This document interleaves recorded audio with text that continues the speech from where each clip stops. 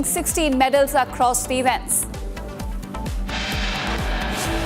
Over 27 killed and dozens injured after massive fire breaks out at a pub in Bangkok. Short circuit as the cause suspected. US strikes reach deep inside central Iran. Explosions reported in Iran's Kondab region. Hamas launches reported across the Gulf. Iran says it targeted US-linked bases in Bahrain, Kuwait and Jordan, claiming strikes on Sheikh Issa Air Base and 2 Kuwaiti bases as well.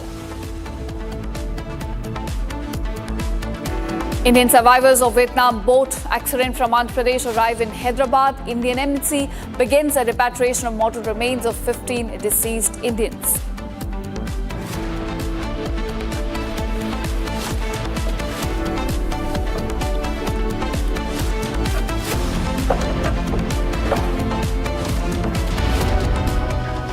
Welcome viewers, our top focus at this hour. Now the BJP has sent a legal notice to Jammu and Kashmir Chief Minister Umar Abdullah and his alleged 30 crore charge. The allegations that he made that the BJP is trying to buy his party members. Now remember earlier, J&K CM accused the BJP leaders of offering bribes to National Conference MLAs to switch sides. And according to the notice, the BJP has now demanded an unconditional apology within the next 7 days. The party also stated that failing to do so will now result in a 100 crore defamation suit. So big charge that was leveled by Jammu and Kashmir CM Umar Abdullah against the BJP has now in fact invited a very strong response from the party. A legal notice has now been sent to Umar Abdullah over the remarks that 30 crore rupees are being given to his MLAs to switch their sides. Now, the BJP in their notice has demanded an unconditional apology, and the apology has to be tendered within the next 7 days. The party also states that failing to do so will now result in a rupees 100 crore defamation suit. So trouble now in fact increasing for Jammu and Kashmir Chief Minister Umar Abdullah, who alleged that like it happened in Aam Aadmi Party, TMC. BJP is also trying to break his party national conference, but now inviting a very strong response from Bharatiya Janata Party on this. In fact, my colleague Zeenat also joins us with more details on this. Zeenat, so it looks like a very strong response that has come in from BJP in response to the allegations that Umar Abdullah made that about 30 crore rupees are being offered to his MLAs to switch their sides. So give us details of this notice that's now been tendered to the J&K CM. A strong response coming in from the BJP as far as the allegation of rupees 30 crore offered to NCMLA in Jammu. This was stated by Umar Abdullah on 13th of July on the death anniversary of his grandmother, where while addressing the workers, he said that BJP is trying to split his party. His MLA was offered some 30 crore rupees along with the cabinet berth and the restoration of statehood. The allegation had come from the Chief Minister of Jammu and Kashmir himself, and the BJP reacting on that very day very strongly about the allegations, because the president of the BJP in J&K, Sat Sharma, we're saying the leader of opposition, Sunil Sharma, they all been saying that if at all it is the case, then Umar should come and name the person, the office bearer who has approached Chief Minister Umar Abdullah. They were seeking an unconditional apology from Umar Abdullah, or he fails to do so, then they will take a legal route. And today, the notice has come from the advocate to Chief Minister Umar Abdullah, citing all that what was mentioned by the Umar in his speech, and now BJP demanding some 100 crore rupees, that is a defamation suit that has come from the Bharatiya Janata Party. Or if he apologizes in the next 7 days with the name of a person who tries to, then he don't need to approach court, or he don't need to answer in before the law of the land. But this is something very serious in Jammu and Kashmir, where on the one side Umar says the BJP trying to split his party. Then we are going to see the protest in Jantar Mantar on the 20th, for which the preparations have begun. Yesterday, we witnessed Umar Abdullah addressing in Jammu the party workers, and the only slogan that could be heard in all these gatherings was "Restore statehood." Is it what Umar said, that the BJP is trying to shed from what they have done to Jammu and Kashmir, and they have not fulfilled the promise, despite claiming that first it should be the deal delimitation elections and then the restoration of statehood. This time the fight is on the statehood, the restoration of statehood. But then we're seeing this house divided within its own self in Jammu and Kashmir. On the one side, we are saying that the National Conference has invited some 52 leaders across the country, gaining the support for this because they believe this is not only the cause of the National Conference or the demand, rather this issue pertains to our. Then we heard Ruhullah MP from Srinagar National Conference saying that he didn't receive the invitation. Similarly, ANC has not received the invitation. Altaf Bukhari party says we will do deliberations when it comes to the invitation. And similarly, the views come from the other parties too. The question is that who is going to join Omar Abdullah at Jantar Mantar on 28th, and will Omar respond as far as this notice, the legal notice that has served to Omar Abdullah? As far as allegations are concerned, how the Omar is going to react? Will he also take the legal route, or where there will be an unconditional apology, or there will be something else that will come out?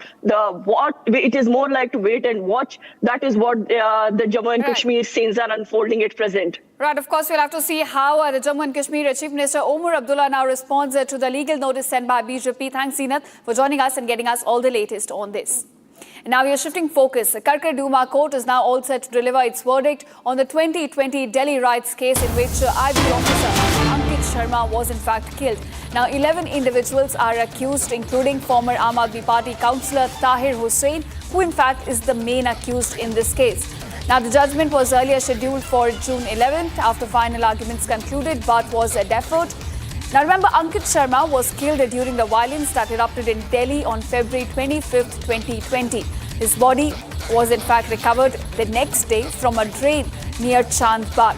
The prosecution in this case alleges that a mob targeted him, which was led by Tahir Hussain, during the riots and then dumped his body into the drain after killing him. Now remember, if you look at the post-mortem report of Ankit Sharma, there were multiple in fact stab wounds and sharp force injuries which were found all over his body.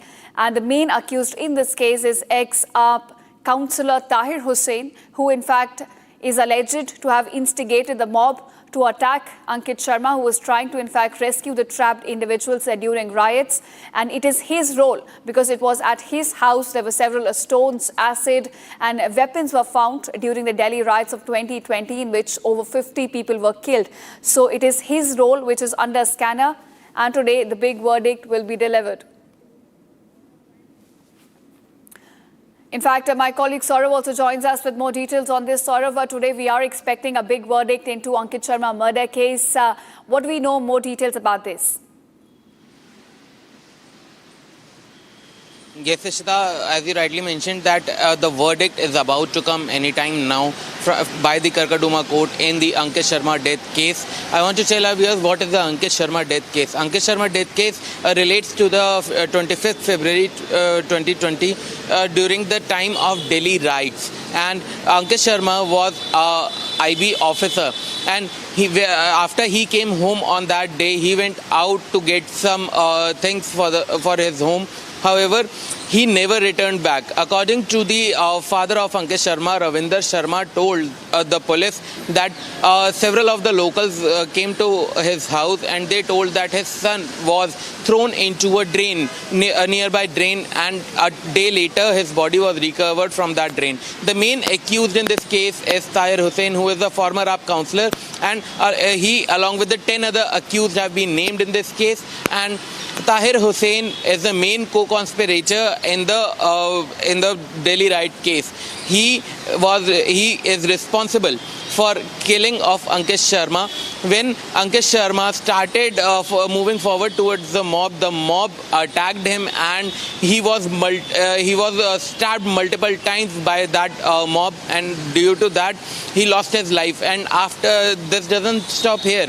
After that, when the Ankit Sharma was stabbed multiple times, the mob taken him to a nearby masjid situated in Chand Bagh, and after that he was thrown into a Khajuri Khas drain which is situated in Chand Bagh only. And after that his body was recovered the very next day, and the complaint was registered in Dayalpur police station. And now this case is going on, and the sections and the charge sheet was framed on March 23, 2023 by the trial court, and the trial court, Karkaduma court, is now set to pronounce its verdict in this case anytime soon now. In fact, sort of keep tracking all the updates, and we'll come back to you when the verdict is delivered by Karkaduma court in this case. Thanks so much.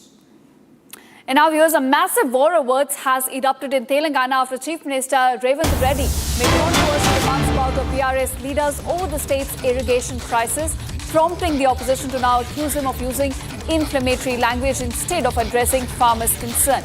Now, viewers, when questioned on how farmers would cope if drought-like conditions persist, the Chief Minister Revanth Reddy said, and I quote him here, "If you cut BRS leaders and spill their blood on the farms, farmers will be able to cultivate their crops." He goes on to say their ego and fat will be enough for the crops. In fact, he also adds that BRS leaders are being too smart. They need belt treatment now. So clearly very unparliamentary language used by Telangana Chief Minister against the opposition, as he now says that their blood should be spilled on the crops. And this is when he was questioned about farmers' woes of not getting irrigation water. Let's take a listen, in fact, to what the Chief Minister said.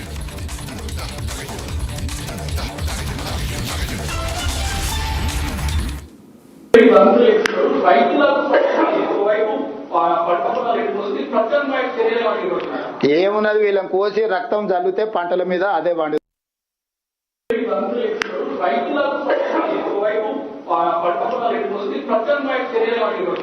ఏమున్నది వీళ్ళని కోసి రక్తం జల్లితే పంటల మీద అదే పండు. And now, viewers, in fact, on this, we're getting a reaction from BRS as well. Now, BRS working President K.T. Rama Rao on Sunday slammed the Chief Minister Revanth Reddy over his remarks about spilling the blood of BRS leaders to cultivate the agricultural lands.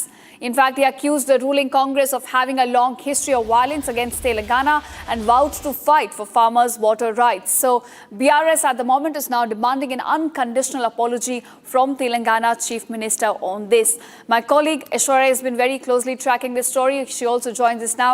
Aishwarya, we understand that this was a remark made by the Telangana Chief Minister. He said that BRS leaders' blood should be spilled over the crops. Maybe then they can grow. And now BRS, reacting to that, has demanded an unconditional apology. So clearly a war of words has now escalated in Telangana.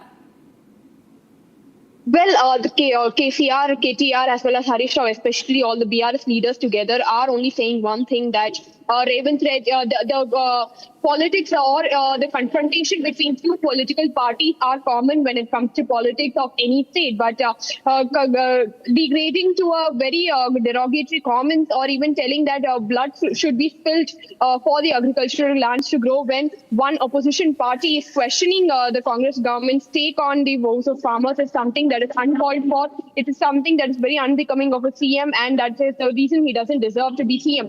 In fact, on a press conference held by Harish Rao, one of the BRS leaders, he said that he has showed a series of videos where Revanth Reddy has repeatedly targeted all the BRS leaders, and which went beyond politics. It was more of a kind of a personal remarks, criticizing him.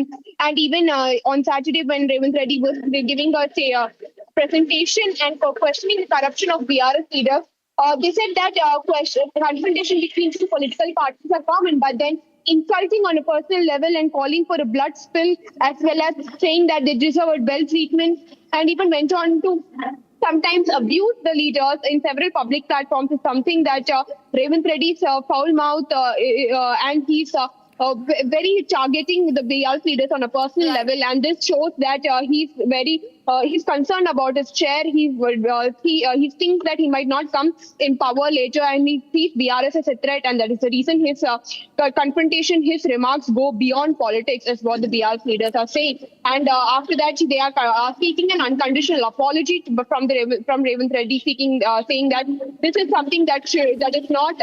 That they will not tolerate against the leaders, and Revanth Reddy should apologize immediately. In fact, the fact that, such statements coming from a chief minister could also instigate an atmosphere of political violence in the state. With that, thanks so much, Aishwarya, for joining us and getting us the latest on this, a big controversy that's now erupted in Telangana.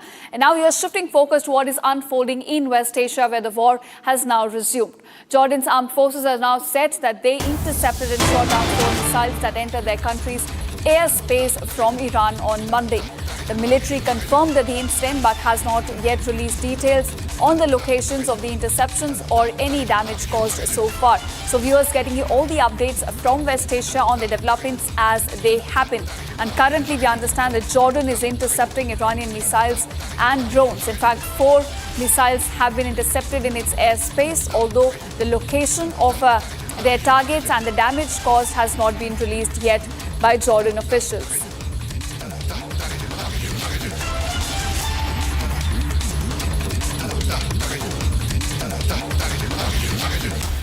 And now we are shifting focus to what is unfolding in China at the moment. Now, Typhoon Bafi made a powerful landfall in eastern China's Zhejiang province, packing maximum speed of about 144 kilometers per hour.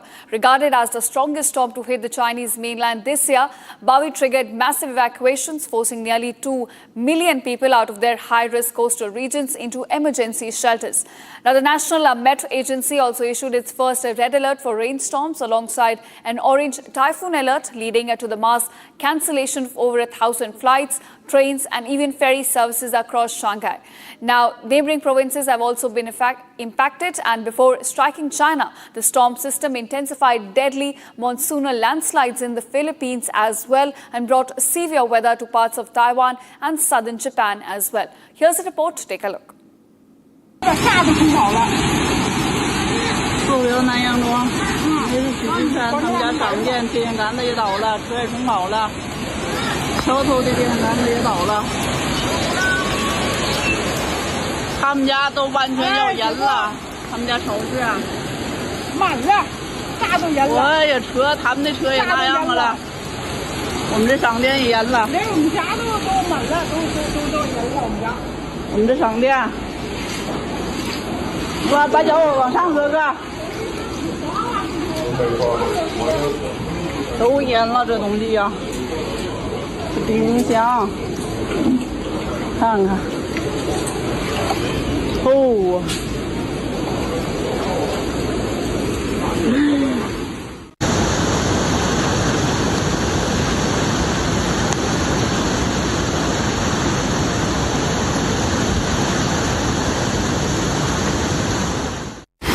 蓟县啊，看这水。 蓟县，哎。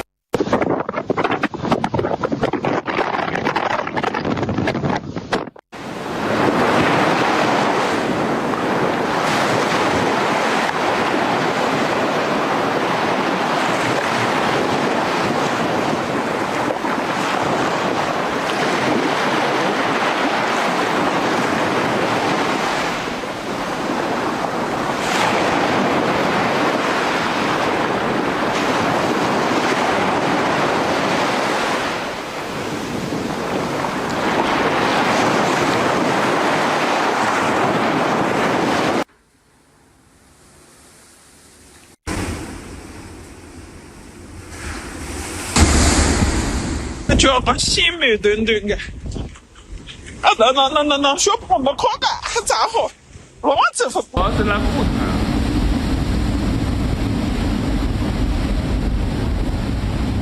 他一考的车，好像另一个车是来护。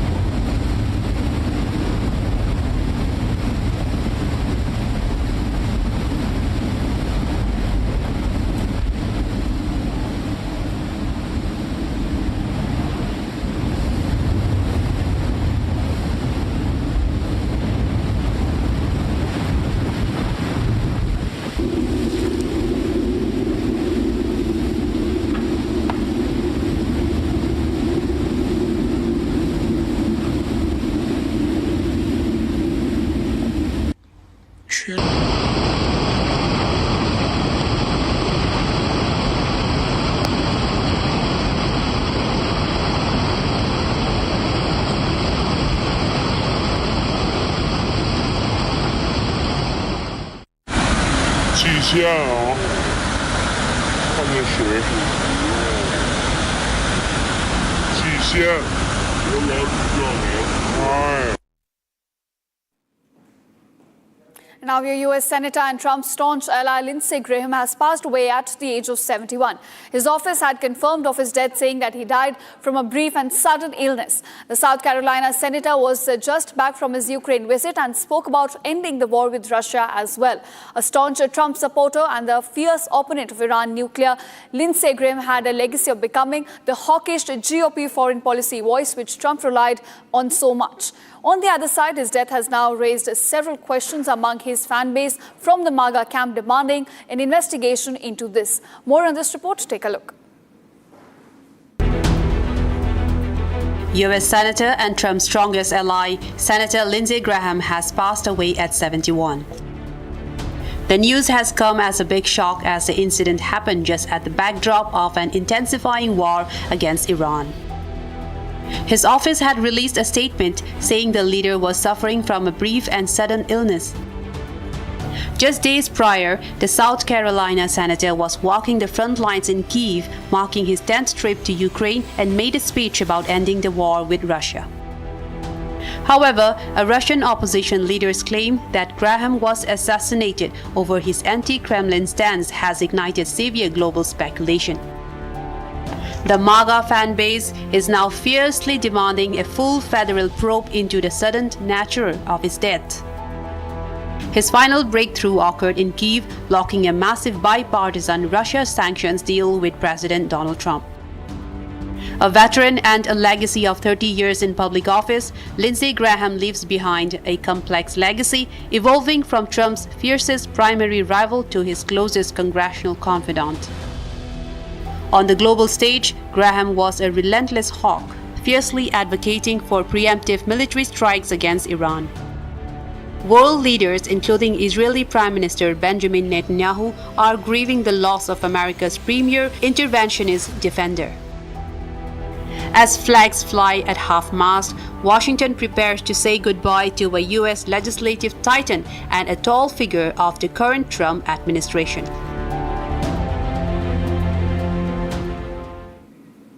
And now, viewers, as monsoon fury continues across India, civic apathy continues to take lives as well. Children have tragically lost their lives after falling into an 8 to 10 feet deep rainwater-filled pit in an agricultural land in Delhi's Mukhmelpur area on Sunday evening. The Delhi Fire Services received information about the incident around 5:55 p.m., prompting two rescue teams to then rush to the spot and launch a search operation.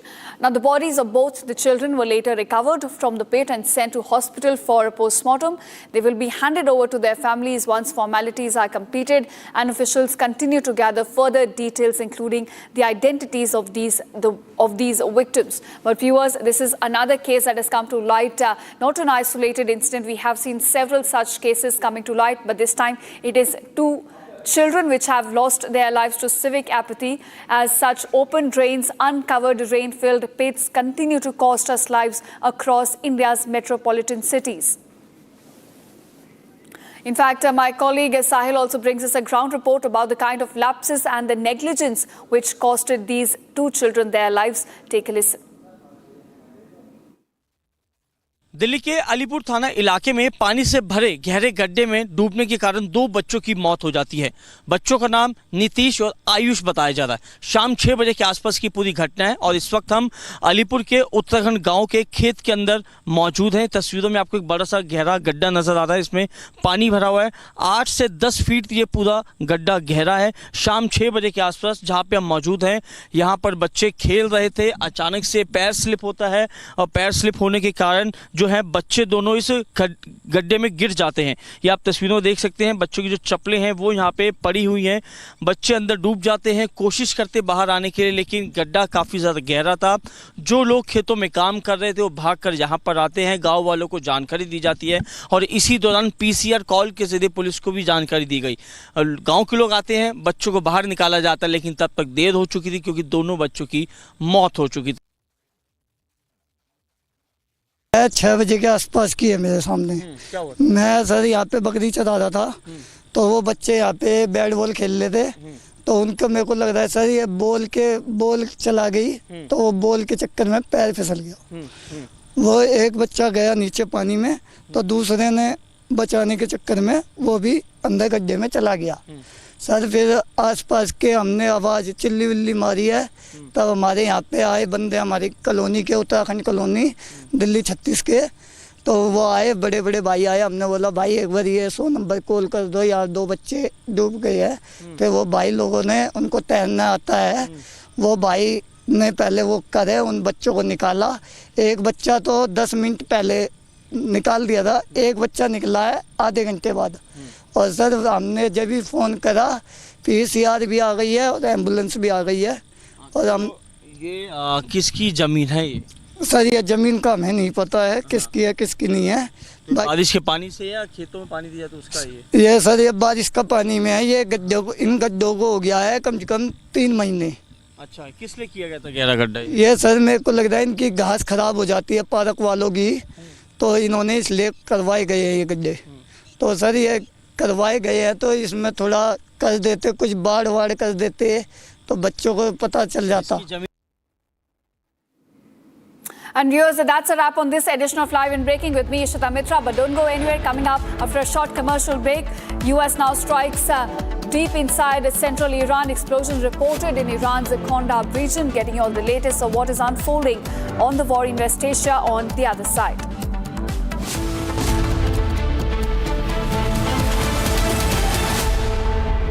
चमकी चाट से क्या बना है? Sandwich, लस्सी और छाछ और हर घूंट में चमकी चाट।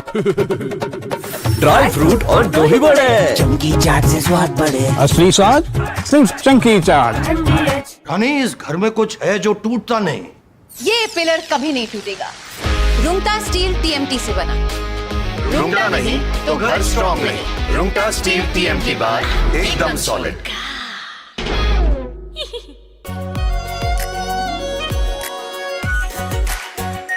Are pure shahi paneer masala, delicious, healthy everyday.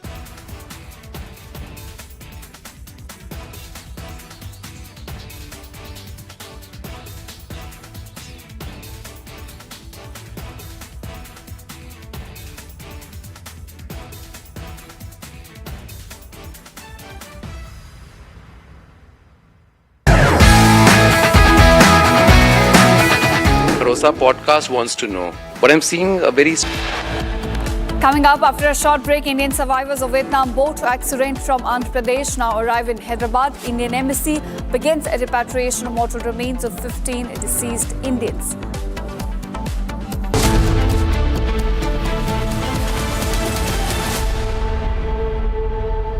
Are pure सूजी पास्ता, उबालो मिलाओ और खाओ, 8 मिनट में तैयार। क्या टेस्ट है सबका राजा आर प्योर मसाला। केसरिया से मन जोगी हुआ रे, दिल झूमे देखो मतवारा हुआ रे। केसरिया से मन जोगी हुआ। हर पल मनाओ केसरी त्योहार। विमल, बोलो जुबान केसरी।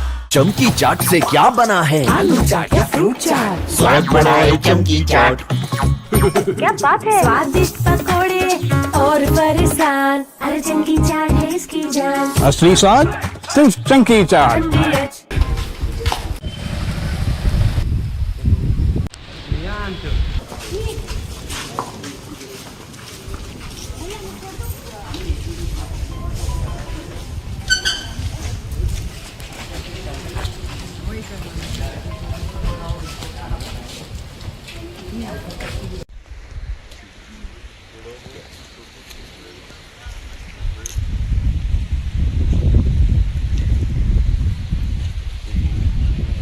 की घटना है, मैं यही घटनास्थल भी आया हूँ।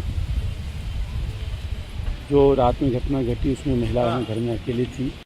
हाँ, रात में 2-3 बजे की घटना है, मैं यही घटनास्थल भी आया हूँ। जो रात में घटना घटी उसमें महिला घर में अकेली थी, उसके बच्चे बाहर थे, पति उसका जो है डेथ हो गई है। उसके घर में 2-3 बजे के आसपास कुछ लोग घुसे, 5-6 लोग बता रहे हैं, और उसमें जो है उनके साथ उनके घर में सर्च किया, उसका सामान चांदी लिए हैं और उसके साथ बलात्कार की घटना भी किया गया है। साथ ही कोई उसमें और उसके इंटरनल पार्ट में इंजरी है, जिससे लगता है कोई वुडन मटेरियल वगैरह कुछ उसके साथ जो है प्रयास किया गया है। इसके बारे में पूरी जानकारी डॉक्टर से ली जा रही है और इसमें उसको भी इंदौर रेफर किया गया है, महिला को वहाँ उनके इलाज के लिए रेफर किया गया है, तो पूरा ख्याल रखा जा रहा है। बाकी हम लोग पूरी टीम यहाँ पे जो है हमारी लगी है, एफएसएल की टीम भी आई है, हमारे जो फिंगरप्रिंट की टीम भी है, हमारे साइबर प्लस जो हमारी आसपास के थाने की टीम यहाँ पे आ गई है। उनको मैंने पूरा जल्दी से जल्दी मतलब 24 घंटे 28 घंटे के अंदर में प्रकरण को निकालने का प्रयास किया जाएगा पुलिस की तरफ से। सर, पुलिस ने अभी तक कोई धारा में कार्रवाई की है? हाँ, पुलिस उसमें जो है चूंकि आदमी इसमें 5-6 बताए जा रहे हैं, तो डकैती की धारा प्लस 376 जो उसने बलात्कार किया है, इसकी धारा इसमें लगी। There is outrage in the area after the incident. Demands are being made for a fair. From Asia's largest news headquarters, setting the agenda for Bharat.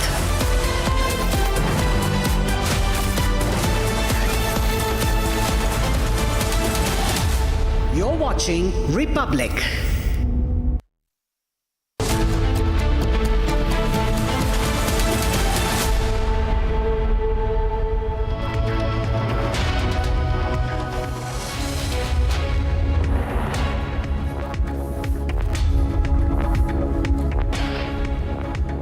A very warm welcome, viewers. You're watching Republic TV. This is Shivam Dutt Mehta, and the top focus today is the West Asia conflict, because there are continuous strikes by the US military, and also there are retaliatory strikes being conducted by the IRGC at various US bases in the entire Middle East. So we are back to war. The entire Middle East is engulfed in the war between Iran and the United States of America. We'll get you all the latest details of this and a lot more. But first up, let's have a look at the top headlines of the hour.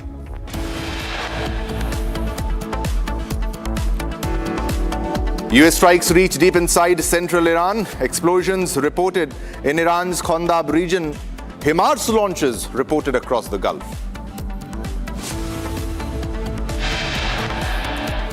Iran says it targeted US-linked bases in Bahrain, Kuwait and Jordan, claiming strikes on Sheikh Issa Air Base, 2 Kuwaiti air bases.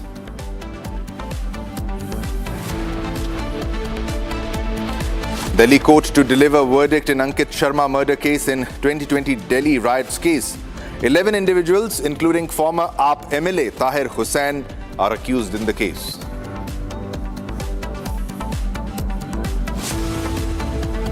BRS Congress clash over Revant Reddy's blood remark against BRS. Party demands unconditional apology.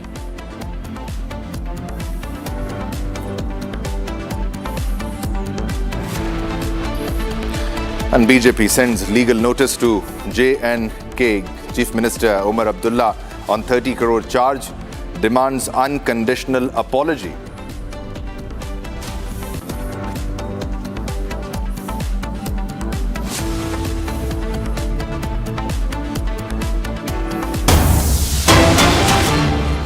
All right, viewers, let's begin this bulletin with a big breaking news development, and this is coming from Maharashtra, and this is about Sharad Pawar. Maharashtra Minister Chandrakant Patil has said that NCP SP Chief Sharad Pawar is facing pressure from within his party to take a political decision, either by joining NDA or aligning with a larger opposition party. Now, speculation regarding a merger of the NCP or an alliance with the NDA has already been circulating in political circles.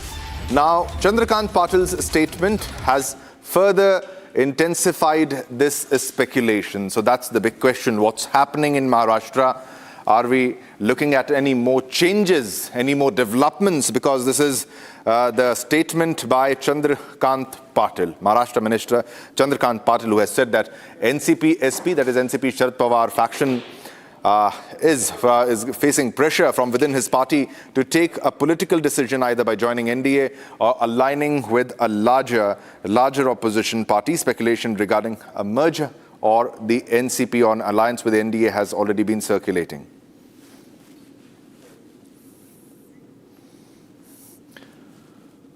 All right, viewers, now let's move on to another big breaking news development. This is the Congress versus BRS after a remark by Revant Reddy.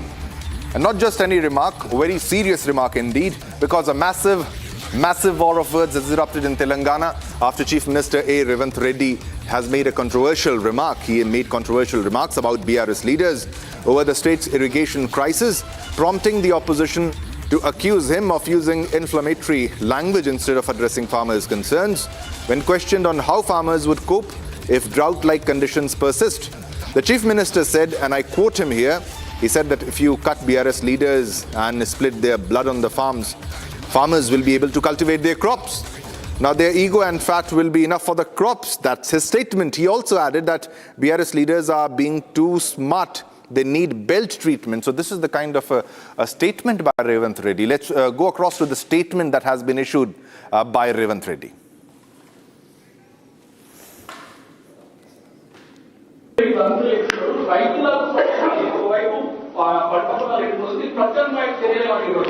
ఏమున్నది వీళ్ళని కోసి రక్తం జల్లితే పంటల మీద అదే పండు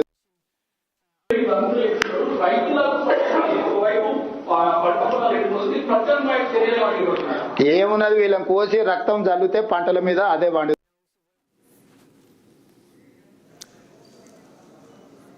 All right. There has been also a reaction in this case, and let's go across to the reaction that we are getting in this case, because this has led to a row between Congress and BRS. We have a reaction coming in from KTR in this case. BRS Working President KT Rama Rao on Sunday has slammed Chief Minister A. Revanth Reddy over his remarks about spilling the blood of BRS leaders to cultivate Telangana's agricultural lands. He accused the ruling Congress of having a long history of violence against Telangana and vowed to fight for farmers' water rights. So this is a statement by KTR where he has hit back against the statement by Chief Minister A. Revanth Reddy over his remarks about spilling the blood of BRS leaders to cultivate Telangana's agricultural lands. So that is what we are getting in this case. But these are very serious remarks which have been made by Revanth Reddy in this case. All right, we have BRS spokesperson Rahul Sridhar Reddy joining us. Coming to you for a reaction. Rahul, if you can comment on the kind of statement and why such a wrong statement, I would like to say, because the use of word and cutting hands and the way the statement has been made. What will be your first reaction? This calls for violence indeed. Yeah, I mean, it became a practice for the Chief Minister Revanth Reddy to lash out, at the BRS party leaders. He doesn't maintain any decorum. And these statements definitely not up to the standards of a chief minister. Speaking violence, instigating violence against the opposition leaders, spilling out the blood and all that. I mean, the Congress, top leadership also must, take note of all these things basically. How their chief minister is behaving. A leader, a chief minister must be ideal and an example to the cabinet and all other MLAs and other leaders in the system, in the entire state. But he himself is, provocating license, using this language, and I'm really, really speechless on this. And they should mend their ways. Congress party, we, BRS party, have been speaking for the last so many days to lift the water from Kandapalli pump house area, to ensure that there is proper irrigation, proper water supply to the fields and drinking water to Hyderabad and other locations.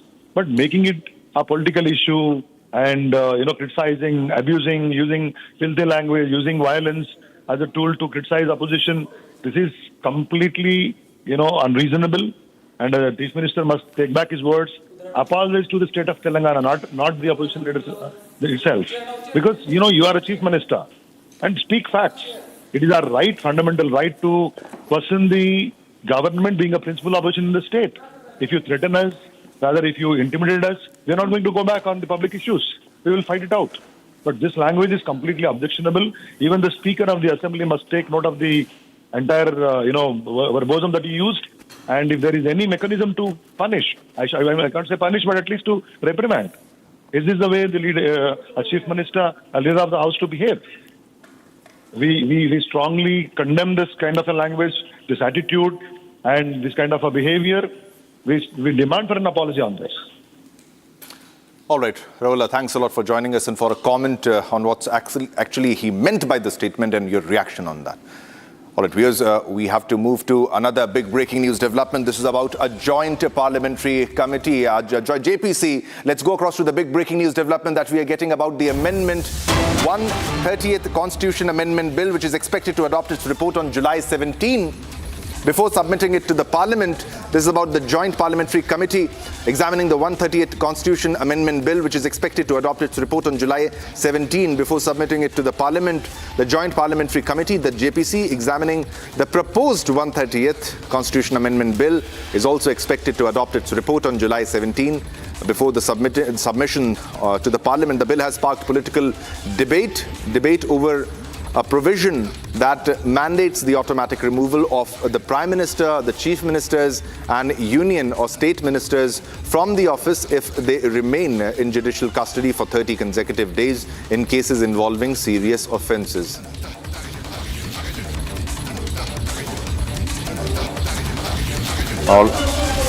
All right, so this is the Joint Parliamentary Committee. This is the JPC examining the 138th Constitution Amendment Bill, which is expected to adopt its report on July 17 before submitting it to the Parliament. The bill has sparked political debate over a provision that mandates the automatic removal of the Prime Minister, Chief Minister and Union or State Ministers from office if they remain in judicial custody.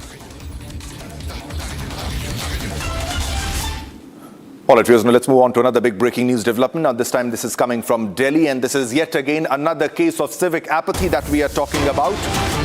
Another case of civic apathy, ladies and gentlemen, where two children have tragically lost their lives after falling into an 8 to 10 feet deep water-filled pit in an agricultural field that we are talking about in Delhi's Mukhmelpur area on Sunday evening. Now, the Delhi Fire Services have received information about the incident around at 5:55 p.m., prompting two rescue teams to rush to the spot and launch a search operation.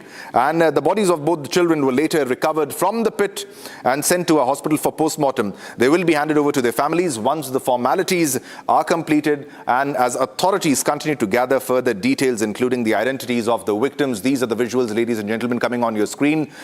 Search and rescue operations are on, but two children tragically have died. Our correspondent has filed a ground report from the location. Let's go across to that.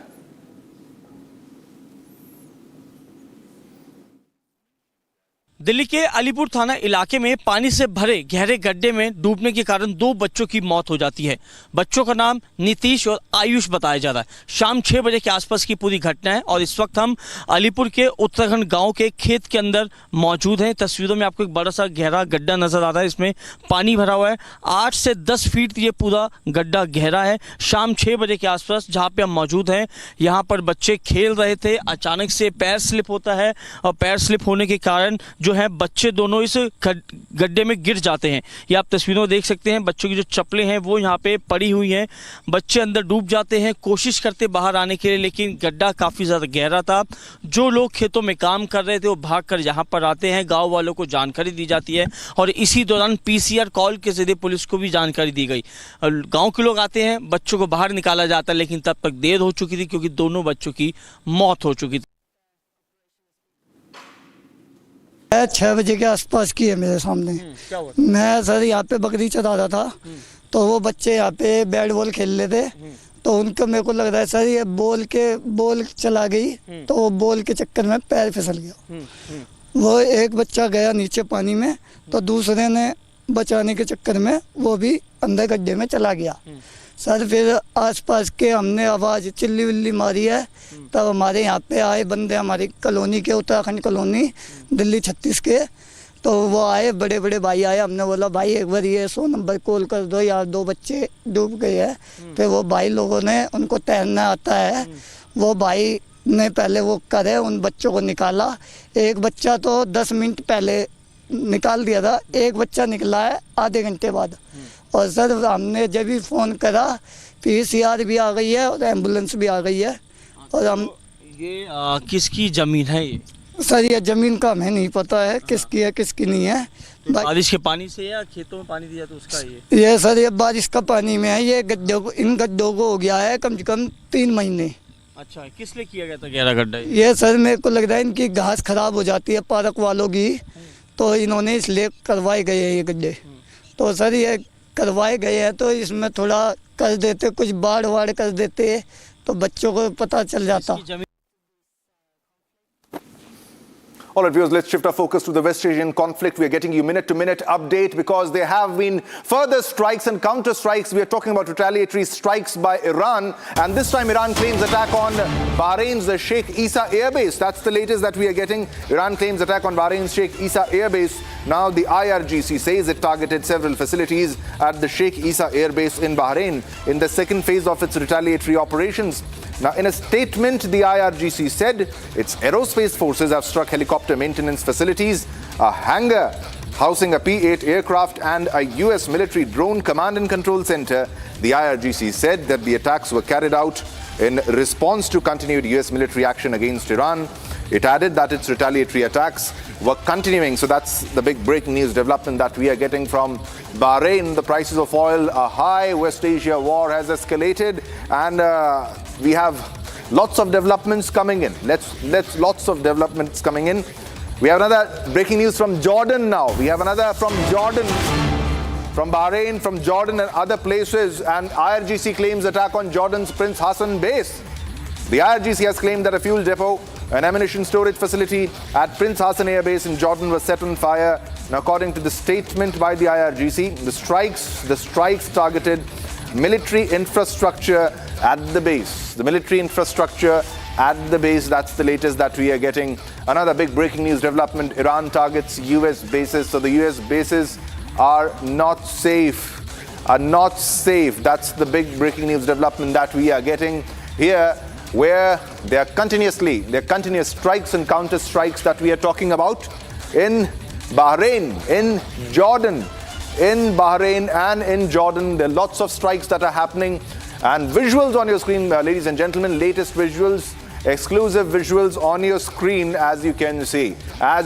All right, these are the breaking news developments. And let's go across to another big breaking news development that we are getting. And it is about a photo which is circulating that reportedly shows direct impacts against the US Navy's 5th Fleet, ladies and gentlemen. This is US Navy 5th Fleet headquarters in Bahrain, US, which has been struck, and they have not been commented on by the US, but the photo is doing rounds, the videos are doing rounds. Now, this comes as regional tensions remain elevated following reported strikes in Iran and other claims emerging from across the Gulf in the last 24 hours. Latest visuals, these are allegedly the visuals coming in of the US 5th Fleet headquarters coming in on your screens. Bahrain, because Bahrain is hit, Kuwait is hit, Jordan is hit. We're getting lots of breakings coming in from the Middle East, ladies and gentlemen.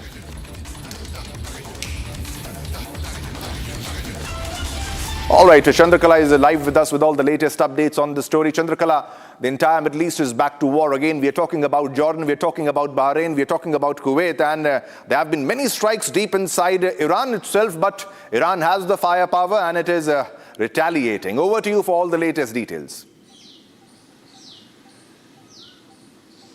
Yes, absolutely. I think the Middle East is once again on the brink of a bigger war. In fact, back-to-back developments are coming. Of course, we know that over the weekend, U.S. has launched third round of fresh strikes amid the escalation in the Strait of Hormuz. Now, what we are learning is that now Iran has retaliated once again, and of course, across the Gulf region. Now we are learning that Iran has claimed attack on Bahrain's Sheikh Issa airbase, a very, very important airbase. Of course, now IRGC has said in a statement it targeted several facilities at the Sheikh Issa airbase in Bahrain in the second phase of the retaliatory operation. In fact, this war is going bigger, and in a statement the IRGC has also said its aerospace forces struck helicopter maintenance facilities, a hangar housing a P-8 aircraft and a US military drone. In fact, we are also learning that the IRGC has also claimed that a fuel depot and ammunition storage facilities at Prince Hassan Air Base in Jordan were set on fire. In fact, more details are awaited as far as Iran's attack on these Gulf nations are concerned, and more reactions are awaited as far as the Gulf leaders are concerned. We have seen Kuwait responding to it. Well, this attack comes after US has launched its third round of strikes on Iran after Iran has attacked few commercial ships transiting in the Strait of Hormuz. In fact, we are also learning is that, a Galaxy, MV Galaxy off the coast of Oman was also attacked by Iran, wherein 11 Indian nationals were on board. And what we're learning is that 10 of them has been rescued and one is still missing. So yes, a very, very, the war has started. This is another bigger war, in fact, and rapid developments are coming in. And, of course, the point that President Trump has also opposed to, Iran's idea of closure of the Strait of Hormuz, where he's saying that Iran has no control over the Strait of Hormuz. Now, we know that the Strait of Hormuz is a choke point of all the energy, transiting from that particular from area, of course, from the Strait of Hormuz. International, in fact, and the energy prices have soared up to 4% after the fresh round of escalation between both the sides. Now we know that several U.S. military bases across the Gulf region has been attacked by Iran, and now what we are learning that Bahrain, Kuwait, and Jordan is under attack, and we are also learning a photo is circulating that reportedly shows a direct impact against the U.S. Navy 5th Fleet headquarters in Bahrain. A response from the Bahrain Foreign Ministry is awaited as far as these attacks are concerned. So more developments are expected as as the Middle East is still on the brink of a bigger war.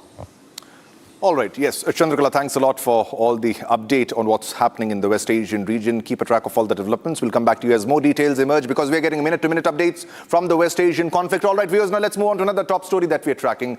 Typhoon Bawi made a powerful landfall in eastern China's Zhejiang province, packing a maximum sustained winds of 144 kilometers per hour. Now regarded as the strongest storm to hit the Chinese mainland this year. Now Bawi triggered massive evacuations, forcing nearly 2 million people out of high-risk coastal regions into emergency shelters. Now the National Meteorological Agency issued its first red alert for rainstorms alongside an orange typhoon alert, leading to the mass cancellation of over 1,000 flights, trains and ferry services across Shanghai, Hangzhou and neighboring provinces. Now, before striking China, the storm system intensified deadly monsoonal landslides in the Philippines and brought severe weather to parts of Taiwan and southern Japan. Watch this report.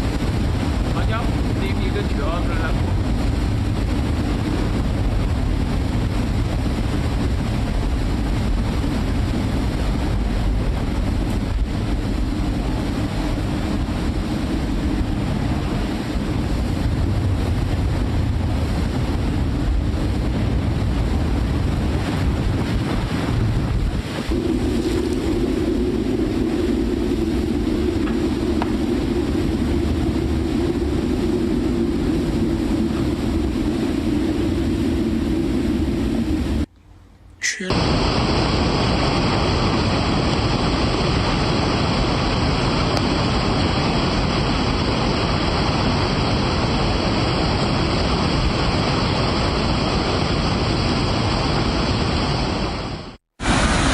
限啊！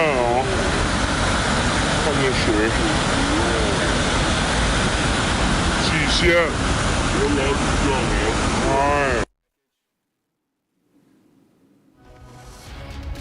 All right, viewers, now let's move on to another top story that we are tracking. US Senator and Trump's staunch ally, Lindsey Graham, has died at the age of 71. Now, his office had confirmed of his death, saying he died from a brief and sudden illness. Now, the South Carolina senator was just back from his Ukraine visit and spoke about ending the war with Russia. Now, a staunch Trump supporter and a fierce opponent of the Iran nuclear energy development and refining, Lindsey Graham had a legacy of becoming the hawkish GOP foreign policy voice, which Trump relied so much. Now, on the other hand, his death has also raised several questions among his fan base from the MAGA camp, demanding for a probe. More in this report.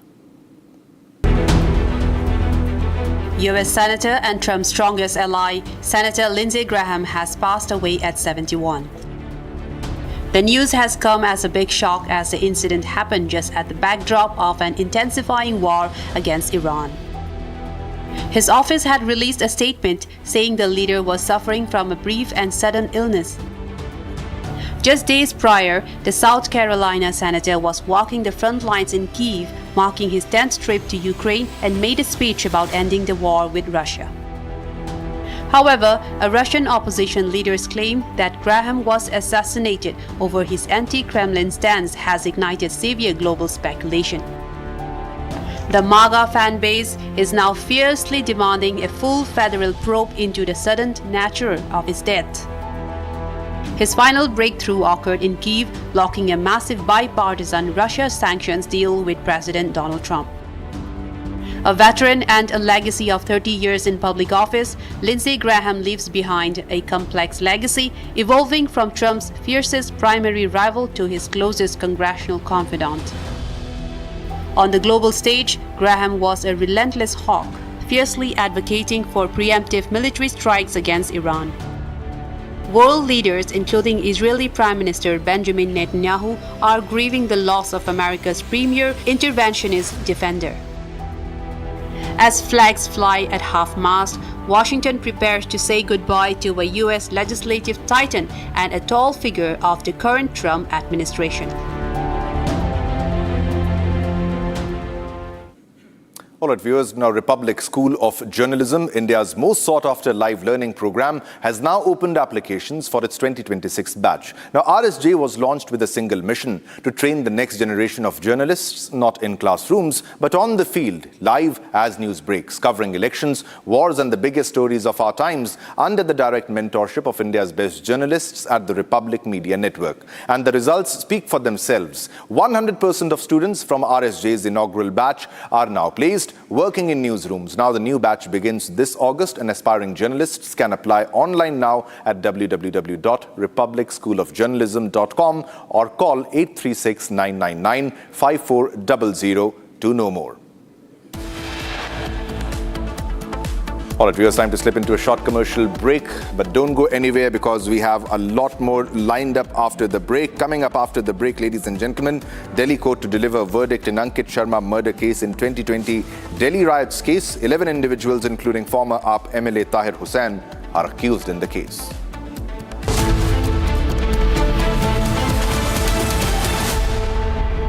थोड़े में ज्यादा स्वाद यही तो है इसकी खास बात। वाओ मामा, क्या स्वाद है? अरे मेरे राजा,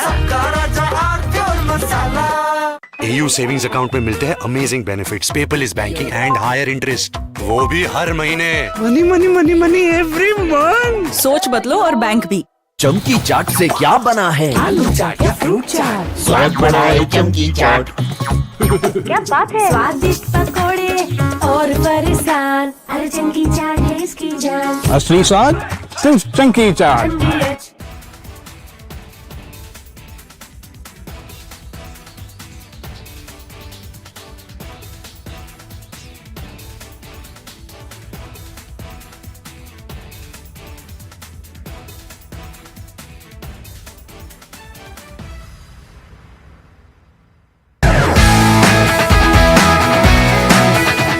because our podcast wants to know. But I'm seeing a very soft version of Arnab. What did you expect? A mad guy shouting at the screen. I can't shut up. Best debater or Coming up, ladies and gentlemen, Delhi court to deliver verdict in Ankit Sharma murder case in 2020 Delhi riots case. 11 individuals, including former AAP MLA Tahir Hussain, accused in the case. प्यास बुझाए ठंडक लाए सबको भाए जीरा से MTH का जलजीरा जीरा से जीरा से असली रिफ्रेशिंग, असली स्वाद, असली मजा। रानी, इस घर में कुछ है जो टूटता नहीं। ये पिलर कभी नहीं टूटेगा। रुंगटा स्टील TMT से बना। रुंगटा नहीं तो घर स्ट्रॉन्ग नहीं। रुंगटा स्टील TMT बार एकदम solid.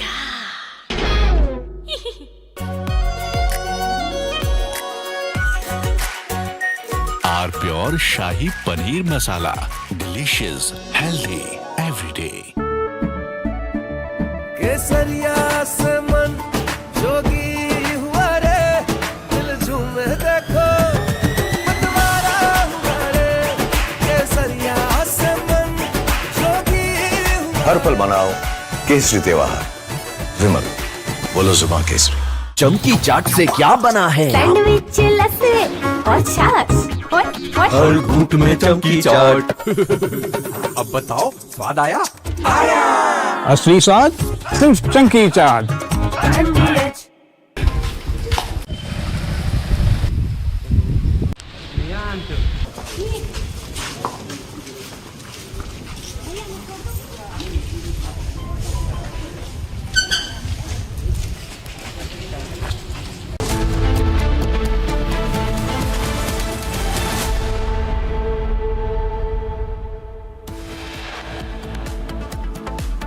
US strikes reach deep inside central Iran. Explosions reported in Iran's Khandaq region. HIMARS launches reported across the Gulf. Iran says it targeted US-linked bases in Bahrain, Kuwait and Jordan, claiming strikes on Sheikh Issa Air Base, 2 Kuwaiti air bases. Delhi court to deliver verdict in Ankit Sharma murder case in 2020 Delhi riots case. 11 individuals, including former AAP MLA Tahir Hussain, are accused in the case. BRS Congress clash over Revant Reddy's blood remark against BRS. Party demands unconditional apology.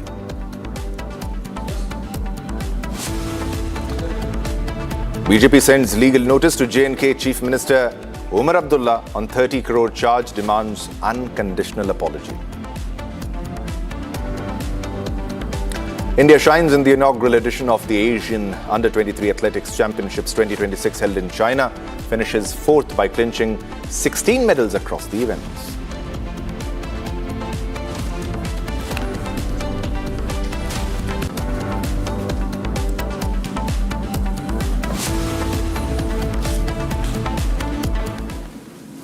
All right, viewers, now let's go across to the big breaking news development that we are getting on the legal notice development. Now, the BJP has sent a legal notice to Jammu and Kashmir Chief Minister Omar Abdullah over his alleged 30 crore charge. And earlier, J&K CM accused BJP leaders of offering bribes to NC MLAs to switch sides. Now, according to the notice, the BJP has demanded an unconditional apology within 7 days. And the party has also stated that failing to do so will result in a 100 crore defamation suit. Now, the BJP has sent a legal notice to Jammu and Kashmir Chief Minister Omar Abdullah over his alleged 30 crore allegations charge of offering bribes to leaders. That's the big development here. Now, let's go across to the reactions that we are getting in this case. Our correspondent spoke with Deputy CM and others. Let's go across to that.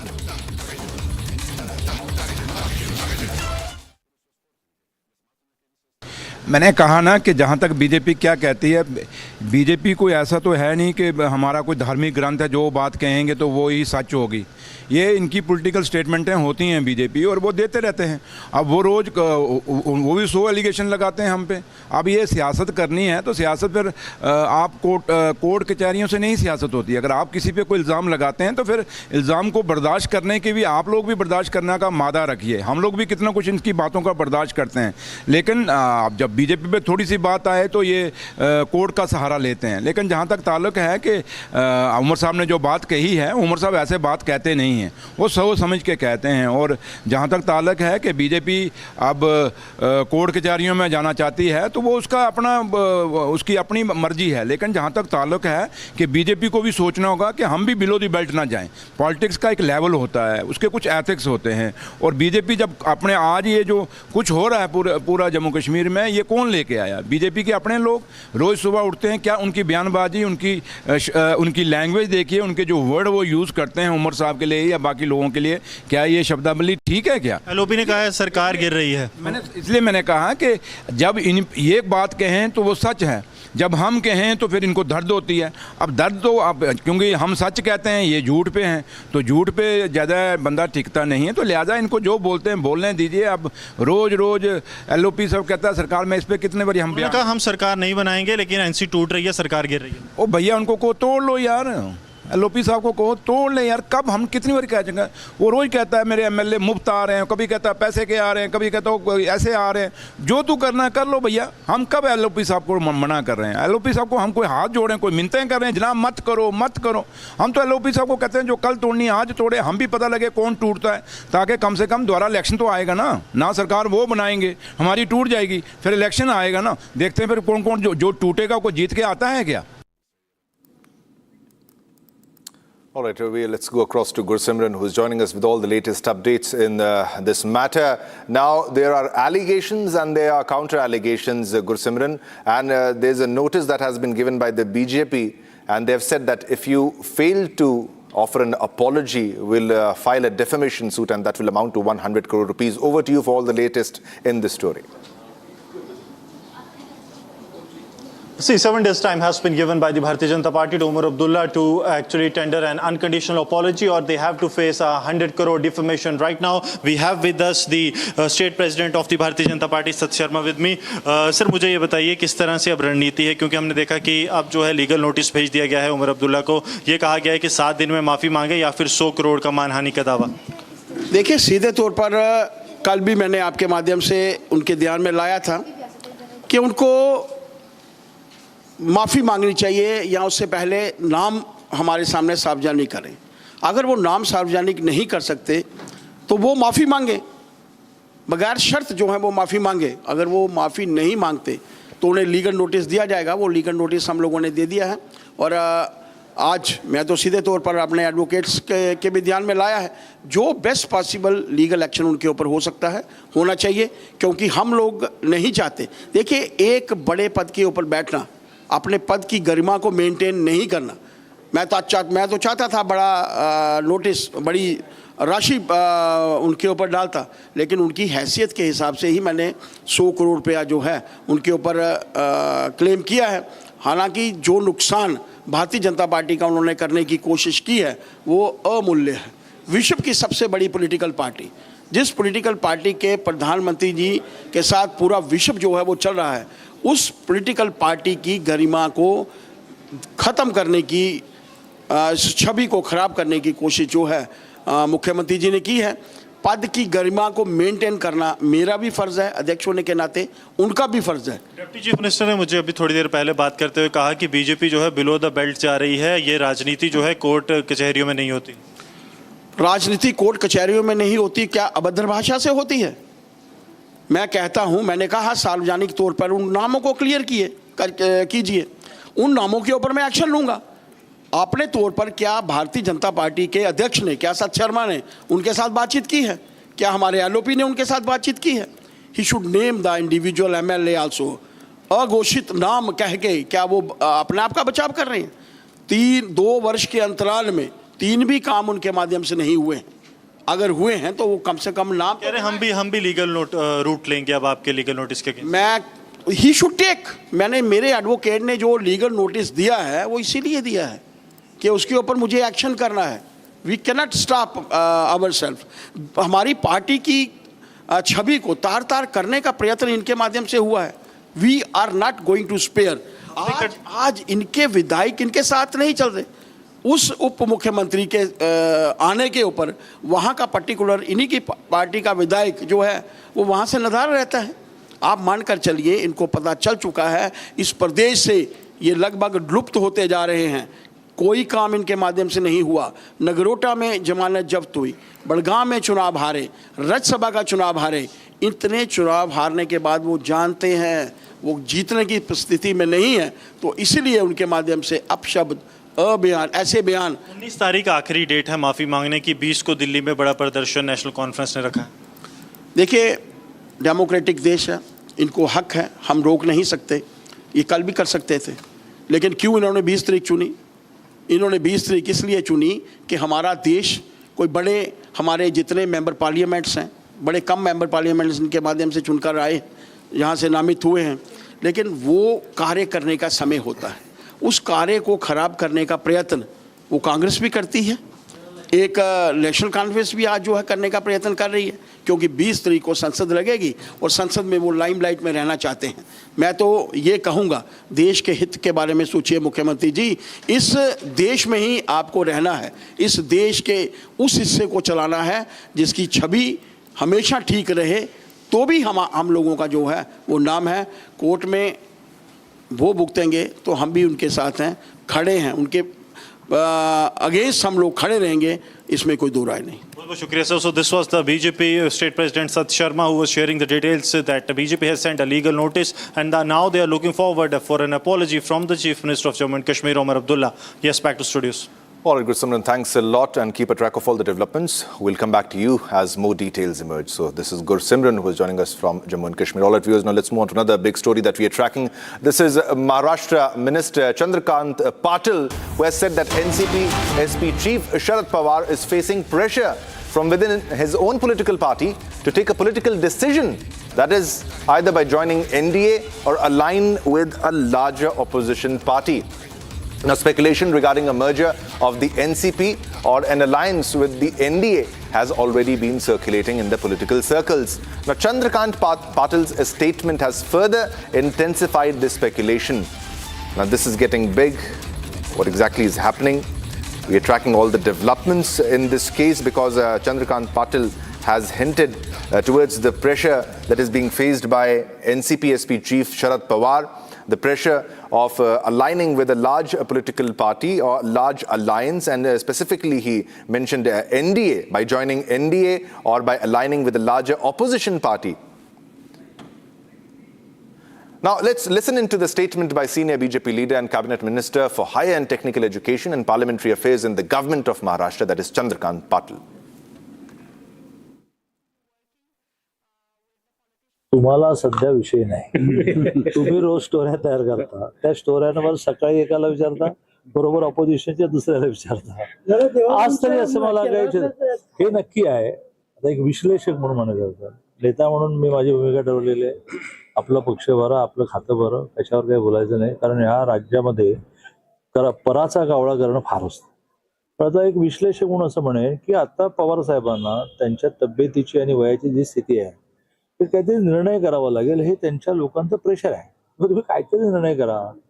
अजून 3 वर्ष, 2.5 वर्ष आहेत लोकसभेला, 3 वर्ष आहेत विधानसभेला, केंद्रात त्यांचं सरकार आहे, राज्यात त्यांचं सरकार आहे. पण तुम्ही हे म्हणा की नाही नाही सगळं ठीक आहे, पण आपल्याला विरोधी पक्षाचं राहायचं आहे, तर मग विरोधी पक्षातला मोठा गट गाठूया, असं त्यांच्या लोकांचं प्रेशर असणं स्वाभाविक आहे. त्यांचा प्रेफरन्स फक्त शिंदे गट आणि भाजप एवढाच विचारून सांगतो. All right, Revati is live with us with all the latest details in this matter. Now, this is a very serious comment, Revati, which has been made by somebody who's part of the cabinet in Maharashtra government, that is Chandrakant Patil, that we are talking about. What exactly does he mean by saying that he has pressure from within the party? Over to you for all the latest updates in this story. Right, as you rightly mentioned, that the senior leader of BJP and Cabinet Minister Chandrakant Patil has now made a statement which has created a political stir in Maharashtra from last few days.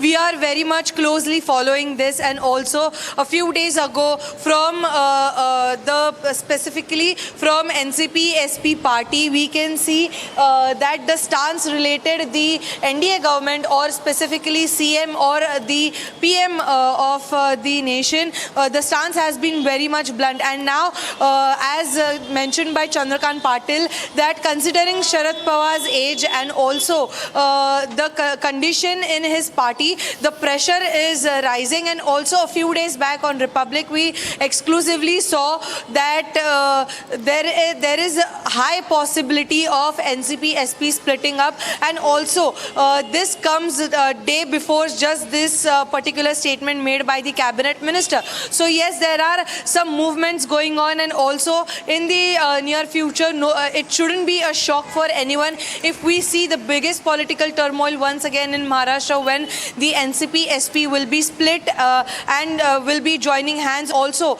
as mentioned by the minister Chandrakant Patil, we can see that yes, the pressure is rising because Sharad Pawar wants to stabilize his particular party, because Supriya Sule has her all attention in the center. So considering the situation in Maharashtra, he needs someone, his party to be led. And also we shouldn't be forgetting the fact that before the accident of late Deputy Chief Minister Ajit Pawar, there were talks about the merger between the two NCPs. So as I mentioned earlier, it shouldn't be a shock for anyone if the NCP is splitting or joining hands with NDA or the India Alliance. Over to you.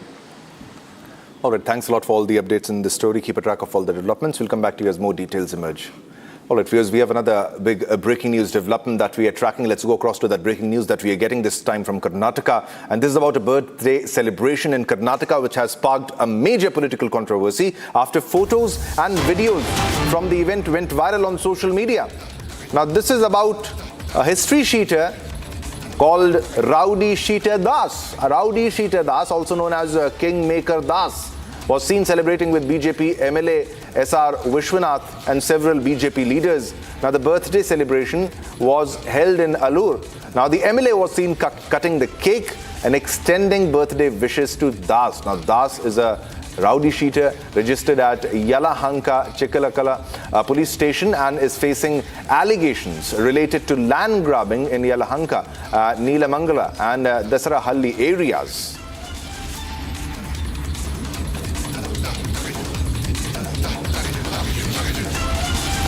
BJP MLA SR Vishwanath seen with rowdy sheeter on your screens. All right, viewers, now let's move on to another top story that we are tracking. India showcased a strong performance at the inaugural Asian Under-23 Athletics Championships, clinching 2 gold medals through javelin sensation Anand Singh and the formidable women's 4x400 relay team, contributing to a total haul of 16 medals. Now, the tally also included 4 silver and 9 bronze medals. Now, the athletes are expected to arrive in India tomorrow. India has finished 4th in the inaugural edition of the Asian Under-23 Athletics Championships 2026 held in China. Nearly 50 Indian athletes participated in the event, bagging a total of 16 medals across track and field events.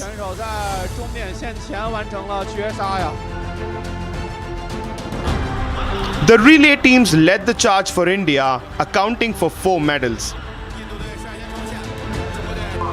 Shravani Sachin Sangle was the most successful Indian athlete, returning with 3 medals, including a gold each from the mixed 4x400 meters and the women's 4x400 meters relay. She also bagged a bronze in the 400-meter hurdles. Shravani Sachin Sangle gave the quartet a strong start before Sandramol Sabu delivered a solid second leg, pulling clear of her Chinese rivals over the closing 100 meters.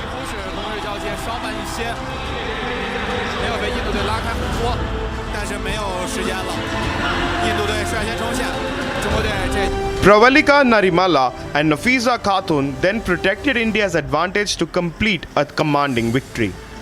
Meanwhile, the men's 4x400 meters and the women's 4x100 meter teams added silver medals. India's other gold medal came on the final day of the competition, with Anand Singh winning the men's javelin throw. Shivam Lohakare claimed bronze in the same event. Meanwhile, Bhopal athlete Shakil also bagged a bronze medal in the men's 800 meter event. Delivering an outstanding performance against some of Asia's finest middle distance runners, Shakil clocked an impressive 1 minute 48 seconds to secure a podium finish. The young Indian athletes have stamped their mark on the inaugural edition of the Asian Games Under-23 Championship. All right, viewers, now let's move on to another big breaking news development that we are getting, and this is government convenes all-party meeting ahead of the monsoon session of the Parliament. Now, the government has convened an all-party meeting on July 19th, a day ahead of the commencement of the monsoon session of the Parliament, with the government expected to outline its legislative agenda and the opposition parties likely to spell out the issues they intend to raise during the session. Now, the all-party meeting held ahead of every Parliament session would begin at 11 a.m. as per the officials. Now, the government has a heavy legislative agenda, and several significant bills are expected to be taken up during the session. Now, the session is expected to be tumultuous, with some opposition parties having seen rifts and splits in the recent weeks. Many parties have seen rifts and splits in the recent weeks, and this is another development, which is the all-party meeting, which has been convened by the government in this case, and this is ahead of the monsoon session of the Parliament.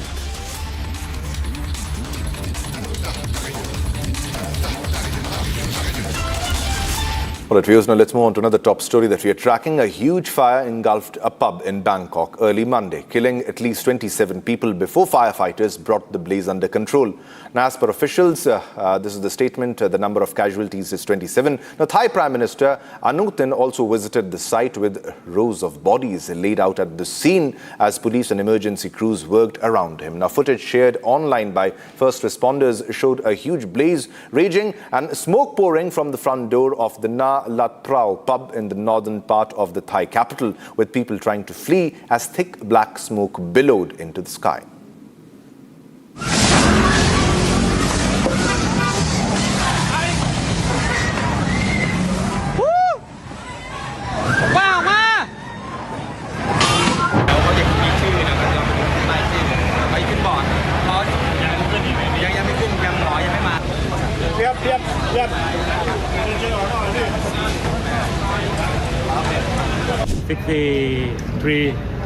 people injured. เห็นคลิปวิดีโอแล้วก็แบบไฟมันลุกค่อนข้างไวมากก็เลยแบบเป็นห่วงที่ทำงานว่าใช่ก็เลยแบบรีบมาดูก็ค่อนข้างตกใจค่ะถ้าในเมื่อเข้าไปเอาเป็นว่าประสบการณ์ที่ผมเข้าไปก็คือโต๊ะมันก็ไม่ไหม้ปกติมั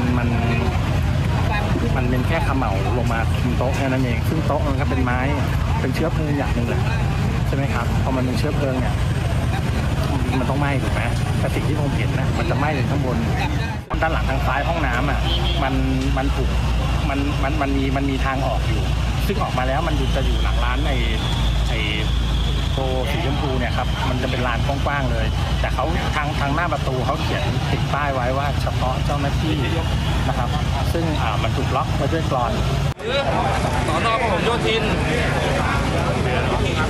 แล้วท่านจะทราบรุ่นน้องที่เป็นนักร้องอะค่ะแล้วก็มีนักดนตรีหลายคนเลยค่ะที่ตอนแรกสูญหายค่ะเพราะว่าทราบตอนแรกก็คือติดต่อใครไม่ได้เลยรู้แค่ว่าไฟไหม้แล้วรู้ว่าเพื่อนเล่นอยู่ที่นี่ก็เลยพยายามติดต่อเพื่อนๆที่อยู่ที่นี่ค่ะทีนี้จากคำบอกเล่าที่อยู่ในก็คือว่าตอนไฟมันขึ้นมันมืดหมดเลยค่ะไฟดับหมดเลยแล้วก็มีแต่ควันอย่างเงี้ยก็คือมันก็มองหากันไม่เจออะไรเงี้ยไม่มันเป็นคนนักร้องเลยมันกำลังขึ้นร้องเลยI asked one musician that happened to be on the stage when the incident took place. He said that there was a fire at the cutout switch, and after that things happened very quickly, and there was blasting, and everybody tried to free themselves from the smokes and the flame.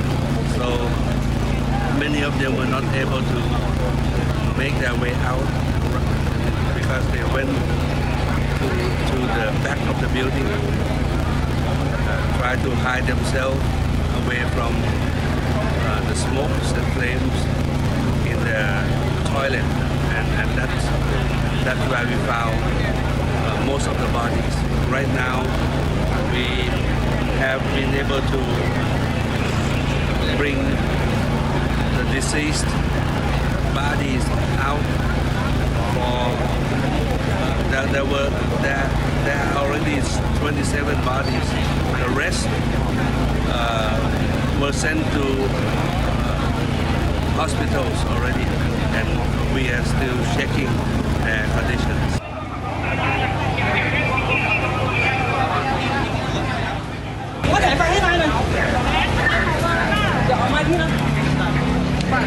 Yeah, the incident started around midnight, and then there are like 27 deaths and 63 people injured and 22 critical condition. ก็ว่ารายงานว่าอย่างนั้นนะก็คงไม่อยู่ในนั้นนะครับก็เข้าใจว่าไฟมันติดเร็วแล้วก็ไปตามthe source the cause of the fire is still under investigation by the police department. But I think the fire brigade arrived within 5 minutes from the notification, but the fire already spread quickly and a lot of smoke and flame. So I think we have to investigate what is the really cause of the casualties.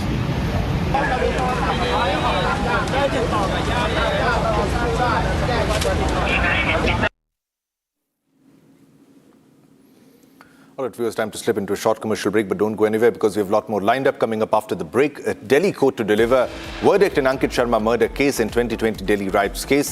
11 individuals, including former AAP MLA Tahir Hussain, are accused in the case.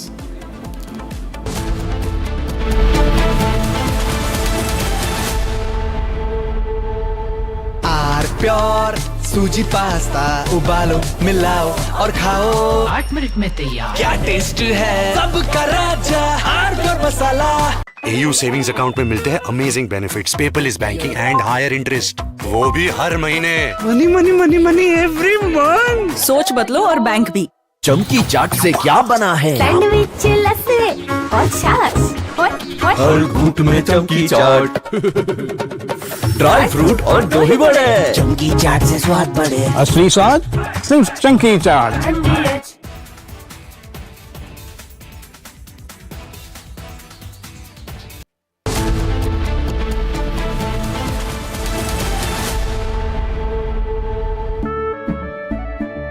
केसरिया से मन जोगी हुआ रे, दिल झूमे देखो मतवारा हुआ रे। केसरिया से मन जोगी हुआ। हर पल मनाओ केसरी त्योहार। विमल, बोलो जुबान केसरी। थोड़े में ज्यादा स्वाद, यही तो है इसकी खास बात। वाओ मामा, क्या स्वाद है? अरे मेरे राजा, सबका राजा pure masala.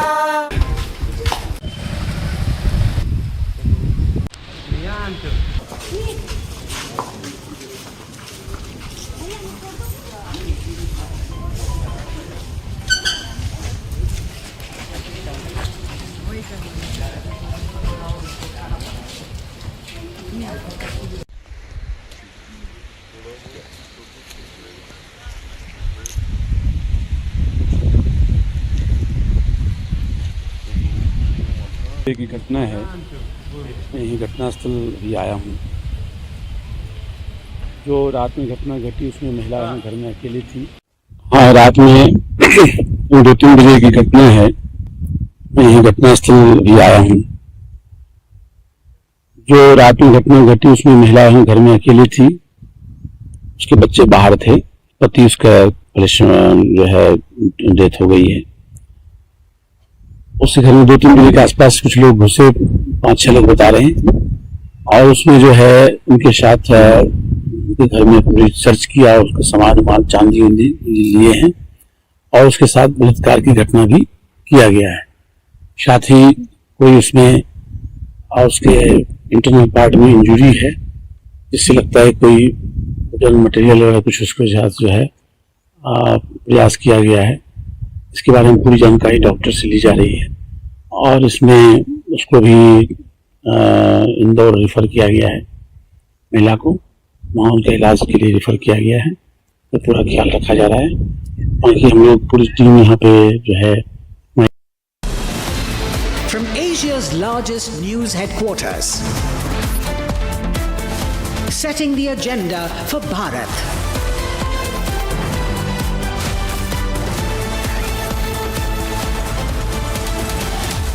You're watching Republic.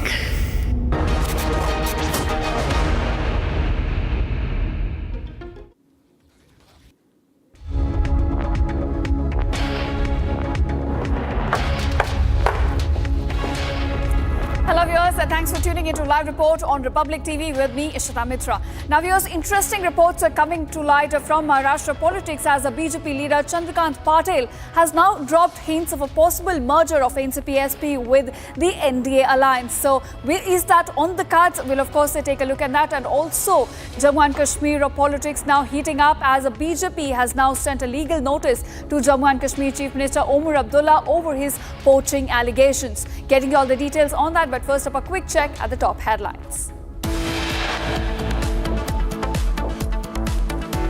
US strikes reach deep inside central Iran. Explosions reported in Iran's Kondab region.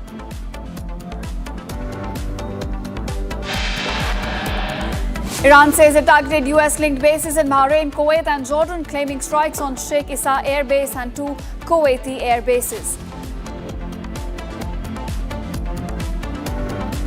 Delhi court to deliver verdict in Ankit Sharma murder case in 2020 Delhi riots. 11 individuals, including former AAP MLA Tahir Hussain, among the accused. BRS Congress clash over Revant Reddy's blunt remarks against BRS leaders. Party now demands unconditional apology. BJP sends legal notice to Jammu and Kashmir Chief Minister Omar Abdullah over his poaching allegations.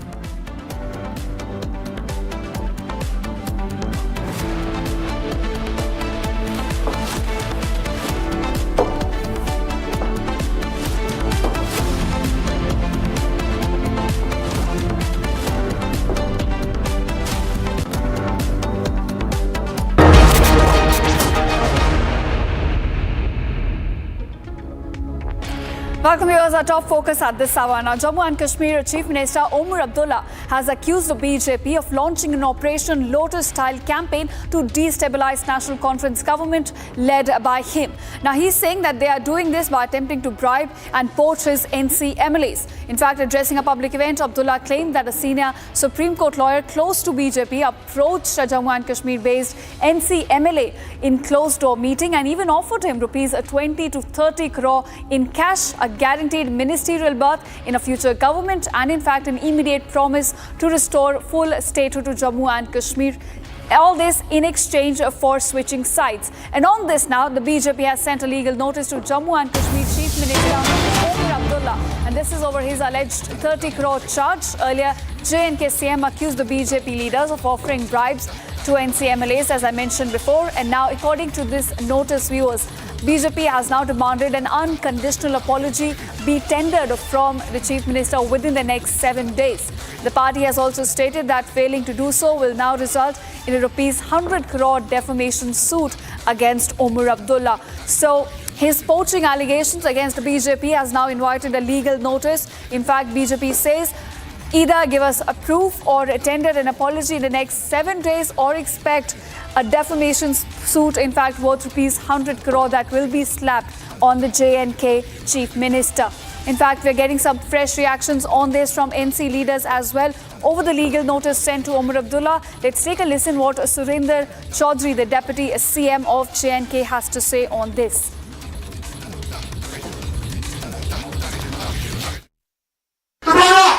National conference को तोड़ने की कोशिश की जा रही है और आज जहां आपके पैसों की लालच नहीं चली, जहां आपकी मिनिस्ट्रियों की लालच नहीं चली, वहां आप बंद कमरे में मेरे एमएलए को कह रहे हो आप हमारे साथ, आप जब आओगे तो हम आपको रियासत देंगे। अल्लाह गवाह है, अगर मेरे जम्मू के एक एमएलए ने मुझे कमरे में आके ये बात नहीं कही हो। सुप्रीम कोर्ट का बीजेपी का एक ओहदेदार, सुप्रीम कोर्ट का वकील, बीजेपी का ओहदेदार मेरे एक जम्मू के एमएलए को बंद कमरे में कहता है हम 20 से 30 करोड़ 20 से 30 करोड़ एक मिनिस्ट्री और रियासत का दर्जा, आप हमारे साथ चलो। उनको लगता है कि इन लोगों का ईमान इतना सस्ता है। देखिए यहां स्टेज पे एक भी आपको नजर नहीं आएगा जो 20 करोड़ में क्या 100 करोड़ में अपनी ईमान देखने के लिए तैयार है।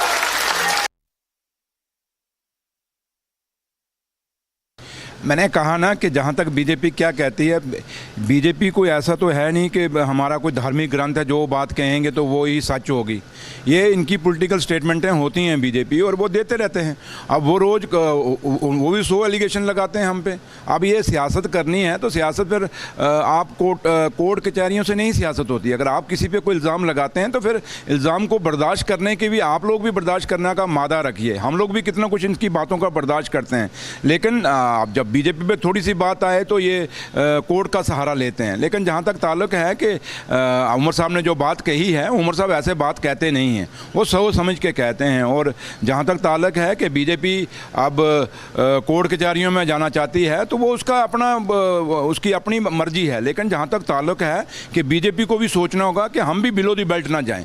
पॉलिटिक्स का एक लेवल होता है, उसके कुछ एथिक्स होते हैं। और बीजेपी जब अपने आज ये जो कुछ हो रहा है पूरा जम्मू कश्मीर में, ये कौन लेके आया? बीजेपी के अपने लोग रोज़ सुबह उठते हैं। क्या उनकी बयानबाजी, उनकी लैंग्वेज देखिए, उनके जो वर्ड वो यूज़ करते हैं उमर साहब के लिए या बाकी लोगों के लिए, क्या ये शब्दावली ठीक है? क्या एलओपी ने कहा है सरकार गिर रही है। इसलिए मैंने कहा कि जब ये बात कहें तो वो सच है, जब हम कहें तो फिर इनको दर्द होती है। अब दर्द तो अब क्योंकि हम सच कहते हैं, ये झूठ पे हैं, तो झूठ पे ज़्यादा बंदा टिकता नहीं है, तो लिहाजा इनको जो बोलते हैं बोलने दीजिए। अब रोज़ एलओपी सब कहता है सरकार में, इस पर कितने बार हम कहा हम सरकार नहीं बनाएंगे, लेकिन एनसी टूट रही है, सरकार गिर रही है। ओ भैया, उनको को तोड़ लो यार, एलओपी साहब को कहो तोड़ ले यार। कब हम कितनी बार कह चुके? वो रोज़ कहता है मेरे एमएलए मुफ्त आ रहे हैं, कभी कहता है पैसे के आ रहे हैं, कभी कहता है ऐसे आ रहे हैं। जो तू करना है कर लो भैया। हम कब एलओपी साहब को मना कर रहे हैं? एलओपी साहब को हम कोई हाथ जोड़ें, कोई मिन्नतें कर रहे हैं जनाब मत करो मत करो? हम तो एलओपी साहब को कहते हैं जो कल तोड़नी है आज तोड़े, हम भी पता लगे कौन टूटता है, ताकि कम से कम दोबारा इलेक्शन तो आएगा ना सरकार वो बनाएंगे, हमारी टूट जाएगी, फिर इलेक्शन आएगा ना, देखते हैं फिर कौन जो टूटेगा कोई जीत के आता है क्या? All right, my colleague Goswami also joins us with more details on this. Goswami, the controversy over the poaching allegations leveled by Jammu and Kashmir CM now seems to be escalating, with BJP now sending a legal notice to, of course, Umar Abdullah. The big question is, how is the NC likely to react to this? Because you've spoken to both the sides, BJP as well as a national conference. How do you think the next step is going to come in from Umar Abdullah?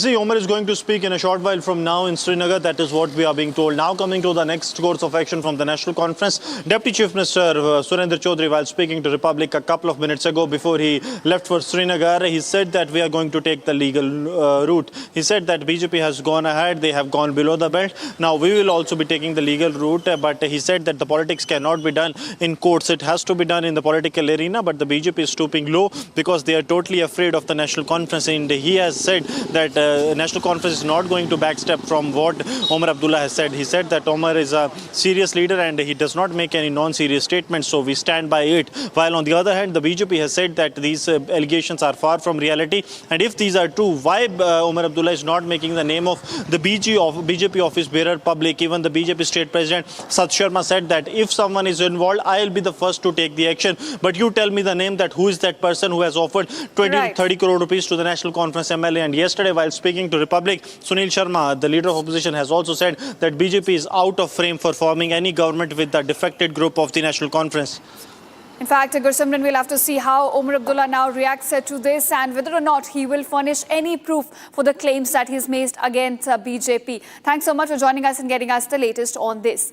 Now we are shifting focus to what is unfolding right now in Maharashtra. Minister Chandrakant Patil said has now made, in fact, explosive NCP SP Chief Sharad Pawar is now facing pressure from within his own party to take a political decision, either by joining NDA or in fact aligning with a larger opposition party.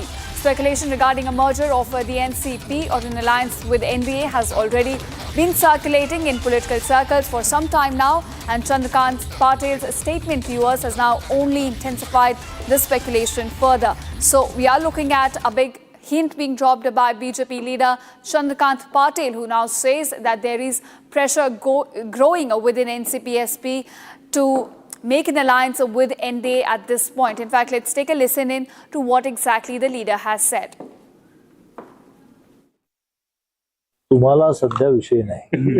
तुम्ही रोज स्टोऱ्या तयार करता, त्या स्टोऱ्यांवर सकाळी एकाला विचारता, बरोबर ऑपोजिशनच्या दुसऱ्याला विचारता. आज तरी असं मला काही हे नक्की आहे. आता एक विश्लेषक म्हणून म्हणायचं, नेता म्हणून मी माझी भूमिका ठरवलेली आहे. आपला पक्ष भरा, आपलं खातं भरा, त्याच्यावर काही बोलायचं नाही, कारण ह्या राज्यामध्ये पराचा कावळा करणं फार असतं. पण आता एक विश्लेषक म्हणून असं म्हणेन की आता पवार साहेबांना त्यांच्या तब्येतीची आणि वयाची जी स्थिती आहे ते काहीतरी निर्णय करावा लागेल. हे त्यांच्या लोकांचं प्रेशर आहे. तुम्ही काहीतरी निर्णय करा. अजून 3 वर्ष 2.5 वर्ष आहेत लोकसभेला, 3 वर्ष आहेत विधानसभेला. केंद्रात त्यांचं सरकार आहे, राज्यात त्यांचं सरकार आहे. पण तुम्ही हे म्हणा की नाही नाही ते सगळं ठीक आहे, पण आपल्याला विरोधी पक्षाचं राहायचं आहे, तर मग विरोधी पक्षातला मोठा गट गाठूया, असं त्यांच्या लोकांचं प्रेशर असणं स्वाभाविक आहे. त्यांचा प्रेफरन्स फक्त शिंदे गट आणि भाजप एवढाच विचारून सांगतो. All right. In fact, my colleague Revati now joins me for more details on this. Revati, the BJP minister has dropped a big hint of a possible merger of NCP-SP with the NDA. What is your reading of the statement that has now come in from the BJP minister? Right, as you rightly mentioned, that the statement has now created another political stir. Just a few days back, we saw Operation Tiger 2.0, and now this, the split of NCP-SP is underway, is what we are looking at right now. Also, a few days back on Republic, we exclusively saw that there are talks about NCP-SP splitting up, and out of 8 MPs, 5 MPs are ready to join hands. But as of now, the picture isn't clear whether they will be joining hands with NDA or the India Alliance. But yes, there's the biggest political turmoil in Maharashtra in the upcoming days. Also, if we currently look at the stance of the NCP-SP leaders about the current government or PM Modi, that has been little blunt. Also, they have been backing up PM Modi, and also they are all praises for CM Devendra Fadnavis. Not only that, but also Sharad Pawar met Eknath Shinde in his cabin at the Vidhan Bhavan, where there was a crucial high-level meeting. So now in the upcoming days, it shouldn't be a shock for everyone if NCP-SP join hands with NDA or India Alliance. Over to you. In fact, Revati, as you mentioned, there was a meeting that took place of Sharad Pawar, who heads NCP-SP, with Deputy CM Eknath Shinde as well, which further intensified this buzz that there could be a possible merger between the two parties. But what are the numbers looking like right now as far as the merger is concerned? Right, as you rightly mentioned, actually the high-level meeting was about the Maharashtra-Karnataka border, the issue which has been pending for many years now. Regarding that, all the senior leaders were present there. But currently, if we look at the sitting of that particular meeting, we can see Sharad Pawar sitting right next to CM Devendra Fadnavis, and also later Sharad Pawar went into Eknath Shinde's cabin in Vidhan Bhavan as well, where he conducted a meeting, and also Eknath Shinde left cabinet in between and met Eknath Shinde as well. So now currently, if we look at the numbers, though the movements are going on, it will happen in the future as well. But if we look at the numbers say that currently NCP-SP have 8 MPs and 8 to 9 MPs, and out of that 5 MPs are ready to switch the sides. Also, there is a pressure in NCP-SP because if we cannot forget the fact that before Ajit Pawar died in a plane crash, there were talks about the two NCPs merging. So also now the speculations are such that yes, it is highly possible that NCP-SP MPs will be switching their sides in the near future. Over to you. All right, of course. So keep an an eye for all the updates we're getting on a possible merger between NCP, SP and NDA. But for now, thanks so much, Revati, for joining us and getting us the latest on this.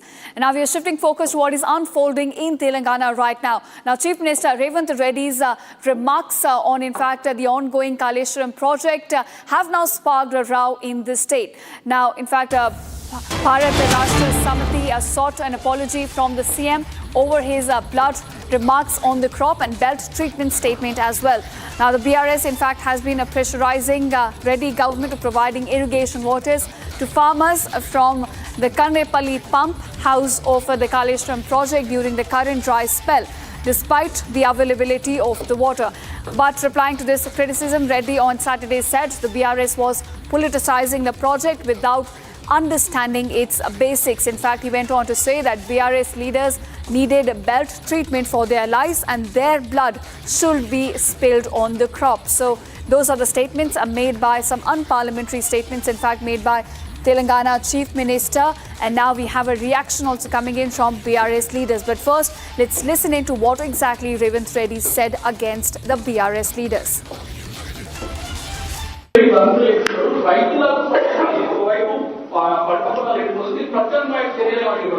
ఏమున్నది వీళ్ళని కోసి రక్తం జల్లితే పంటల మీద అదే పండు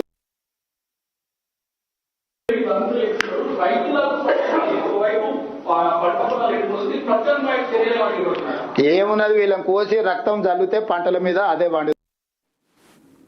All right. In fact, my colleague Aishwarya also joins with more details on this. Aishwarya, a big controversy coming to light from Telangana over the Chief Minister's blunt remarks against BRS leaders. Now, at the moment, BRS leaders are demanding an unconditional apology. Any reaction that is coming in from a Chief Minister on this now? Until now, Revanth Reddy is yet to react on his remarks that he has given. However, what we are listening is that there is no remorse from the Congress government as well as Chief Minister Revanth Reddy's comments, because what BRS is claiming is that these comments made by Revanth Reddy or the Congress leaders is a repeated remark, repeated foul play that is coming into play, coming into action from Revanth Reddy, because earlier as well he had made some very derogatory comments against KCR, against KTR, and even went on to even say that he will hang KCR for the corruption he has done. And yesterday, he said that KTR and Harish Rao's blood should be spilled for the crops instead of water. When asked a simple question, what will be the alternative source for water purposes for the irrigation? Because what Congress is claiming is that the Kaleshwaram project, the National Dam, the Medigada Dam, all of these are made out of corruption. It's built on corruption money, and that is the reason they are not in a very proper inside the security the conditions that are prescribed for dams, and that is the reason they are not able to open the pump the water from these dams for the farmers, and that is the reason we are facing such drought-like situation, and the farmers are suffering lack of water problems. But however, when a journalist questioned Revanth Reddy, saying that you are claiming that the Medigada pump water dam is not in a working condition and the water cannot be pumped out for the farmers' use, what is the solution that Chief Minister Revanth Reddy and the Congress government is thinking of?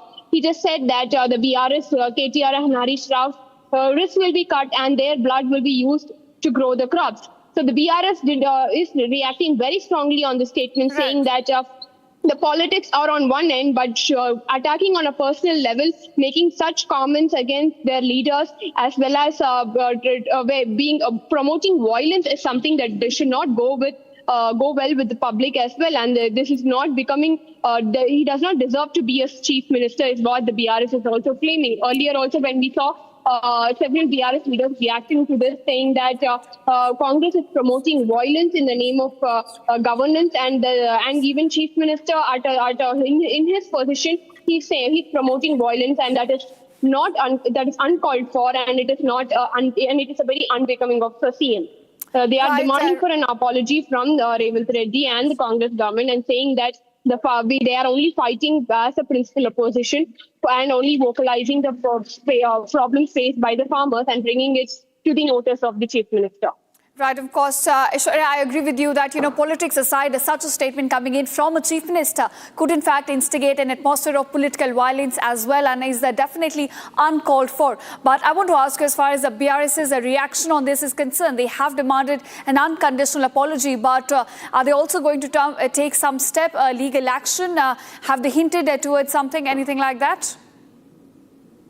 Well, the BRS is not here. Legal action is something that they are not hinting at right now. But however, they have Harish Rao reacting to this particular statement. He said that though even if they are ready to spill blood, if Congress government is ready to actually serve the farmers, if that doesn't come, if that is what the Congress government needs, and if that is what the Congress government demands, they are ready to even spill the blood. But if he's ready to solve the farmers' problem, they also went on to show a series of comments made by Congress government, especially Revanth Reddy, against the leaders in the 2.5 years tenure, and after which he is going to take a legal action or not is what the BRS government is also looking forward to. But then, however, for now they are mocking what Revanth Reddy is saying, and they're also demanding an apology from him. We'll of course have to see what is the reaction now coming in from Telangana Chief Minister on this. But thanks so much for joining us and getting us the latest on this, Aishwarya. Thanks so much. And viewers, with that, it's a wrap on this edition of Live Reports. Thanks so much for watching this with me, Ishita Mitra. News and developments continue on the other side on Republic TV.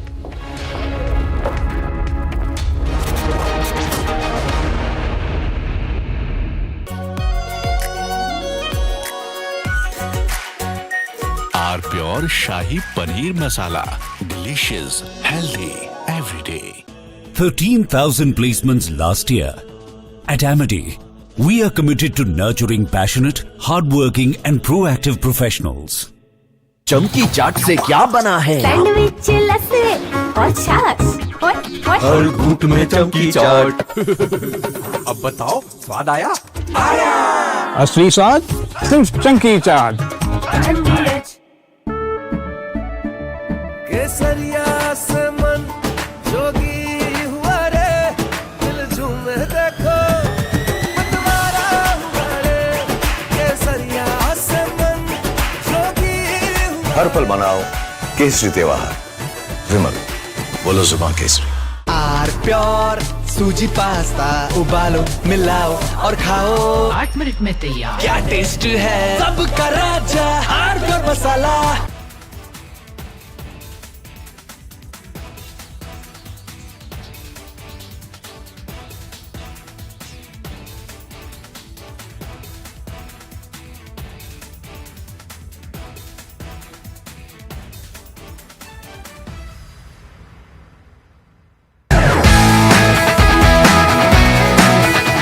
Rosa podcast wants to know, but I'm seeing a very soft version of Arnab. What did you expect? A mad guy shouting at the screen. I can't shut up.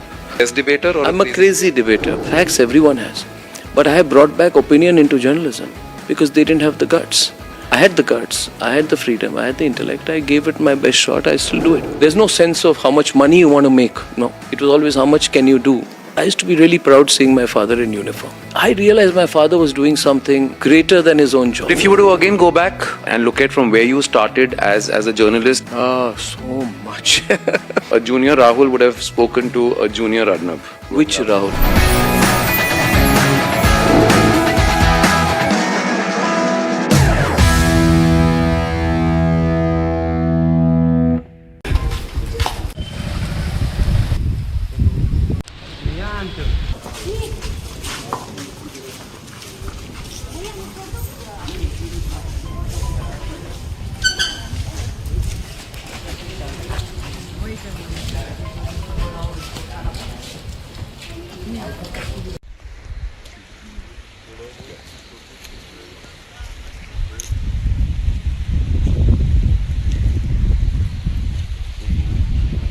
की घटना है, यही घटनास्थल भी आया हूँ।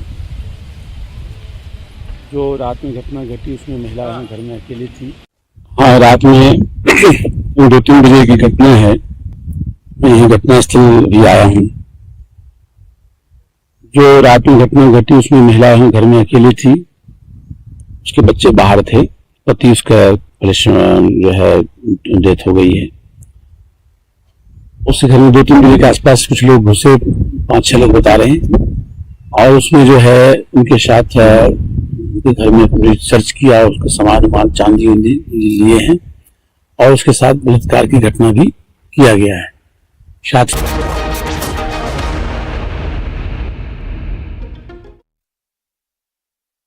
चमकी चाट से क्या बना है? सैंडविच लस्सी और छाछ हर घूंट में चमकी चाट। अब बताओ स्वाद आया? असली स्वाद सिर्फ चंकी चाट। केसरिया से मन जोगी हुआ रे, दिल झूमे देखो मतवारा हुआ रे। केसरिया से मन जोगी हुआ। हर पल मनाओ केसरी त्योहार। विमल, बोलो जुबान केसरी। थोड़े में ज्यादा स्वाद, यही तो है इसकी खास बात। वाओ मामा क्या स्वाद है, अरे मेरे राजा। सबका राजा pure masala.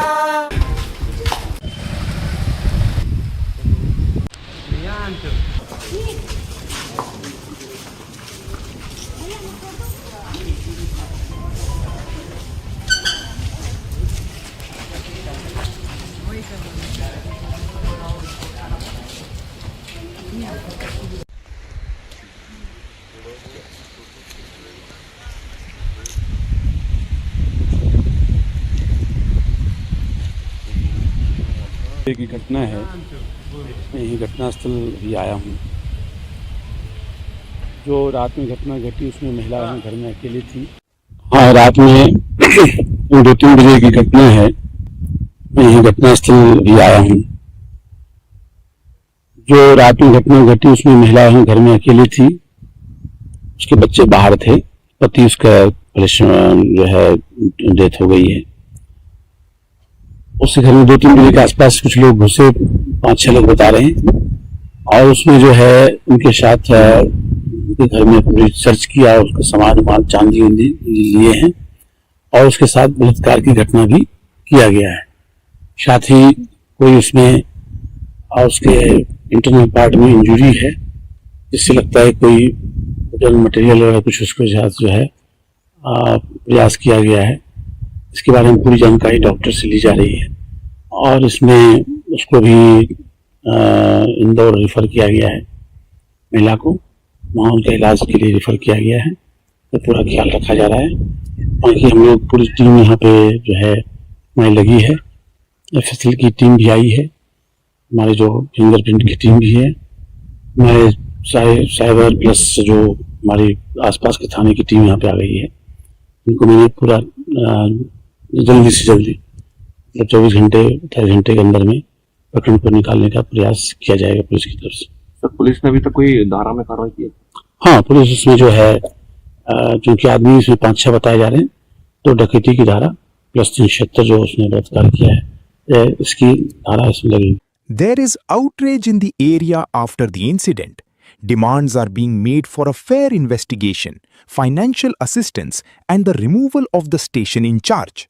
The SP visited the crime scene and instructed officials to take strict action. Officials said investigators had recovered some evidence from the crime scene but declined to share details as the probe was underway.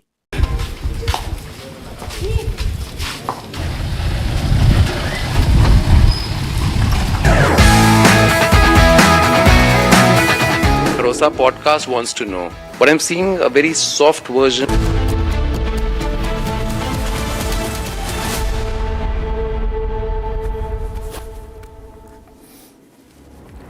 A very warm welcome, viewers. You're watching Republic TV. This is Shivam Dutt Mehta. India's defense story is entering a transformative new era, powered by indigenous innovation, cutting-edge emerging technology, and a rapidly expanding defense industrial ecosystem. As the nation accelerates its journey towards strategic self-reliance and the vision of Viksit Bharat 2047, Republic brings together the policymakers, defense leaders, innovators, and industry pioneers shaping the future of national security.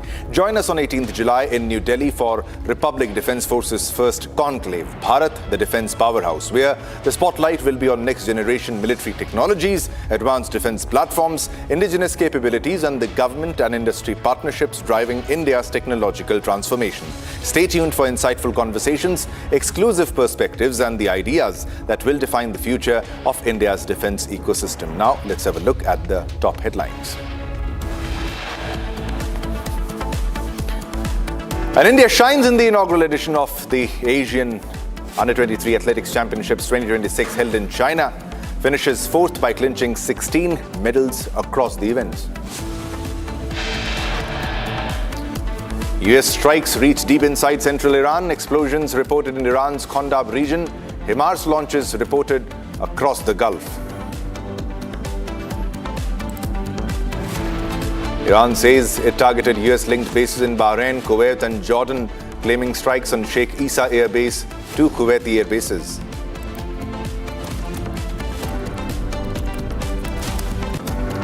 Delhi court to deliver verdict in Ankit Sharma murder case in 2020 Delhi riots case. 11 individuals, including former AAP MLA Tahir Hussain, are accused in the case.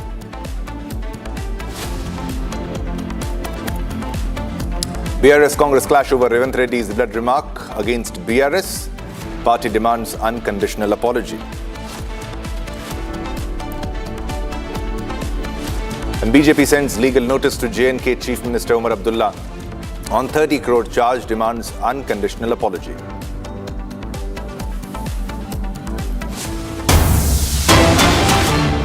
Viewers, we're getting another big breaking news development coming in from the West Asian conflict, and this is yet again from Bahrain. And Bahrain sounds its missiles alert sirens once again because there is imminent threat, and this is for the third time. And there's a high probability this is the third strike because Iran is retaliating and is striking hard. And this is Bahrain sounding its missile alerts. And these are the visuals also of the latest strikes which have been conducted by the Iranian regime, by the IRGC, in Jordan, in Kuwait, in Bahrain. And Iran also claims to have struck the 5th Fleet headquarters of US. And this is another set of big breaking news development that we're getting for you. This is Bahrain sounding its missiles alert sirens, and this time for the third time. So we are back to war scenario. And this, as the war escalates, Bahrain is sounding its missile alert sirens again for the third time, ladies and gentlemen. Again for another time, because this is yet another siren that has blared because of the ongoing conflict, because of the drones and also the missiles which are being launched by the IRGC in retaliatory strikes, because Iran has now claimed that all the countries which are giving shelter to the US military bases, those bases will become legitimate targets as usual, as a usual statement by the Iranian regime, by the IRGC, and Iran is retaliating and it's conducting strikes as we speak. All right, viewers, we have another big breaking news development coming in from the West Asian conflict, and this is a big claim by Iran. And Iran claims that it downed a US Lucas one-way attack drone over Bandar Abbas. This is as per the Iranian media. This is yet another claim by the IRGC. Iran claims that it shot down US drone over Bandar Abbas. Now they are claiming to down another one-way attack drone of US because the conflict has escalated to a point of no return even after the MOU was signed, and the war has escalated to another level. The Iran claims now that it has shot down US drone over Bandar Abbas, and it says that it is one-way attack drone which has been downed, which has been shot down by the Iranian firepower. Another big breaking news development coming in, ladies and gentlemen. This is Iran shooting down a US drone over Bandar Abbas. This is as per the reports that we are fetching from the Iranian media. From the Iranian media reports, this is another big development coming in. Back-to-back strikes being conducted by the Iranian regime, by the IRGC against the United States military, and one setback after the other for the US military in the Middle East region, because they have struck the 5th Fleet headquarters, and with the visuals, with proof that they have struck the 5th Fleet headquarters, and also various strikes are happening as we speak in Jordan, in Bahrain, in Kuwait, and all the military assets and locations, strategic locations of the US military, that is the bases of United States military, are being struck. All right, Chandrakala is live with us with all the latest updates in this story. One strike after the other, Chandrakala. We are getting one breaking after the other. Air sirens are blaring across Bahrain and other Middle Eastern countries. And also, we're getting another big breaking news where Iran claims that they have shot a drone of the United States of America. Over to you for all the latest updates. Yes, absolutely. I think the tension is mounting as far as the West Asia region is concerned. Now, Iran has retaliated, of course, across the Gulf region, attacking U.S. military facilities. Now, latest reports are coming in wherein, of course, what we are learning is that Iran's army has claimed that its air defenses shot down a U.S. drone. Its air defenses shot down a U.S. drone over the southern city of Bandar Abbas. In fact, what we are learning is that the army said the interception occurred while air defense units were responding to enemy attacks and securing the country's airspace. Now, this comes in retaliation to US's fresh launch of attacks against Tehran amid the escalating situation in the Strait of Hormuz. Of course, US has cited the reason being, of course, Iran has attacked several commercial ships, vessels, and across the Strait of Hormuz, and of course, U.S. has attacked on Iran after that, and now the reported interception came hours after the U.S. launched a new wave of strikes on military and infrastructure targets across Iran, including sites in the Bushehr, Khuzestan, and Hormozgan provinces, as well as rail infrastructure linking Tehran and Mashhad. So yes, rapid developments. Chandrakala, earlier, the point to be highlighted here, this is the Lucas drone, which has been reverse engineered from the Iranian Shahid drone. So now the United States military has changed their strategy, and they're using drones. They will be using more drones in the future because they can't fight a very expensive war because they were out of interceptors, and now they are fighting a drone warfare against Iran, and they are fighting, and Iran is also shooting down something that is reverse engineered of their own drone, that is the Shahid drone. This is Lucas drone, Chandrakala. Yes, absolutely. Now, Iran is claiming it has downed a U.S. Lucas one-way attack drone over Bandar Abbas. Now, this is another strategy being undertaken by U.S. The point that we cannot afford war at this moment. The world has already dealt with a lot of such consequences as far as these wars are concerned, be it energy prices, and of course, now that this war has become even bigger, and we are also learning that America is concerned about Iran's strong reaction.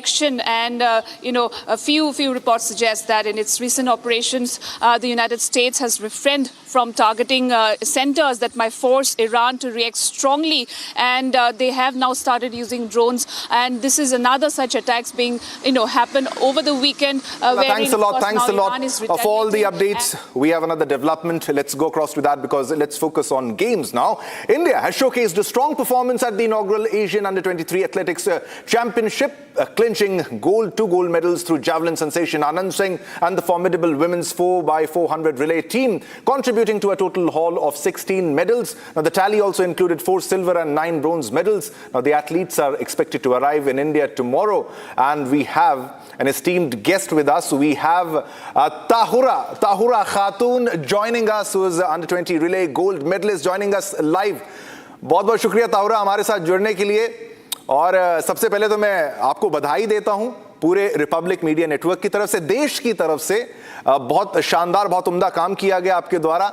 और आप कैसा महसूस कर रही हैं? एक बड़ा simple सा सवाल है, लेकिन एक भावना आपकी जानना हमारे लिए बहुत जरूरी, क्योंकि हम भी उतने उत्साहित हैं जितनी आप उत्साहित हैं, जितनी आप खुश हैं। ताहुरा।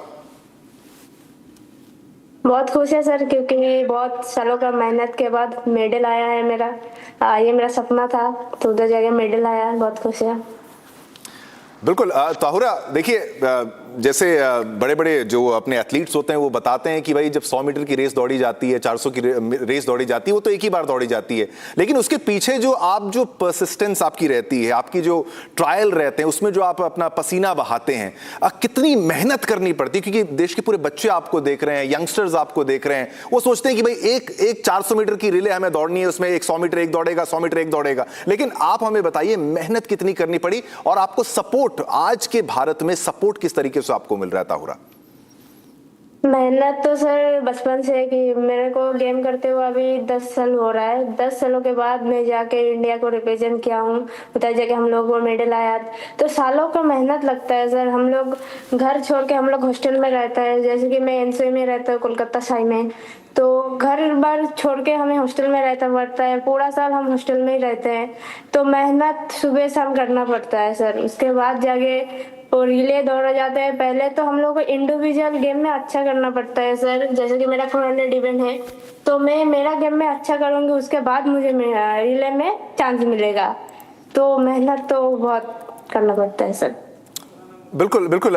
ताहुरा, एक बात मुझे बताइए कि जब स्पोर्ट्स की बात आती है तो जो देश की जनता है, कह लीजिए, हर जगह एक ही खेल नजर आता है उनके दिमाग में, उनके मन में कि भाई क्रिकेट है क्रिकेट है, जबकि इतने ज़्यादा स्पोर्ट्स हैं। कबड्डी है, खो खो है, रीले है, लॉन्ग जंप है, हाई जंप है, इतने रेसेस हैं तरह तरीके के।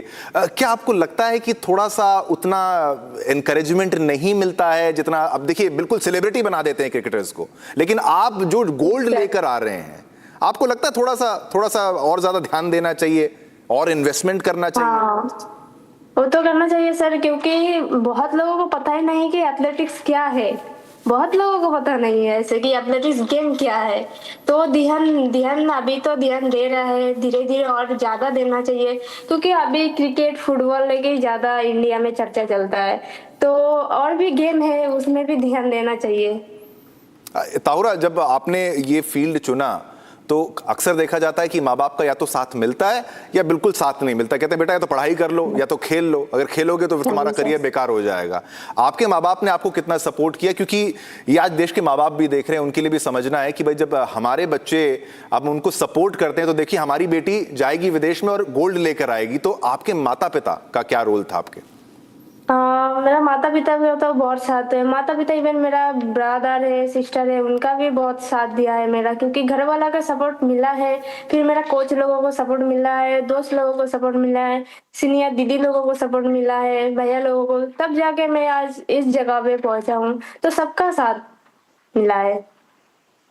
ठीक है, सबका साथ मिल रहा। और अच्छा, एक जरा ये समझाइए कि आप मेडल आपने जीता और ट्रेनिंग आप इस फील्ड में आए कब से? मतलब किस उम्र में? भी आपकी उम्र बहुत कम है, लेकिन फिर भी आपने शुरुआत कब से करी? कि भाई क्या कौन सी राइट एज है कि आपको, लड़कियां खास तौर पर जो बच्चियां देख रही हैं, उनको समझाने के लिए, माँ बाप भी जाने कि हम जैसे लोग भी जाने कि कब बच्चे को खेल में उसकी शुरुआत करनी चाहिए? ऐसे तो मैं बचपन से, मैं सब 4th क्लास में, 3 क्लास में था, तब से मैं स्टार्ट किया हूँ सर। तो मैं बचपन से स्टार्ट किया हूँ, तो बचपन से ही देना चाहिए। जैसे कि किसी को गेम में इंटरेस्ट रहता है, किसी को पढ़ाई में रहता है, तो बचपन से देखना चाहिए बच्चों को किस में इंटरेस्ट है।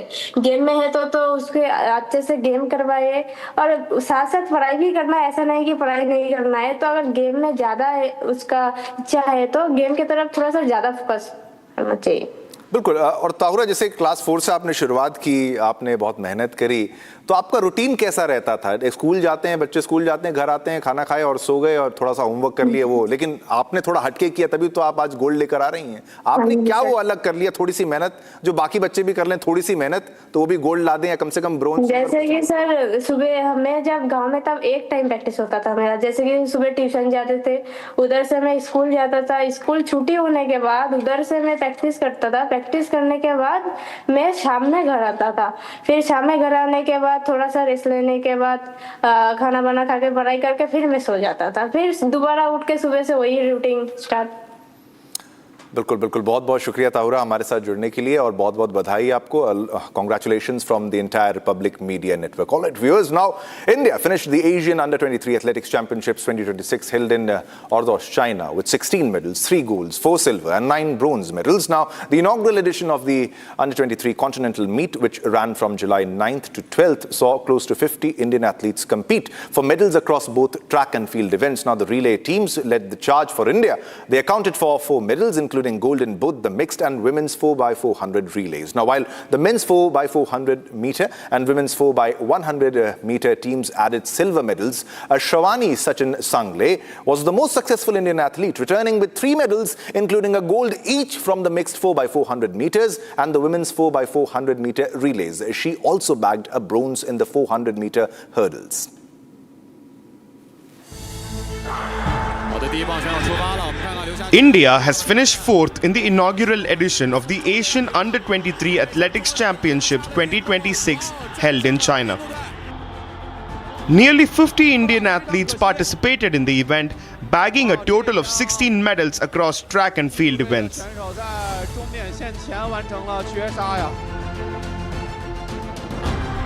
The relay teams led the charge for India, accounting for 4 medals. Shravani Sachin Sangle was the most successful Indian athlete, returning with 3 medals, including a gold each from the mixed 4x400 meters and the women's 4x400 meters relay. She also bagged a bronze in the 400-meter hurdles. Shravani Sachin Sangle gave the quartet a strong start before Sandramol Sabu delivered a solid second leg, pulling clear of her Chinese rivals over the closing 100 meters.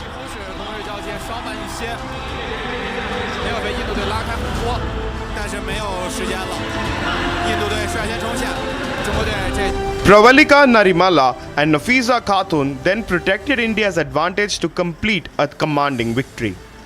Meanwhile, the men's 4x400 meters and the women's 4x100 meter teams added silver medals. India's other gold medal came on the final day of the competition, with Anand Singh winning the men's javelin throw. Shivam Lohakare claimed bronze in the same event. Meanwhile, Bhopal athlete Shakil also bagged a bronze medal in the men's 800-meter event. Delivering an outstanding performance against some of Asia's finest middle distance runners, Shakil clocked an impressive 1 minute 48 seconds to secure a podium finish. The young Indian athletes have stamped their mark on the inaugural edition of the Asian Games Under-23 Championship.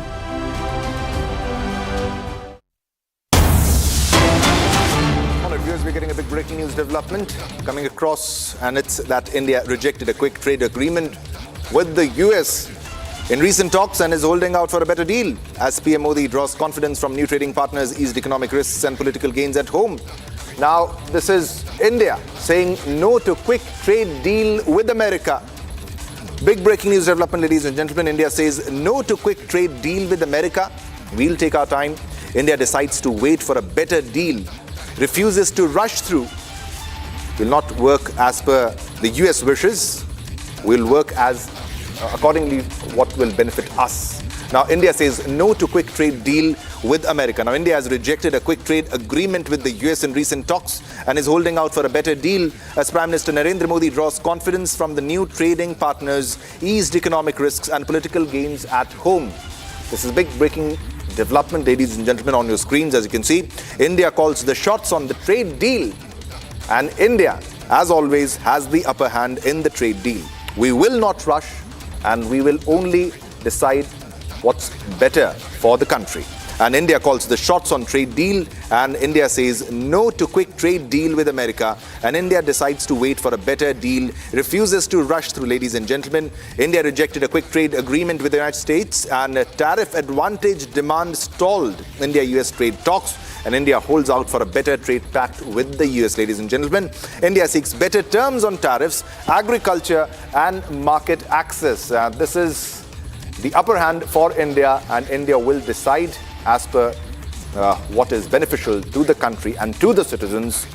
And this is the big development that we are getting in this case. India says no to quick trade deal with America. We'll work as per our own pace and what benefits us, and India decides to wait for a better deal. If you have a better deal, we can move ahead. If you don't have a better deal, we will wait. India says no to quick trade deal with America. Ladies and gentlemen, this is big breaking news development coming in. India decides to wait for more favorable terms before signing a deal. This is big, ladies and gentlemen. We don't make decisions at gunpoint. Now, this was the earlier statement from the government, and this is yet another big development that we have right now. India rejects quick trade agreement with the US. Tariffs advantage demand stalled India-US trade talks. Now, India holds out for a better trade pact with the United States of America, and India seeks better terms on tariffs, agriculture, and the market access. India decides to wait for more favorable terms before signing a deal. All right, let's go across to Ajay Bagga, senior economist, joining us on a phone line for a comment on what exactly is happening. Mr. Bagga, thanks a lot for joining us at this moment, but we are getting to know that India has rejected the quick trade agreement with the US and we are ready to wait for favorable terms and conditions. Over to you for a comment on that, sir. Yeah, I think that's best in our national interest. What India has been doing, we are forging trade agreements with a lot of nations and lot of blocs.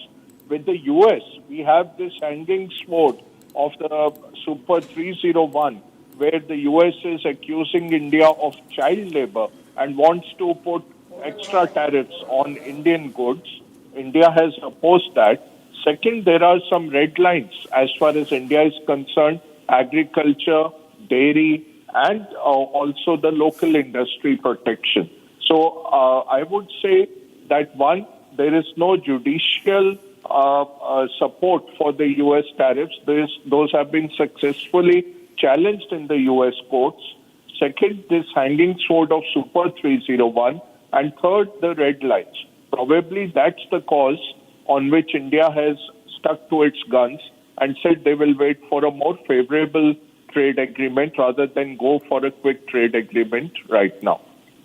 Yeah, definitely. So because the statement is that no deal is better than a bad deal. That's India's message, Mr. Bagga, to America. And during these turbulent times when America is engaged in a conflict with Iran, and even then they want to rush the deal, what exactly do you think is happening, and what do you think US is demanding from India? That's why India has decided to wait rather than go on with the deal with the United States of America, sir. Yeah, if you look at the deals that have been done by the US also, there is a lot of backtracking. Trump himself reopened the NAFTA, the agreement with Canada and Mexico in his first terms. He signed a deal, and hey presto, on his second term, within the first month, his own deal he called a poor deal, and he suspended it. Those talks are going nowhere. The terms with UK, he has continuously berated Keir Starmer on the UK deal. Even with the EU, there have been threats on levying of, one-off tariffs as and when Trump wants them. So even the deals that have got done have not really fructified much for the countries that have dealt with Trump.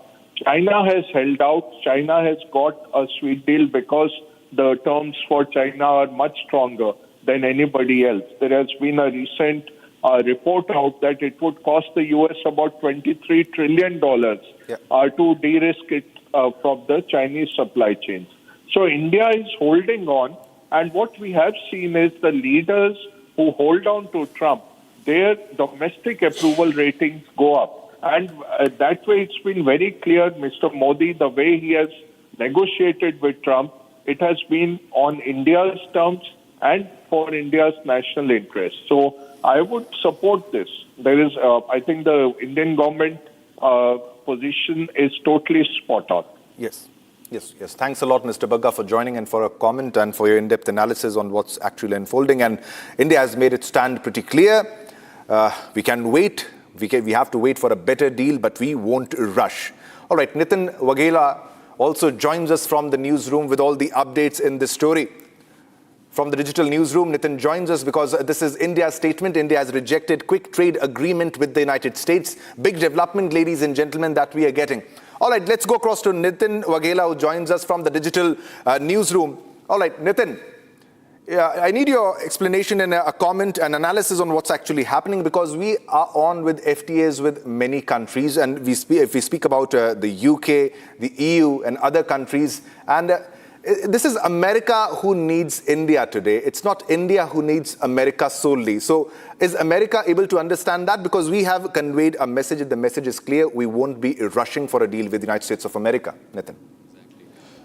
So the big point of contention for India when it comes to the trade deal with United States under the Trump regime is on a preferential treatment when it comes to tariffs. Now you've got these competitors, our neighbors, China, Pakistan, Bangladesh. So what India is looking to wait for is a preferential tariff treatment. And now obviously this comes back on strong export numbers. India has recently witnessed a 15 year-on-year surge when it comes to its exports. And regardless of the tensions, you've been seeing the market doing pretty well when it comes to the Thursday session and especially the Friday session when it opened higher and also ended recording an intraday high. And beyond that fact, there's an interesting update from Goldman Sachs recently, which should be pointed out given the circumstances and why sort of India is willing to wait for a deal that sort of serves its long-term economic interests rather than just a tariff play. So Goldman Sachs raised India's 2026 forecast to 6.8% recently, lowered inflation concerns and as well as the current account deficit. Back to you. Yeah, definitely, Nitin, because we want an upper hand comparatively when we speak about the tariffs compared to China, because we have never been hostile as China is for United States of America. And also because India is confident because all the tariffs that were imposed by Donald Trump, they always get challenged in their country. So is that also one of the reason? And do you think that presently also with the export surge, we have an upper hand comparatively to China when it comes to trade and the way and the pace at which we are growing today when it comes to dealing with America? Exactly. So India is faring pretty well. Just see how the world's receiving our Prime Minister Narendra Modi and all these countries, New Zealand, Australia, and these overwhelming deals, especially in defense and semiconductors that investors are keen on sort of partnering with India. That gives you a very clear picture that India is willing to wait. Even our exports since the West Asia war crisis began. I mean, India's been pretty over a period of time, it's been doing well in terms of diversifying its options when it comes to, its crude requirements, its gas requirements.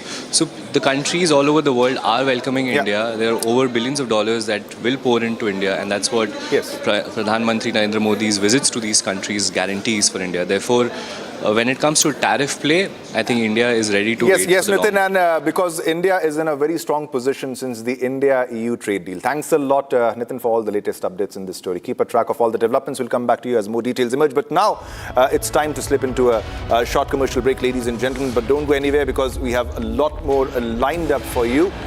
Coming up after the break, ladies and gentlemen, US strikes reach deep inside central Iran. Explosions reported in Iran's Khandaq region. HIMARS launches reported across the Gulf.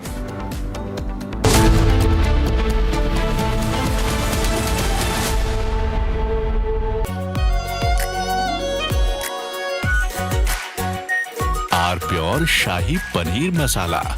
Delicious, healthy, every day. 13,000 placements last year.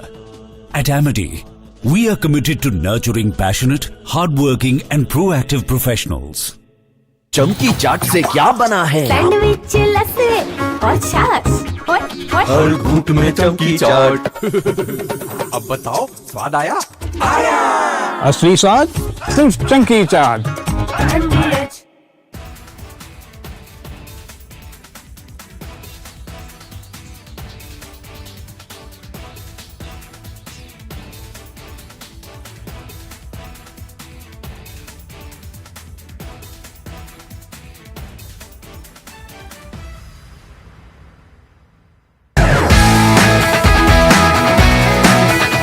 Rosa podcast wants to know, but I'm seeing a very soft version of Arnab. What did you expect? A mad guy shouting at the screen. I can't shut up.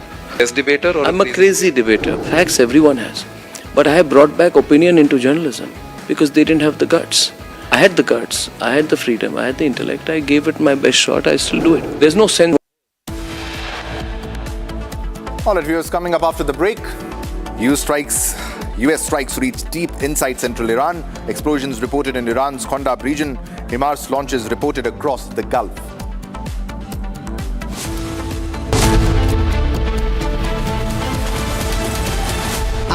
Pure सूजी pasta उबालो मिलाओ और खाओ 8 minute में तैयार क्या test है सबका राजा आर प्योर मसाला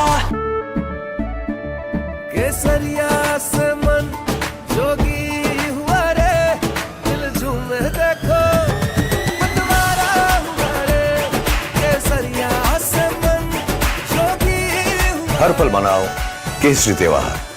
विमल, बोलो जुबान केसरी। चमकी चाट से क्या बना है? आलू चाट या फ्रूट चाट, स्वाद बढ़ाए चमकी चाट। क्या बात है? स्वादिष्ट पकोड़े और परेशान, अरे चमकी चाट है इसकी जान। असली स्वाद सिर्फ चंकी चाट।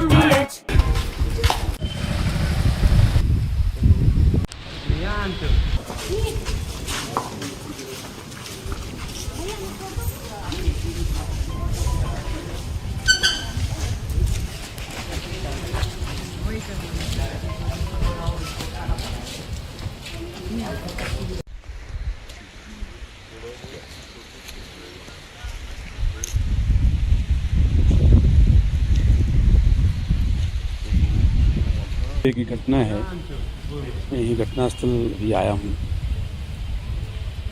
जो रात में घटना घटी उसमें महिला घर में अकेली थी। हाँ, रात में 2-3 बजे की घटना है, यही घटनास्थल भी आया हूँ। जो रात में घटना घटी उसमें महिला घर में अकेली थी, उसके बच्चे बाहर थे, पति उसका परेशान जो है डेथ हो गई है। उसके घर में 2-3 बजे के आसपास कुछ लोग घुसे, 5-6 लोग बता रहे हैं, और उसमें जो है उनके साथ उनके घर में पूरी सर्च किया, उसका सामान वामान चांदी लिए हैं, और उसके साथ बलात्कार की घटना भी किया गया है। साथ ही कोई उसमें और उसके इंटरनल पार्ट में इंजरी है, जिससे लगता है कोई मटेरियल वगैरह कुछ उसके साथ जो है प्रयास किया गया है। इसके बारे में पूरी जानकारी डॉक्टर से ली जा रही है, और इसमें उसको भी इंदौर रेफर किया गया है, महिला को वहाँ उनके इलाज के लिए रेफर किया गया है। तो पूरा ख्याल रखा जा रहा है। बाकी हम लोग पूरी टीम यहाँ पे जो है हमारी लगी है एफएसएल की।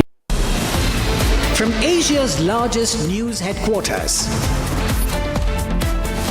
setting the agenda for Bharat.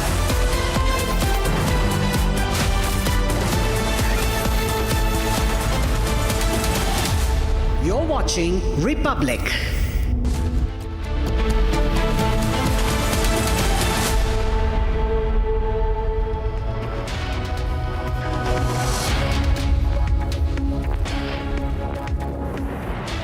A very warm welcome, viewers. You're watching Republic TV. This is Shivam Dutt Mehta, and the top focus in this bulletin is the West Asian conflict, because there have been attacks in Bahrain, in Jordan, in Kuwait, and Iran is striking back after the US attacks in Iran. We'll get you all the updates on this story and a lot more. But first up, let's have a look at the top headlines.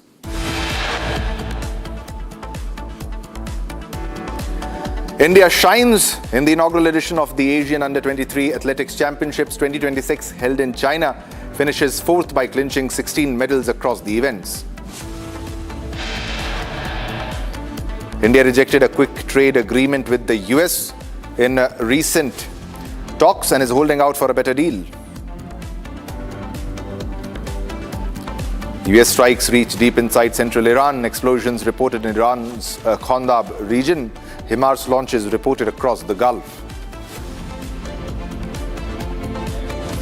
Iran says it targeted US-linked bases in Bahrain, Kuwait, Jordan, claiming more strikes on Sheikh Isa Air Base, 2 Kuwaiti air bases.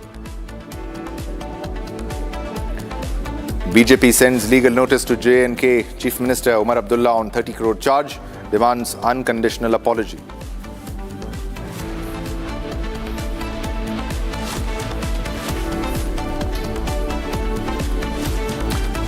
All right, viewers, let's begin this bulletin with a big breaking news development. This is from the Supreme Court. Now, the Supreme Court has begun hearing the case on the alleged Ram Mandir donation theft row, the embezzlement row. Now, the Supreme Court has directed that a notice be issued to the Ram Mandir Trust.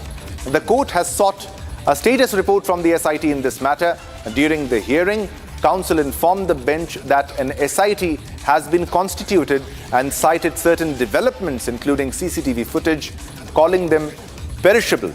We're getting big breaking news development. This is Supreme Court hearing the Ram Mandir donation case. The Supreme Court has begun hearing the case on the alleged Ram Mandir donation theft row. The Supreme Court has directed that a notice be issued to the Ram Mandir Trust.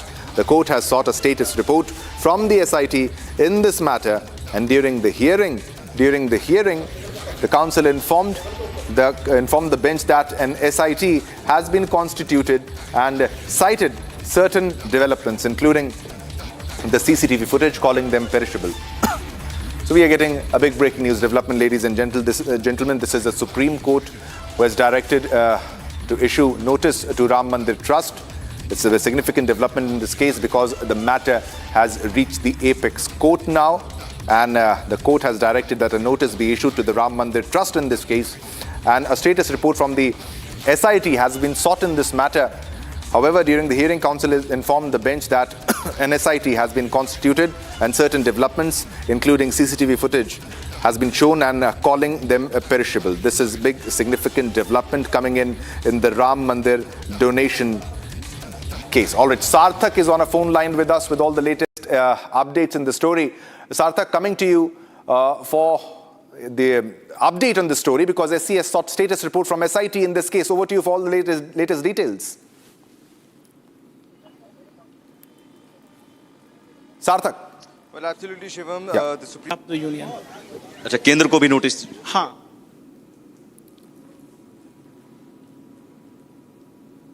Yeah, please say, Sarthak. Yeah. अब इसमें जो transparency की बात आ रही है, transparency को लेकर भी क्या आप फर्दर आप लोगों का क्या स्ट्रेटजी? छोटे से प्रकरण से आप समझ सकते हैं, 17 दिन हो गए FIR हुए, 17 डेज गॉन, अभी तक डेजिग्नेटेड पोर्टल पर FIR अपलोड नहीं है. हम इस बात को समझ नहीं पा रहे हैं. मैं एडवोकेट हूं, काफी दिनों की प्रैक्टिस है. मैं इस बात को समझ नहीं पा रहा हूं कि इस FIR के साथ ऐसी सेंसिटिविटी क्या है कि इसको पब्लिक के बीच में नहीं लाया जा रहा. तो ये अपलोड हो जाना चाहिए था. डायरेक्टिव से कोर्ट्स के कि 24 घंटे के अंदर इसको अपलोड किया जाए. अभी तक ये अपलोड नहीं है. मैंने कल चेक किया, कल तक अपलोड नहीं है. क्या ये आपने तर्क रखा? हल्का सा मैंने टच किया, लेकिन माननीय न्यायालय ने डायरेक्टिव इशू कर चुकी थी कि भाई इसको स्टेटस रिपोर्ट. लोगों ने क्या स्टेटस रिपोर्ट आप लोगों ने भी मांग की कि हमें भी मिलना सप्लाई किया जाए, but honourable court let's come to the court and then we will see. लेकिन इस पूरे मामले में ट्रस्ट को नोटिस, ट्रस्ट पर ही ट्रस्ट इशू है. अब ट्रस्ट के सदस्य को लेकर ही अब इसमें समस्या क्या है? 2-3 चीजों को स्पष्टता से समझने की आवश्यकता है. SIT उत्तर प्रदेश सरकार ने बनाई. बाद में पता चला कि उसने एक प्रारंभिक जांच आख्या रिपोर्ट वहां के ACS होम को दिया. बाद में उसी SIT रिपोर्ट को रेफर करते हुए, FIR का कंटेंट यदि आप एक्सेस कर पाए हो तो आप देख पाएंगे, उसी SIT रिपोर्ट को रेफर करते हुए ट्रस्ट ने FIR दर्ज कराई है. तो यहाँ सबसे जो मतलब यू आर जज इन योर ओन केस, है ना. आप संदेह के घेरे में है. संदेह सत्य भी हो सकता है, असत्य भी हो सकता है. We are nobody to comment. लेकिन संदेह तो फिलहाल है. आप संदेह के घेरे में है और आप ही उसमें FIR करा रहे हैं. देखिए, प्रोसिक्यूशन जो होता है, ट्रायल होता है, एक टेक्निकल और साउंड इन्वेस्टिगेशन पर डिपेंड करता है. कितना अच्छी ढंग से इन्वेस्टिगेशन हुआ है केस का, उसके ऊपर प्रोसिक्यूशन का सक्सेस डिपेंड करता है. तो what requires in the case is a technical and sound investigation by a competent agency having the institutional setup and framework. And I think CBI would be the federal agency. No better agency is there in India to investigate. इसके लिए तैयार है. तुषार मेहता का approach कैसा लगा? मतलब वो तैयार. We can not say anything about that. लेकिन स्टेट की मशीनरी पर आप कह रहे हैं भरोसा नहीं है. नहीं, मैं बात उसकी नहीं कर रहा. मैं तो आपको तथ्य बता रहा हूँ. आप कह रहे हैं CBI SIT से ना हो. 17 दिन के बाद भी FIR अपलोड नहीं है. तो क्या ये ट्रांसपेरेंट है सब कुछ? SIT एक स्वतंत्र संस्था नहीं है, लेकिन CBI एक स्वतंत्र संस्था है. हम उससे जांच कराने की मांग कर रहे हैं. चलिए, बिल्कुल राम. देखिए, यहाँ पर सीधे सीधे CBI जांच की मांग की गई है. हालांकि सुप्रीम कोर्ट ने अभी सिर्फ नोटिस जारी किया है. केंद्र सरकार को भी इसमें जारी किया गया है, SIT को भी. और जो पुलिस जांच जो हुई थी, इन्वेस्टिगेशन हुआ था, उसे लेकर भी उत्तर प्रदेश सरकार को नोटिस जारी किया गया. देखना होगा अब सोमवार को क्या फैसला सुनाया जाता है. All right. So this is an update from our correspondent on the field on what's exactly happening right now, because this is coming in from Supreme Court in the Ayodhya Ram Mandir donation theft case. They have issued notice to the trust. Now, Sarthak, coming to you. Among the many petitions, there was a demand for a CBI inquiry of an audit and also the preservation of the data, that is the CCTV footage in this case. Coming to you for the latest updates, what exactly is happening, if you can put this into perspective, and what's happening in the hearing right now.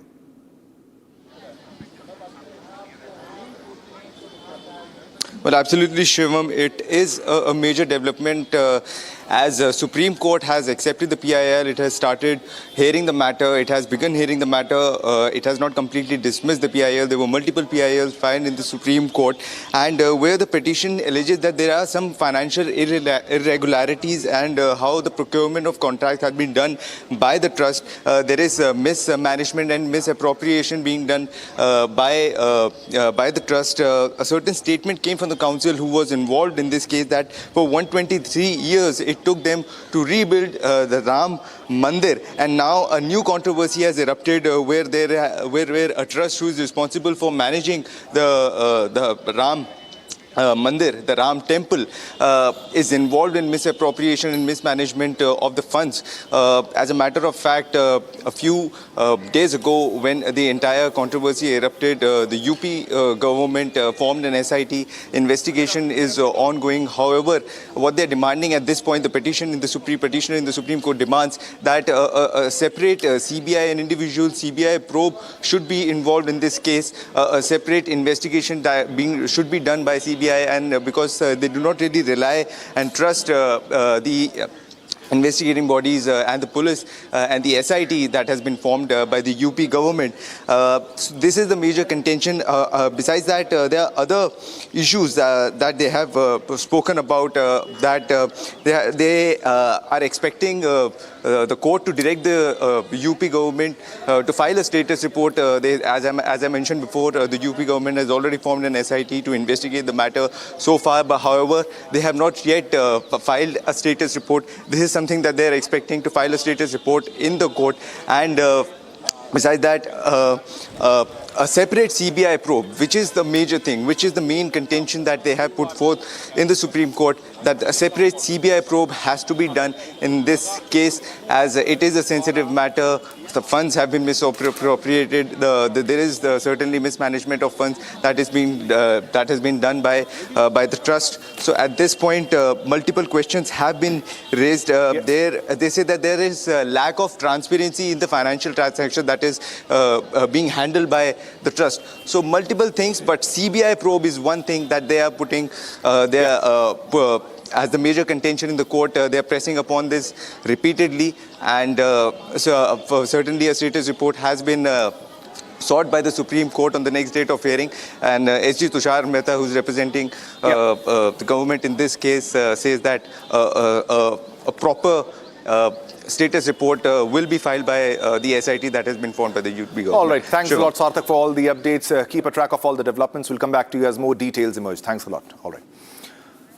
All right, viewers, now let's move on to another big breaking news development that we are tracking. We are tracking all the developments, giving you minute-to-minute updates from the West Asian conflict. And now Iran claims that it has downed a US Lucas one-way attack drone, which is the kamikaze drone, over Bandar Abbas, ladies and gentlemen. This is as per the Iranian reports that we are getting. This is the Lucas drone that we are talking about. It is a drone that has been reverse engineered as per the Shahed drone of the Iran. So there seems to be a change in strategy of the US military in this case, because this is big. And now this is Iran claiming that they have shot down a Lucas drone, a US Lucas one-way attack drone, which is a suicidal drone, a kamikaze drone. And this has been posted by Iran, exclusive on your television screen, exclusive on Republic. Ladies and gentlemen, this has been posted by Iran. Now this is the drone which has been shot down, and this is a claim by the Iranian media in this regard, ladies and gentlemen. These are the visuals of the drone which have been shot down, which is a US Lucas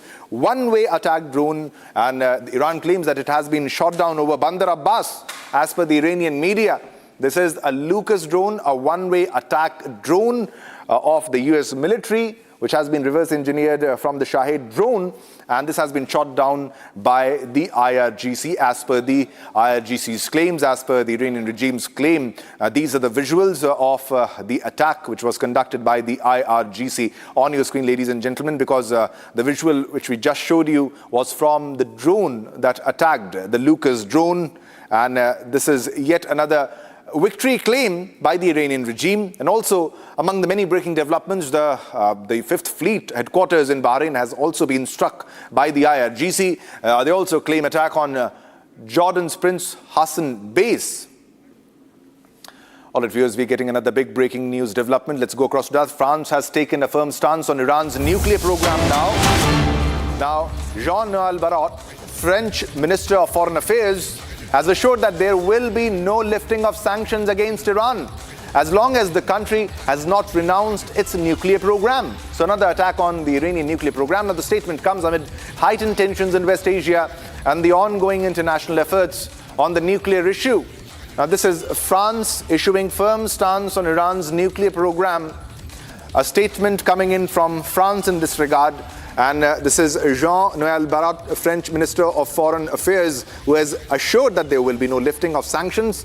The sanctions will be in place against Iran as long as the country has not renounced its nuclear program, that is refining of the nuclear materials to the weapon grades limit. Now, the statement comes amid heightened tensions in West Asia and ongoing international efforts on the nuclear issue. This is France giving a statement on Iran and especially on the nuclear program of Iran. While today, earlier in the morning, it was Donald Trump who was posting pictures of a nuclear bomber over Washington, D.C. However, they claim that Iran is developing nuclear weapons time and again. It was earlier denied by various leaders in the United States itself. And now we have the statement from France that no lifting of sanctions against Iran. We have another big breaking news development. Let's go across to that big breaking news development. And so as per sources, NCP SP Sharad Pawar could vote for NDA on key issues. As per sources, Sharad Pawar's party may back government on delimitation. This is huge, ladies and gentlemen. Sources say that Sharad Pawar's NCP SP may back one nation, one election. Now, sources say that merger unlikely before or during monsoon session. And sources also say that even during Op Sundur, we backed government on discussion. So, all right. So this is another big development coming in from NCP-SP. Sharad Pawar's party may back government on delimitation. And sources also say that NCP-SP could vote for NDA on key issues. Now, this is another development coming in when we talk about NCP-SP, because earlier there was a statement by Chandrakant Patil who said that NCP-SP might align with a larger political party, either NDA or a larger opposition party.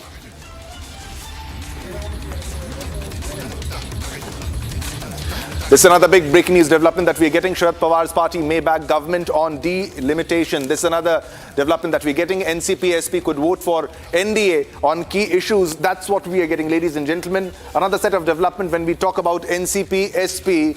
The party may back government on delimitation. All right, viewers, let's go across to another top development that we are tracking. A huge fire engulfed a pub in Bangkok early Monday, killing at least 27 people before firefighters brought the blaze under control. Now, officials said the Thai Prime Minister Anutin visited the site with rows of bodies laid out at the scene as police and emergency crews worked around him. Now, footage shared online by first responders showed a huge blaze raging and smoke pouring from the front door of the Na Lat Prao pub in the northern part of the Thai capital, with people trying to flee as thick black smoke billowed in the sky.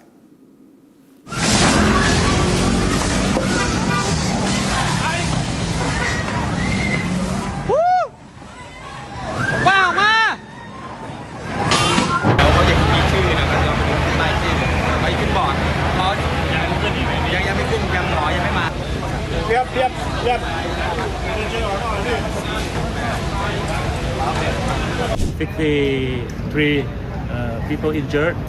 คลิปวิดีโอแล้วก็แบบไฟมันลุกค่อนข้างไวมากก็เลยแบบเป็นห่วงที่ทำงานว่าลูกชายก็เลยแบบรีบมาดูก็ค่อนข้างตกใจค่ะถ้าในเมื่อเข้าไปเอาเป็นว่าประสบการณ์ที่ผมเข้าไปก็คือโต๊ะมันก็ไม่ไหม้ปกติมันเป็นแค่ขมเหลาลงมาคุมโต๊ะแค่นั้นเองซึ่งโต๊ะมันก็เป็นไม้เป็นเชื้อเพลิงอย่างหนึ่งแหละใช่ไหมครับพอมันเป็นเชื้อเพลิงเนี่ยมันต้องไหม้ถูกไหมแต่สิ่งที่ผมเห็นนะมันจะไหม้อยู่ข้างบนด้านหลังทางซ้ายห้องน้ำอ่ะมันถูกมันมีทางออกอยู่ซึ่งออกมาแล้วมันจะอยู่หลังร้านไอ้โตสีชมพูเนี่ยครับมันจะเป็นลานกว้างๆเลยแต่เขาทางหน้าประตูเขาเขียนติดป้ายไว้ว่าเฉพาะเจ้าหน้าที่นะครับซึ่งมันถูกล็อกไว้ด้วยกลอนสน.พหลโยธินแล้วท่านจะทราบรุ่นน้องที่เป็นนักร้องค่ะแล้วก็มีนักดนตรีหลายคนเลยค่ะที่ตอนแรกสูญหายค่ะเพราะว่าทราบต อนแรกอะก็คือติดต่อใครไม่ได้เลยรู้แค่ว่าไฟไหม้แล้วรู้ว่าเพื่อนเล่นอยู่ที่นี่ก็เลยพยายามติดต่อเพื่อนๆที่อยู่ที่นี่ค่ะทีนี้มันจากคำบอกเล่าที่อยู่ข้างในก็คือว่าตอนไฟมันขึ้นอะมันมืดหมดเลยค่ะไฟดับหมดเลยแล้วก็มีแต่ควันอย่างเงี้ยก็คือมันก็มองหากันไม่เจออะไรเงี้ยไม่มันเป็นคนนักร้องเลยมันกำลังขึ้นร้องเลย I asked one musician that happened to be on the stage when the incident took place. He said that there was a fire at the cutout switch, and after that thing happened very quickly, and there was blasting, and everybody tried to free themselves from the smokes and the flame. So many of them were not able to make their way out because they went to the back of the building, tried to hide themselves away from the smokes and flames in the toilet, and that's where we found most of the bodies.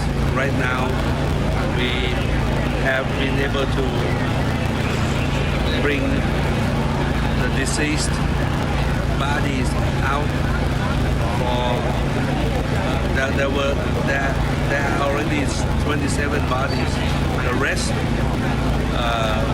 were sent to hospitals already, and we are still checking their conditions.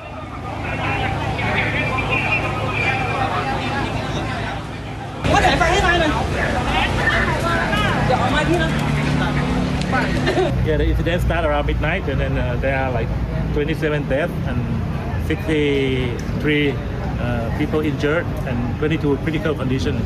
ก็ว่ารายงานว่าอย่างนั้นนะก็คงไม่อยู่ในนั้นนะครับก็เข้าใจว่าไฟมันติดเร็วแล้วก็ไฟตามThe source, the cause of the fire is still under investigation by the police department. But I think the fire brigade arrived within 5 minutes from the notification. But the fire already spread quickly and a lot of smoke and flame. So I think we have to investigate what is the really cause of the casualties.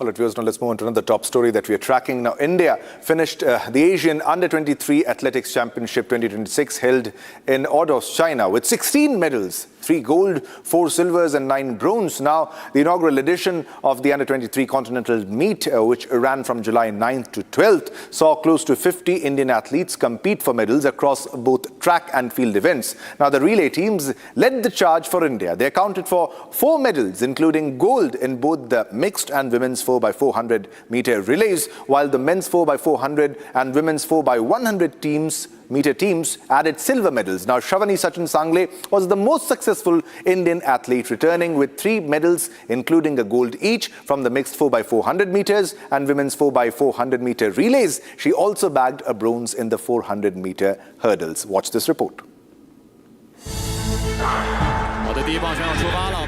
India has finished 4th in the inaugural edition of the Asian Under-23 Athletics Championships 2026 held in China. Nearly 50 Indian athletes participated in the event, bagging a total of 16 medals across track and field events.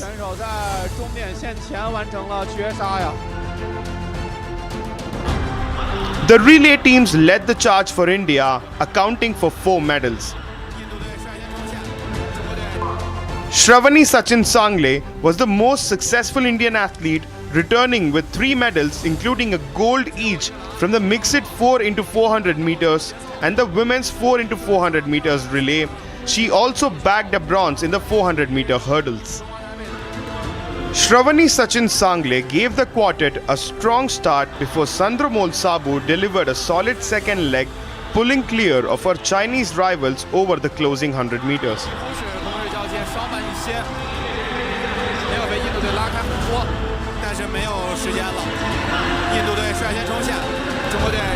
Pravalika Narimala and Nafiza Khatun then protected India's advantage to complete a commanding victory.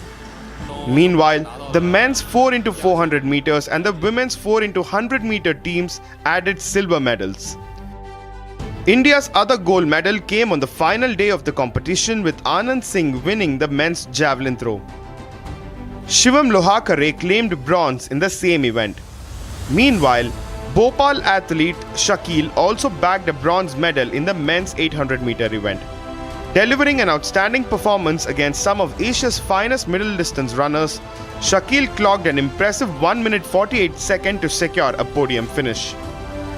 The young Indian athletes have stamped their mark on the inaugural edition of the Asian Games Under-23 Championship. All right, viewers, we have another big breaking news development from the West Asian conflict, and this is Iran's Atomic Energy Organization, which has denied attack on Bushehr nuclear plant. Iran's Atomic Energy Organization has denied any claims circulating on social media about an attack on the Bushehr nuclear power plant, stating that the facility is in a completely normal, safe and stable condition, with all units operating without interruption, because there were earlier reports, ladies and gentlemen, when the US struck Iran, that the Bushehr nuclear power plant has been struck in the strikes conducted by the US military, by the CENTCOM.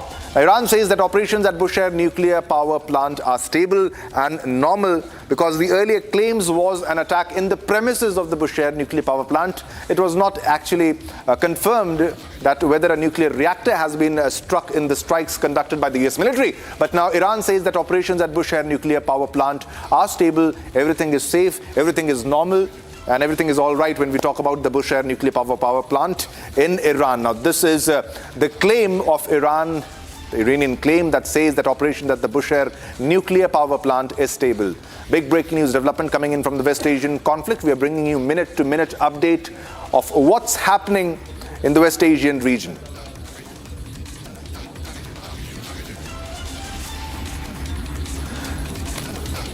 All right, viewers, this is another big breaking news development coming in from the West Asian conflict. Now it's time to slip into a short commercial break, ladies and gentlemen. But don't go anywhere, because we have a lot more lined up for you. Because coming up next, India shines in the inaugural edition of the Asian Under-23 Athletics Championship 2026, held in China, finishes 4th by clinching 16 medals across the events.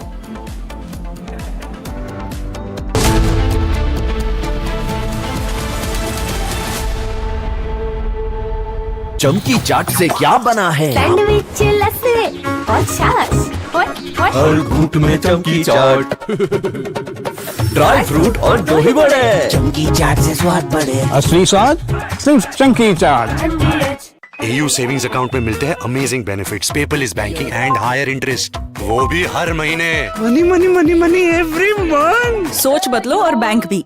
थोड़े में ज्यादा स्वाद, यही तो है इसकी खास बात। वाओ मामा, क्या स्वाद है? अरे मेरे राजा, मसाला।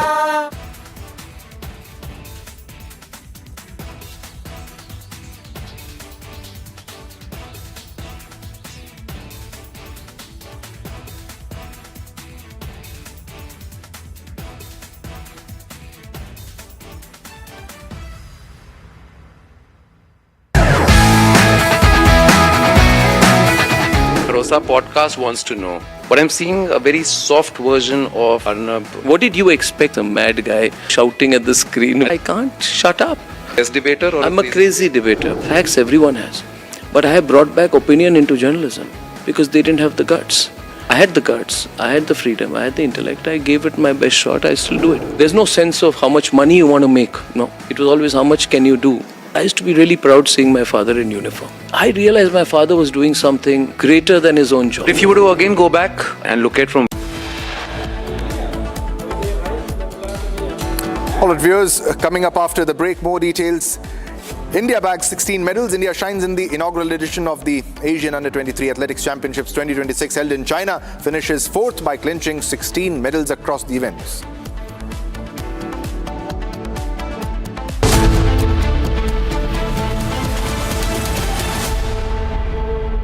प्यास बुझाए, ठंडक लाए, सबको भाई जीरा से। MTH का जलजीरा जीरा से। जीरा से असली रिफ्रेशिंग, असली स्वाद, असली मजा। 13,000 placements last year. At Amity, we are committed to nurturing passionate, hardworking and proactive professionals.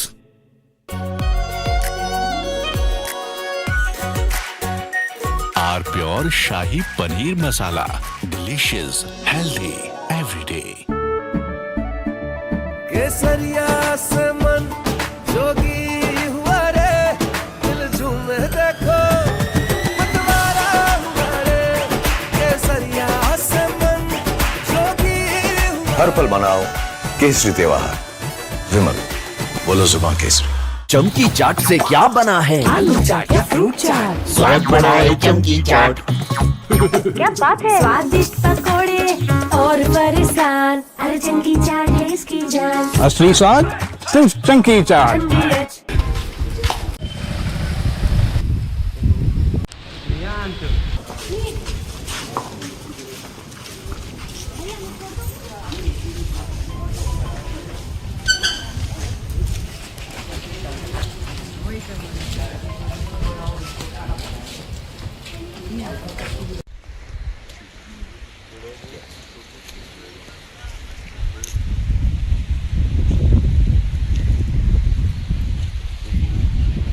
की घटना है, मैं यही घटनास्थल भी आया हूँ।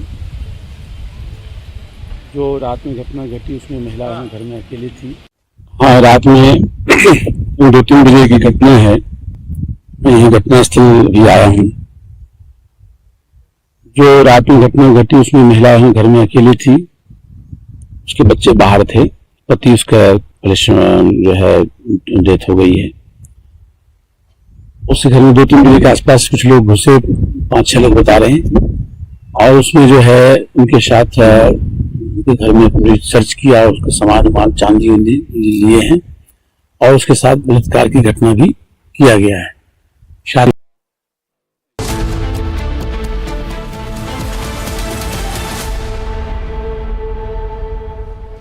Hello and a very warm welcome. You're watching Live and Breaking on Republic TV with me, Ishita Mitra. Now viewers, India's defence story is entering a transformative new era, powered by indigenous innovation, cutting-edge emerging technology and a rapidly expanding defence industrial ecosystem. As the nation accelerates its journey towards strategic self-reliance and the vision of Viksit Bharat 2047, Republic brings together the policy makers, defence leaders, innovators and industry pioneers shaping the future of national security. Join us on July 18th in New Delhi for Republic Defence Forces First Conclave. Bharat, the defence powerhouse, where the spotlight will be on our next generation military technologies, advanced defence platforms, indigenous capabilities and the government and industry partnership driving India's technological transformation. Stay tuned for insightful conversations, exclusive perspectives and the ideas that will define the future of India's defence ecosystem. And with that, let's cut across to the headlines we're tracking on Republic TV at this hour. India shines at the inaugural edition of Asian Under-23 Athletics Championship 2026 held in China, finishes 4th by clinching 16 medals across the events. SC seeks SIT report in Ayodhya donation theft case. It directs the team to now issue notice to Ram Mandir Trust. After Uddhav Sena, NCP SP split next, sources indicate 5 Lok Sabha MPs likely to make the switch to NDA. US strikes central Iran, hits air defense systems, coastal radar sites, missile and drone capabilities along with small boats.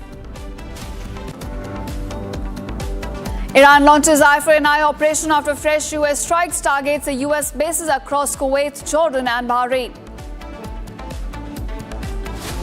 BJP sends legal notice to Jammu and Kashmir. Chief Minister Umar Abdullah over 30 crore poaching charge, demands unconditional apology.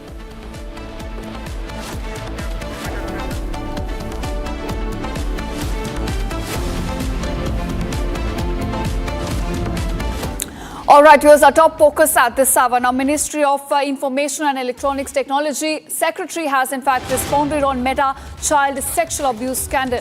Now, the Secretary says that Meta has now responded on the scam scandal, and Meta in fact responded to government notice on child sexual abuse content on Saturday. Now, remember, Republic reported on this very child sexual abuse material on Meta as well. Republic flagged that how the CSAM content continues to be available on Meta platforms. It continues to push for such content on its platforms. And now the Secretary says the government right now is examining Meta's response on child sexual abuse content. Government in fact says appropriate action will be taken on Meta after due examination. So right after Republic flagged and exposed how Meta's algorithm continues to push for child sexual abuse content across its platforms, we are now looking at the Secretary of Ministry of Information and Electronics Technology saying that government currently is examining the response given by Meta and the due action will be taken after examination. In fact, my colleague Nitin also joins us with more details on this. Nitin, right after we flagged, in fact, we continue to expose how Meta's algorithm is now pushing for child sexual abuse content across its platforms. We are looking at the Ministry of Information and Electronics Secretary saying that government at present is examining the response given by Meta and the action will be taken after the examination. Exactly. So the latest development when it comes to the Meta CSAM case is the fact that Meta has formally issued a proper detailed response to the notice that was issued by the Ministry of Information, the MeitY, and it's sort of this detailed response is expected to give the government detailed cues as to how this actually occurred, how the CSAM, the child sexual abuse material was propagated through its advertisements in Instagram and on several other Meta platforms such as Facebook. And obviously we've been tracking this story very closely, and all the developments are something that we are bringing it to our viewers as and when we get updates. And so what the ministry's secretary has mentioned, S. Krishnan, is that it's currently under examination. The reply was received on Saturday to a notice issued by Ashwini Vaishnav on July 4th. And what we are looking at in terms of a detailed response is the fact that how much revenue was Meta able to generate through pornographic content in terms of editorials to third-party links. And Republic not only found third-party pornographic content transmitted via Instagram's platform, but also first-party content that deliberately, in a way, because of the lack of guardrails, automated guardrails on part of Meta's ecosystem, which came to light. Back to you. All right, Nitin, keep tracking all the updates we're getting on this. And for now, thanks so much for joining us and getting us the latest information. Now we're shifting focus to more breaking news we're getting from Rashtra politics. Now NCP Sharad Pawar faction, in fact, we understand, could vote for NDA on key issues in the upcoming parliament session. Now sources indicate that Sharad Pawar's party may back the government on the limitation bill. In fact, Sharad Pawar's NCP SP may back One Nation, One Election as well. Now sources are indicating to Republic that a merger is unlikely before or during the monsoon session. Sources also say that even during the Op Sindoor, we backed government. In fact, NCP SP had backed the government on discussion as well. So what we are understanding right now is that ahead of the monsoon session, some understanding could be developed between NDA as well as NCP SP, and there could be voting that could take place from NCP SP leaders in favor of the government. In fact, my colleague Revati also joins us with more details on this. Revati, our sources are telling us that as far as the monsoon session is concerned, Sharad Pawar faction could in fact back the government on the limitation issue. Right, as you rightly mentioned, now currently we have 2 to 3 issues pending in the center, and during the monsoon assembly it is likely said that during or after the monsoon session the NCP SP faction might join hands with NDA because there are many pending bills or something bigger to achieve. They need the numbers in the center. Not only that, but also if we look at the stance stance of the NCP-SP leaders during Operation Sindoor or any other big decisions from the center. We have seen that NCP-SP backing the NDA-led government, and also if we look at the statements given by the NCP-SP leaders after Operation Sindoor, we can see that their stance was slightly blunt.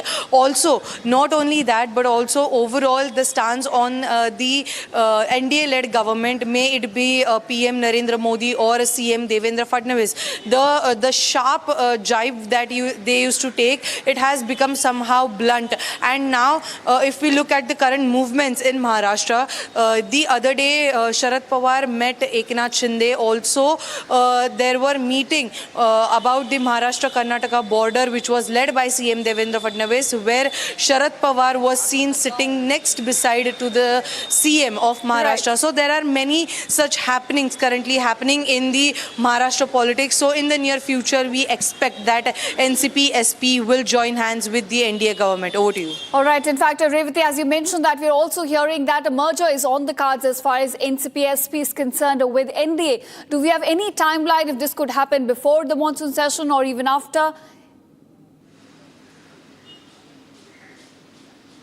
As of now, there is no such timeline as to when shall we expect this. But yes, out of 9 MPs, 1 of Rajya Sabha and other 8 of the Lok Sabha, out of 8, 5 are ready to switch their sides, but no names have come forward. Also, some days ago, if we look, that Sunetra Pawar and Parth Pawar held a high-level meeting with Amit Shah, and it is said that even then the talks about NCP-SP splitting and joining hands with the NDA-led government or the NCP-AP faction. So the talks about the same were happening. So in the near future, as I mentioned earlier, it is likely possible that the NCP-SP will be joining hands with the NDA-led government. Over to you. Okay, thanks so much, Revati, for joining us and getting us the latest on this possible split, in fact, that could take place within NCP-SP and a merger that is also on the cards with NDA. Thanks so much.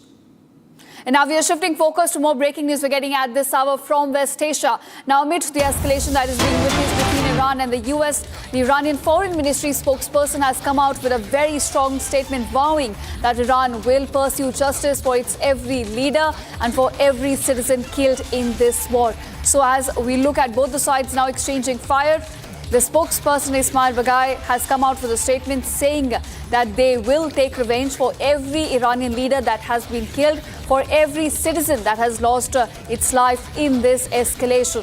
So that is the statement coming in from Iran at the moment.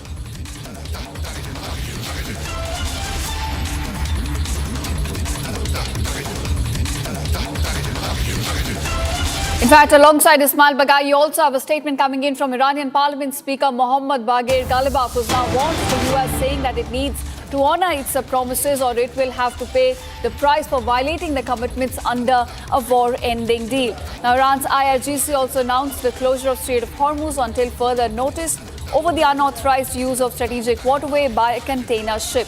It added that the strait will remain closed until the US ends its intervention in the region.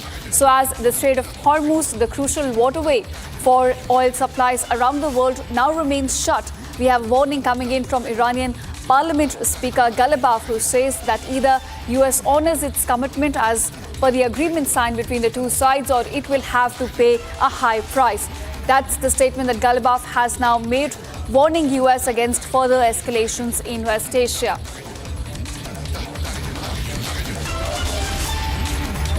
In fact, viewers, as both the sides continue to exchange fire, we're looking at all the Gulf states also being roped in these latest escalations. IRGC now has claimed to have destroyed a US ground-to-ground missile base in Kuwait.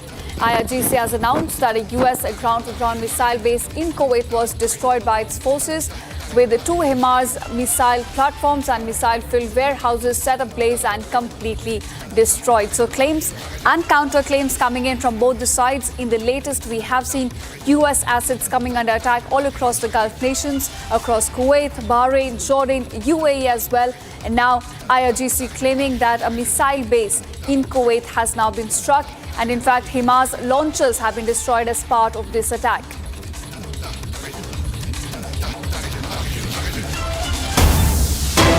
In fact, more developments of viewers coming to light from West Asia. Tehran has now called on the United States to meet its obligations under the interim deal. Iran has now warned if the US fails to do so, Iran will not uphold its own pledges as well under the agreement.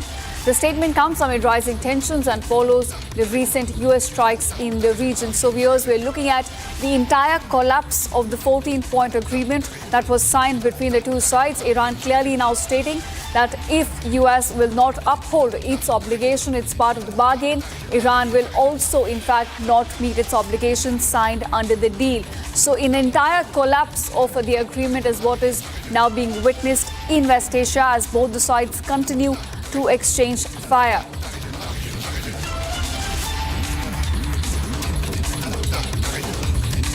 In fact, viewers, as I said before, that claims and counterclaims are continuing from both the sides, and this time Iran has now accused the US of violating the terms of the memorandum related to the Strait of Hormuz. Foreign Ministry spokesperson Baghai says the text of memorandum explicitly states that the arrangement for reopening of the strait are to be carried out by Iran. He added that fundamentally Clause 5 of the memorandum is not open to interpretation in a way that would allow the Americans to make decisions based on their own reading of it. Baghai also goes on to mention that instead of allowing Iran to reopen the strait in accordance with the memorandum, the Americans have now cheated from day one.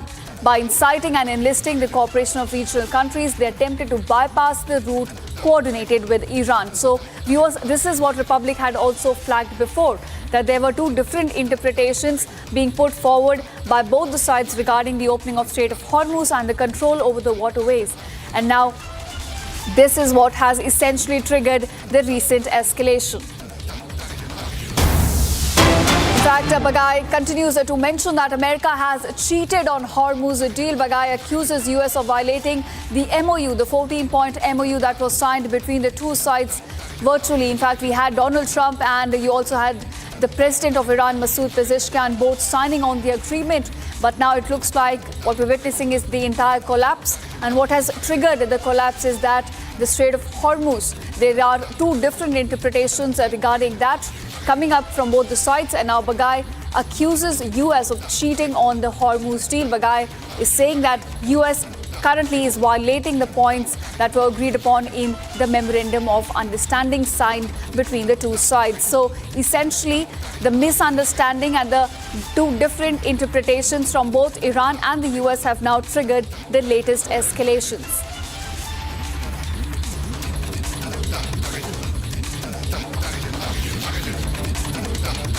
And now we are shifting focus. A typhoon Bafi made a powerful landfall in eastern China's Zhejiang province, packing maximum sustained winds of 144 km per hour.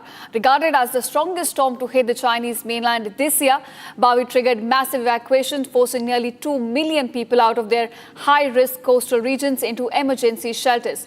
Now, the National Met Agency issued its first red alert for rainstorms alongside an orange typhoon alert, leading to mass cancellations of over 1,000 flights, trains and ferry services across Shanghai and neighboring provinces. Before striking China, the storm in fact intensified deadly monsoonal landslides in Philippines as well and brought severe weather to parts of Taiwan and southern Japan. Here's the report. Take a look. 陆游南阳庄，这是许金山他们家厂建电线杆子也倒了，车也冲跑了，桥头的电线杆子也倒了，他们家都完全要淹了，他们家超市啊，满了，啥都淹了。我也车，他们的车也那样了，我们这商店也淹了，连我们家都满了，都淹了我们家。我们这商店。 把脚往上搁个，都淹了这东西呀、这冰箱，看看，哦。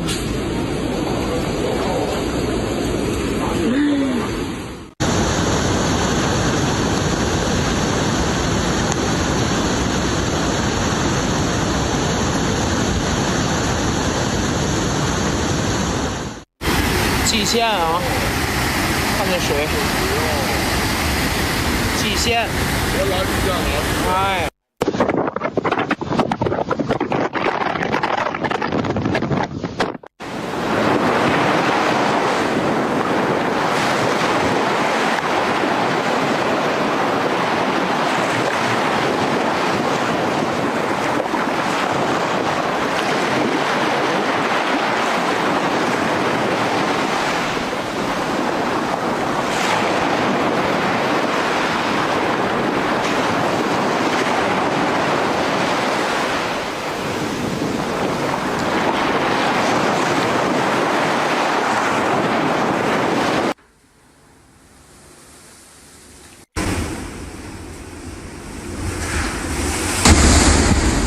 就要把心美等等的。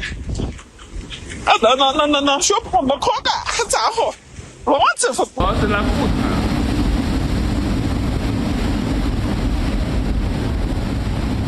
还有银行的车，好像里面的车来不。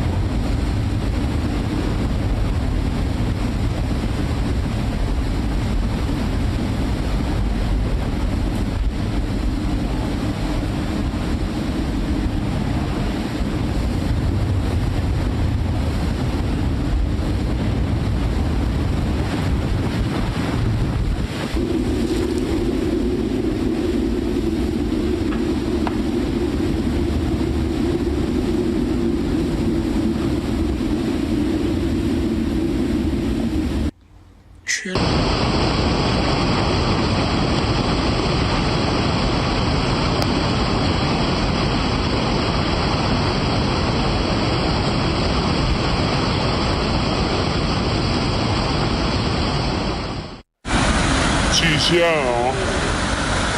看见谁？极限！我老是这样，哎。 And now, viewers, India finished the Asian Under-23 Athletics Championship 2026 held in China with 16 medals, 3 gold, 4 silver and 9 bronze. Now, the inaugural edition of Under-23 Continental Meet, which ran from July 9th to 12th, saw close to about 50 Indian athletes competing for these medals across both track and field events. The relay teams led the charge for India. They accounted for 4 medals, including gold in both the mixed and women's 4x400 meter relays, while the men's 4x400 meter and women's 4x100 meter teams also added silver medals. Shravani Sachin Sangle was the most successful Indian athlete, returning with the 3 medals, including gold each from mixed 4x400 meter relay, women's 400x4 meter relay as well. She also in fact bagged a bronze in the 400 meter hurdles as well. Take a look at this report. India has finished 4th in the inaugural edition of the Asian Under-23 Athletics Championships 2026 held in China. Nearly 50 Indian athletes participated in the event, bagging a total of 16 medals across track and field events.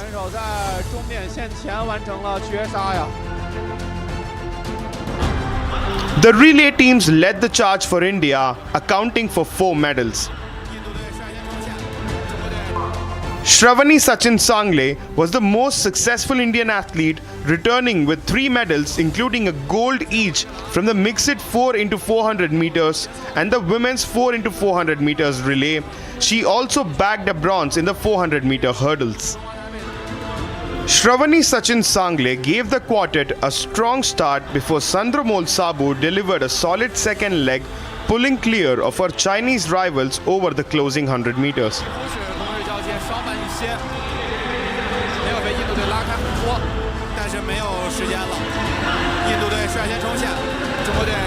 Pravalika Narimala and Nafiza Khatun then protected India's advantage to complete a commanding victory. Meanwhile, the men's 4x400 meters and the women's 4x100 meter teams added silver medals. India's other gold medal came on the final day of the competition, with Anand Singh winning the men's javelin throw. Shivam Lohakare claimed bronze in the same event. Meanwhile, Bhopal athlete Shakil also bagged a bronze medal in the men's 800 meter event. Delivering an outstanding performance against some of Asia's finest middle distance runners, Shakil clocked an impressive 1 minute 48 seconds to secure a podium finish. The young Indian athletes have stamped their mark on the inaugural edition of the Asian Games Under-23 Championship. And now here's more developments coming to light from war zone West Asia. Now Iran in fact has ruled out any attacks on the countries in the region. Foreign Ministry spokesperson Bagai says only US bases and facilities are being targeted in Iran's defensive operations. Tehran reiterated that there will be no attacks on the neighboring countries. So we are looking at attacks unfolding right now, viewers, at the moment as we speak across Kuwait, Bahrain, UAE and Jordan. But Iran says it is only US assets, US facilities which are being struck, and otherwise these are defensive operations being undertaken by Tehran and no attacks on neighboring countries will in fact take place. That's the big statement coming in from the Foreign Ministry spokesperson Ismail Bagai from Iranian side, who rules out attack on regional countries at the moment, saying that only US assets will be targeted in Iran's defensive operations.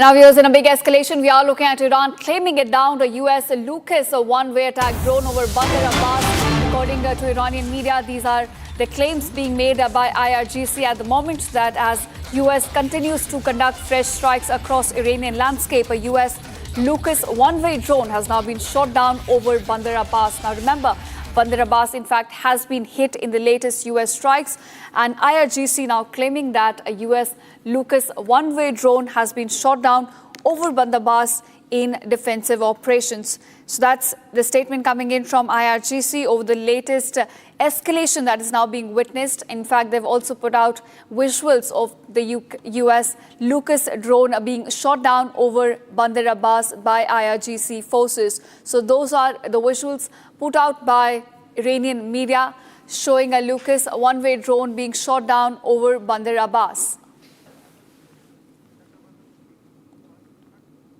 In fact, viewers, as the war in West Asia continues to escalate, we are looking at Gulf nations also being roped in. Bahrain, in fact, right now is witnessing attacks as incoming missiles are intercepted in its airspace. These are Iranian missiles, cruise and ballistic missiles being shot by Iran towards its airspace, and Bahrain at the moment is intercepting these hostile aerial targets, is what we understand. In fact, war raid sirens are being sounded across Bahrain as second time Iranian missiles are now being intercepted in its airspace at the moment. So we are looking at attacks now unfolding across the Gulf nations, and something what we also witnessed in the 3-month war. And looks like we're back to square one, as all across the Gulf nations now Iranian missiles are being intercepted across the airspace.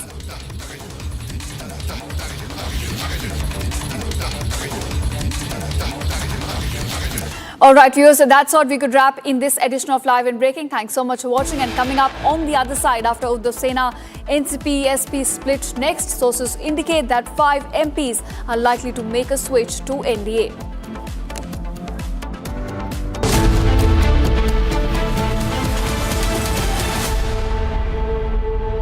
चमकी चाट से क्या बना है? Sandwich लस्सी और छाछ हर घूंट में चमकी चाट, ड्राई फ्रूट और दही बड़े। चमकी चाट से स्वाद बढ़े। असली स्वाद सिर्फ चमकी चाट। AU करंट अकाउंट के साथ मिलता है free UPI QR overdraft facility और एक ही ऐप से बैंक के सारे काम। AU सोच बदलो और बैंक भी। आर प्योर सूजी पास्ता उबालो मिलाओ और खाओ 8 मिनट में तैयार। क्या टेस्ट है सबका राजा R pure masala.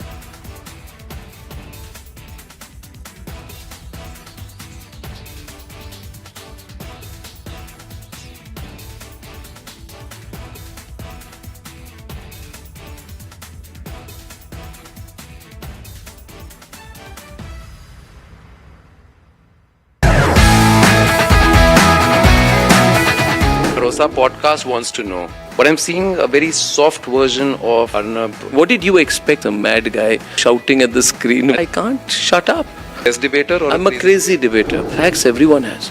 But I have brought back opinion into journalism because they didn't have the guts. I had the guts, I had the freedom, I had the intellect. I gave it my best shot, I still do it. There's no sense of how much money you want to make. No, it was always how much can you do. I used to be really proud seeing my father in uniform. I realized my father was doing something greater than his own job. If you were to again... Coming up after a short break, after Uddhav Sena NCP SP split next, sources now indicate 5 Lok Sabha MPs likely to make the switch to NDA. Getting you all the updates on that on the other side.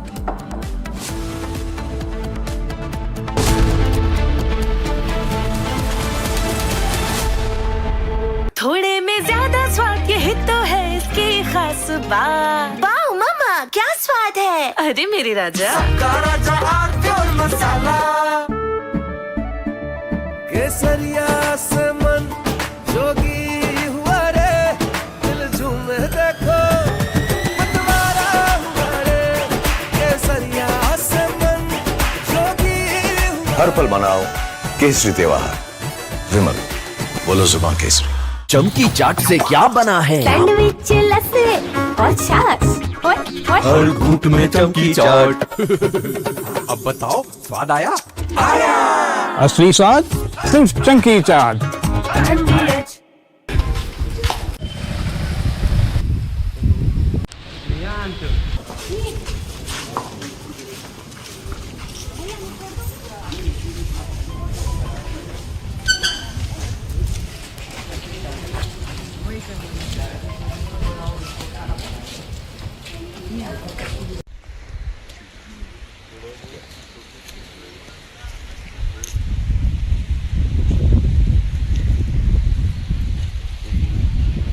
की घटना है, मैं यही घटनास्थल भी आया हूँ। जो रात में घटना घटी उसमें महिला घर में अकेली थी। हाँ, रात में 2-3 बजे की घटना है, मैं यही घटनास्थल भी आया हूँ। जो रात में घटना घटी उसमें महिला घर में अकेली थी, उसके बच्चे बाहर थे, पति उसका जो है डेथ हो गई है। उसके घर में 2-3 बजे के आसपास कुछ लोग घुसे, 5-6 लोग बता रहे हैं, और उसमें जो है उनके साथ उनके घर में पूरी सर्च किया, उसका सामान चांदी लिए हैं, और उसके साथ बलात्कार की घटना भी किया गया है। साथ ही कोई उसमें उसके इंटरनल पार्ट में इंजरी है, जिससे लगता है कोई मटेरियल वगैरह कुछ उसके साथ जो है प्रयास किया गया है। इसके बारे में पूरी जानकारी डॉक्टर से ली जाए। From Asia's largest news headquarters, setting the agenda for Bharat.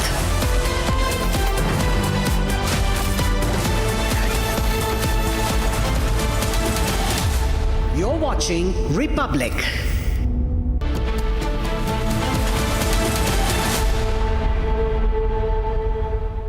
Hello and welcome viewers, you're watching live and breaking on Republic TV with me, Ishita Mitra.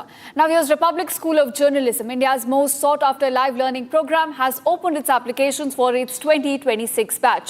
Now RSJ was launched with a single mission to train the next generation of journalists, not in classrooms, but on the field live as news breaks, covering elections, wars and the biggest stories of our times under the direct mentorship of India's best journalists at Republic Media Network. And the results speak for themselves. 100% of students from RSJ's inaugural batch are now placed working in newsrooms. The new batch begins this August and aspiring journalists can apply online at www.republicschoolofjournalism.com or call on the number given below to know more. And with that, let's cut across to the headlines we're tracking on Republic TV at this hour. India shines at the inaugural edition of Asian Under-23 Athletics Championship held in China, finishes 4th by clinching 16 medals across the events. Supreme Court seeks SIT report in Ayodhya donation theft case and directs the team to issue notice to Ram Mandir Trust. After Uddhav Sena NCP SP split next, sources now indicate 5 Lok Sabha MPs are likely to make the switch to NDA. US strikes central Iran, hits air defense systems, coastal radar sites, missile and drone capabilities along with small boats. Iran launches eye for an eye operation after fresh US strikes targets US bases across Kuwait, Jordan and Bahrain.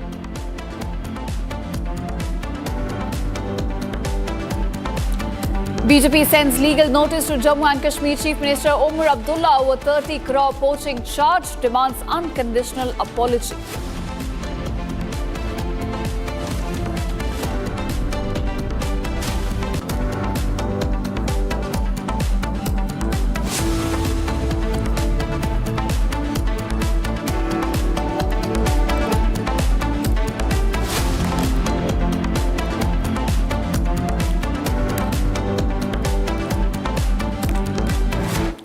Welcome viewers. Our top focus at this hour. Now, Ministry of Electronics and Information Technology Secretary has given out a big statement on Meta child sexual abuse scandal. Now, the Ministry Secretary now says that Meta has responded on the child sexual abuse scandal. Meta responded to the government notice on child sexual abuse content on Saturday. Now, remember, Republic in fact reported on child sexual abuse material on Meta and how it continues to remain available across platforms. Republic's investigation also flagged that its algorithm continues to push for CSAM content and it was still available on Meta platforms. And the Secretary has now said that the government at the moment is examining Meta's response on child sexual abuse content and the appropriate action will be taken after the examination. So we understand at the moment that as Republic continues to expose Meta and how its algorithm is pushing for child sexual abuse content across platforms, government at the moment is now examining the response given by Meta and says that appropriate action will be taken after due examination. So at the moment, government is now going through the response that Meta has given to it on the child sexual abuse scandal, and as Republic also flagged that the content continues to remain available across its platforms. In fact, my colleague Nitin also joins us with more details on this. Nitin, we understand as Republic flags that child sexual abuse content continues to remain available across Meta platforms. Government now says that it is right now examining the response given by Meta and appropriate action will in fact be taken after the examination. Exactly. So, regardless of how the center examines, the detailed response that Meta has on Saturday, as per the MeToo Secretary S. Krishnan, Meta has submitted when it comes to the child sexual abuse material matter that Republic has so detailedly investigated for the past couple of weeks. The fact of the matter still remains, Ishita, that does company as big as Meta does not have a conscience? Like, do you need someone from the ministry to tell you that you need to take down child sexual abuse material from your platforms is the biggest question. And beyond that, there are two things that we are keenly looking forward to in terms of Meta's detailed response. One is whether it will publish a India-specific failure analysis report. A detailed report, not on the vague responses on its blog that happens after Republic reporters sort of go on site in front of Meta's offices across India and investigate and ask the hard questions. They need to come with a detailed response as far as we're concerned. And was too much reliance on automation a failure, a point of failure for Meta? Are the questions and answers that we're sort of very keen on in terms of the examination that's currently underway by MeToo. Back to you. Right, in fact, Nitin, also the government says that appropriate action will be taken after due examination. So in case a Meta is found liable for these kind of content which is still available as Republic flagged, what kind of action are we looking at against Meta in this case? That's exactly what we're asking to the Meta officials, Arun Srinivas, who's heading Meta in India, and Instagram as well. I mean, is your ecosystem not answerable to the people of India? These content are still available. The last we checked, our team on desk at Republic is constantly observing, we are silent observers of everything that's going wrong on Instagram and Facebook, and those contents still remain in focus. All right. In fact, Nitin, keep tracking all the updates that we're getting from the ministry on this, and we'll keep coming back to you for the latest. And now we are shifting focus to what is unfolding at the moment in West Asia. Iran, in fact, has now rejected a request coming in from the United Nations, a nuclear watchdog, to inspect its sites. Responding to the question on whether Tehran will allow access, Foreign Ministry spokesman Ismail Bagai said no clearly that they will not be allowing the international watchdog to come and inspect nuclear sites inside Tehran. In fact, the decision comes amid ongoing tensions over Iran's nuclear program and calls for renewed inspection. So, a very strong and defiant stance now being taken by Iran regarding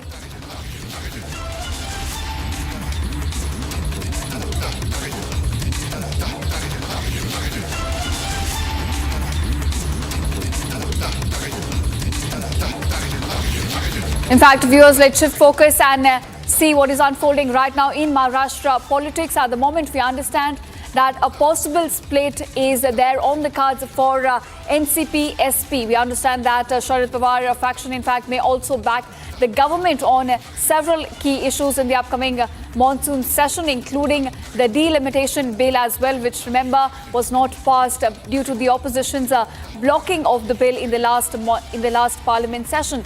But we understand that right now there is some understanding that's now been reached between NCP SP leaders as well as NDA, and in the coming monsoon session, we could be looking at NCP, in fact, giving support to the bills that the centre would want to get passed. So a big breakthrough, in fact, coming in as far as Maharashtra politics is concerned. We are looking at a split that could possibly now take place within NCP SP, as 5 Lok Sabha MPs, we understand, are also likely to make a switch to NDA. And more than that, for this monsoon session, we understand that there is some understanding that's now been reached between Sharad Pawar party as well as NDA, and they could in fact be backing the central government's bill on this.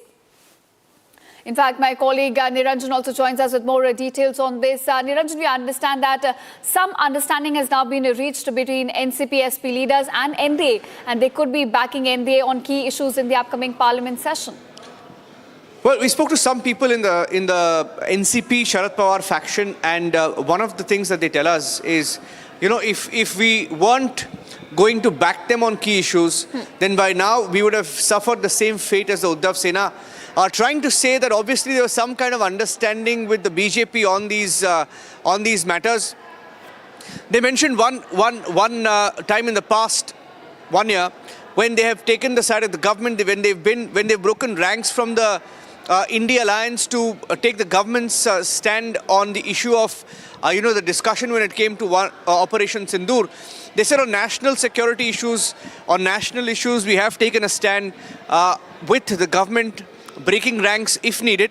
So in that context, couple of possibilities in this monsoon session. One, they say that there is a possibility of NCP Sharad Pawar faction backing the government on delimitation. Now this is big.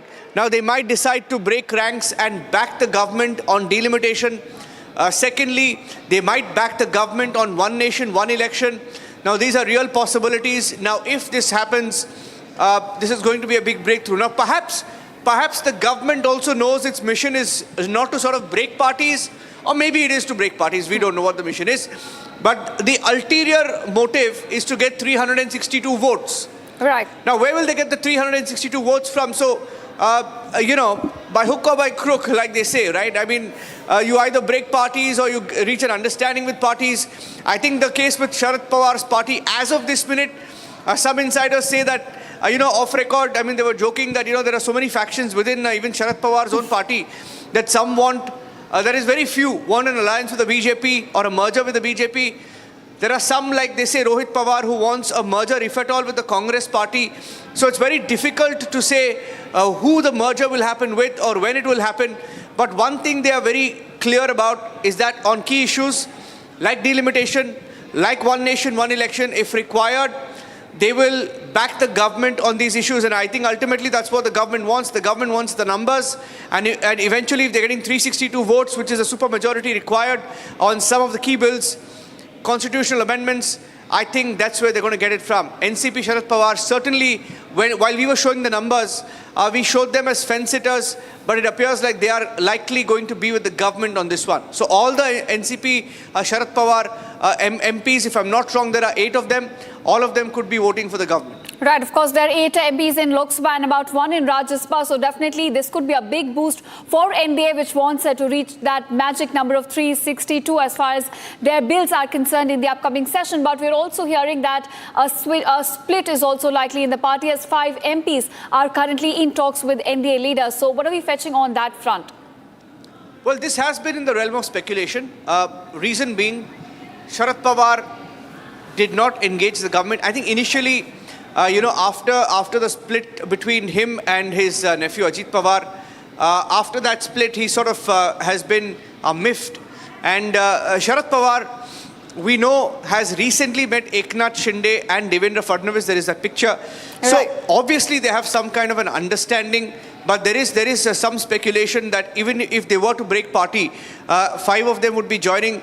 There would be a 2/3 majority requirement for anybody to stake claim to the party. Now, will that happen? I don't know. But on the ground, there are some inputs that at least 5 MPs are in touch with the NDA as of this minute.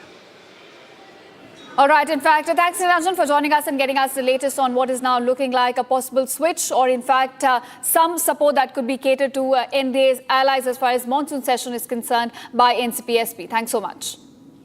Now, we're shifting focus to what is unfolding right now in West Asia, where the war has resumed. Now, Iran, in fact, has rejected a request coming in from the United Nations and nuclear watchdog to inspect its sites, in fact, responding to a question on whether Tehran will now allow access. A foreign ministry spokesman, Ismail Baghai, said no to, in fact, International Atomic Energy Agency Director General Rafael Grossi's request to visit nuclear sites damaged in the recent escalations. The decision by Tehran, in fact, comes amid those escalations that were now being witnessed across West Asia. We're looking at several attacks being conducted across the Gulf nations of Kuwait, Bahrain and Jordan as well. In fact, looking across what is now unfolding in Gulf nations as well, IRGC now claims to have destroyed a U.S.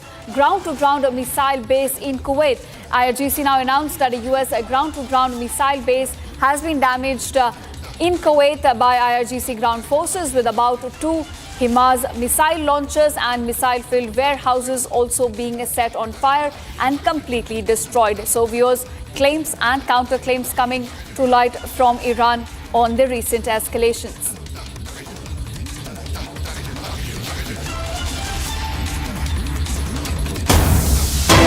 In fact, more statements coming to light from Tehran as Iran now says that US has not met its obligations under the interim deal signed between the two sides. Iran has now issued a warning saying that if US fails to do so, Iran will not uphold its pledges as well under the agreement. The statement comes amid rising tensions and follows the recent US strikes conducted across Iranian landscape. So Iran clearly stating that if US will not hold to its end of bargain, Iran will also not uphold its pledges signed as per the 14-point agreement.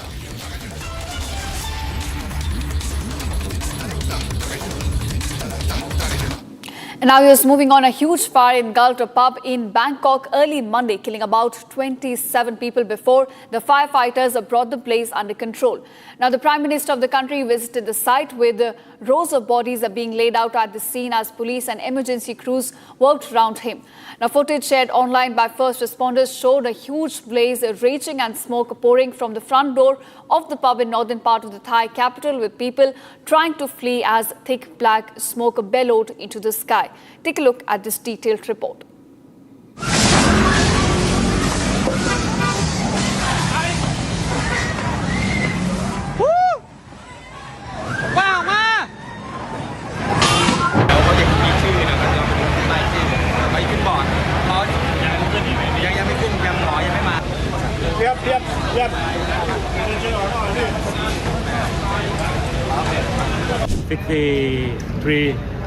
People injured. คลิปวิดีโอแล้วก็แบบไฟมันลุกค่อนข้างไวมากก็เลยแบบเป็นห่วงที่ทำงานว่าลูกชายก็เลยแบบรีบมาดูก็ค่อนข้างตกใจค่ะถ้าในเมื่อเข้าไปเอาเป็นว่าประสบการณ์ที่ผมเข้าไปก็คือโต๊ะมันก็ไม่ไหม้ปกติมันเป็นแค่ขมเหลาลงมาบนโต๊ะแค่นั้นเองซึ่งโต๊ะมันก็เป็นไม้เป็นเชื้อเพลิงอย่างหนึ่งแหละใช่ไหมครับพอมันเป็นเชื้อเพลิงเนี่ยมันต้องไหม้ถูกไหมแต่สิ่งที่ผมเห็นนะมันจะไหม้ถึงข้างบนด้านหลังทางซ้ายห้องน้ำอ่ะมันถูก มันมีทางออกอยู่ซึ่งออกมาแล้วมันจะอยู่หลังร้านในโตสีชมพูเนี่ยครับมันจะเป็นลานกว้างๆเลยแต่เขาทางหน้าประตูเขาเขียนติดป้ายไว้ว่าเฉพาะเจ้าหน้าที่นะครับซึ่งมันถูกล็อกไว้ด้วยกลอนสอนอพหลโยธินแล้วท่านจะทราบรุ่นน้องที่เป็นนักร้องอะค่ะแล้วก็มีนักดนตรีหลายคนเลยค่ะที่ตอนแรกสูญหายค่ะเพราะว่าทราบตอนแรกก็คือติดต่อใครไม่ได้เลยรู้แค่ว่าไฟไหม้แล้วรู้ว่าเพื่อนเล่นอยู่ที่นี่ก็เลยพยายามติดต่อเพื่อนๆที่อยู่ที่นี่ค่ะทีนี้จากคำบอกเล่าที่อยู่ข้างในก็คือว่าตอนไฟมันขึ้นมันมืดหมดเลยค่ะไฟดับหมดเลยแล้วก็มีแต่ควันเนี่ยก็คือมันก็มองหากันไม่เจออะไรเงี้ยไม่มันเป็นคนนักร้องเลยมันกำลังขึ้นร้องเลยI asked one musician that happened to be on the stage when the incident took place. He said that there was a fire at the cutout switch, and after that thing happened very quickly, and there was blasting, and everybody tried to flee themselves from the smokes and the flame. So many of them were not able to make their way out because they went to the back of the building, tried to hide themselves away from the smokes and flames in the toilet, and that's where we found most of the bodies. Right now, we have been able to bring the deceased bodies out. There are already 27 bodies. The rest were sent to hospitals already, and we are still checking their conditions.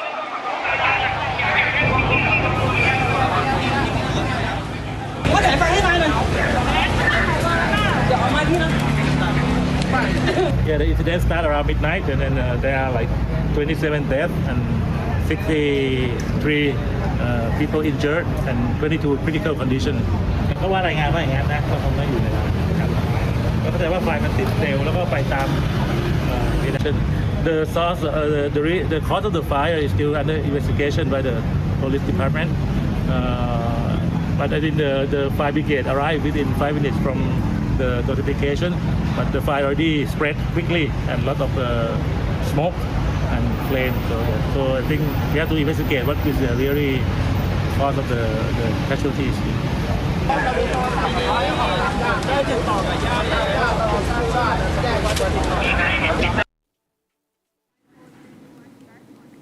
All right, viewers, now India finished in Asian Under-23 Athletic Championship 2026 held in China with 16 medals, 3 gold, 4 silver and 9 bronze. The inaugural edition of Under-23 Continental Meet, which was ran from July 9th to July 12th, saw close to 15 Indian athletes competing for medals across both track and field events.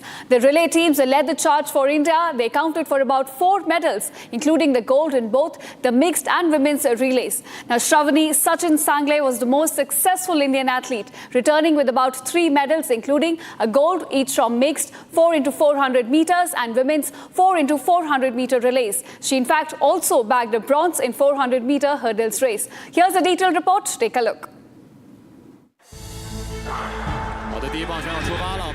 India has finished 4th in the inaugural edition of the Asian Under-23 Athletics Championships 2026 held in China.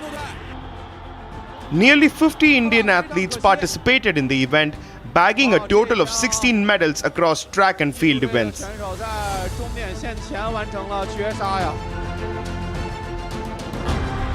The relay teams led the charge for India, accounting for 4 medals.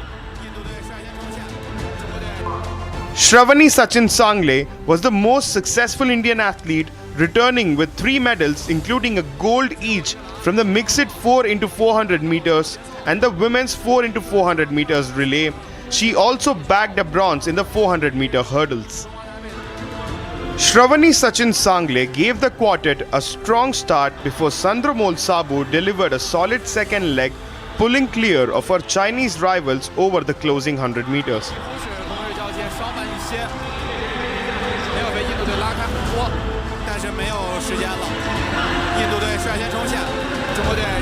Pravalika Narimala and Nafiza Khatun then protected India's advantage to complete a commanding victory. Meanwhile, the men's 4x400 meters and the women's 4x100 meter teams added silver medals. India's other gold medal came on the final day of the competition, with Anand Singh winning the men's javelin throw. Shivam Lohakare claimed bronze in the same event. Meanwhile, Bhopal athlete Shakil also bagged a bronze medal in the men's 800 meter event. Delivering an outstanding performance against some of Asia's finest middle distance runners, Shakil clocked an impressive 1 minute 48 seconds to secure a podium finish. The young Indian athletes have stamped their mark on the inaugural edition of the Asian Games Under-23 Championship. Viewers, now more and more reactions are pouring in as tensions continue to escalate in West Asia. France has now taken a firm stance on Iran's nuclear program. French Minister of Foreign Affairs has now assured that there will be no lifting of sanctions against Iran as long as the country has not renounced its nuclear program. The statement, in fact, comes amid heightened tensions in West Asia and ongoing international efforts on the nuclear issue. So, viewers, as this continues to remain a contested issue between both the sides, US and Iran, we're now looking at France also taking a very defiant stance on this, saying that no sanctions will be lifted from the country until and unless Iran takes a firm stance on its nuclear issue. So a big statement coming in from French Minister of Foreign Affairs, who now declares that there will be no lifting of sanctions imposed on Iran. This comes as we are looking at both the sides who continue to exchange fire in West Asia.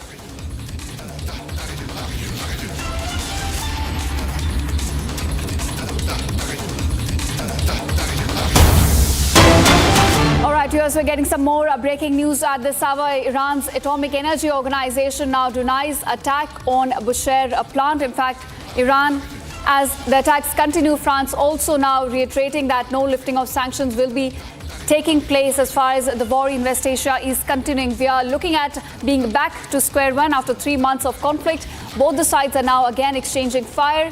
US assets across Kuwait, Bahrain and Jordan are under attack as US continues to now attack several targets across Iranian landscape. So France also now entering the war with a big statement coming in on Iran's nuclear program.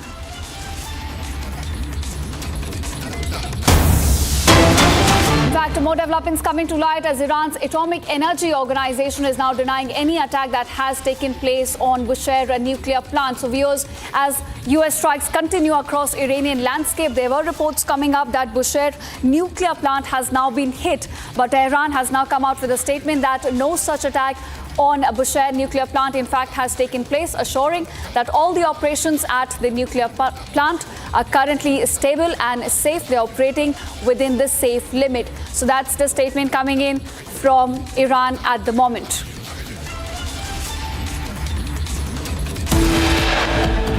Now here's coming up after a short break. After Uddhav Sena NCP-SP split next, sources now indicate 5 Lok Sabha MPs likely to make a switch to NDA. Getting you all the updates on that on the other side.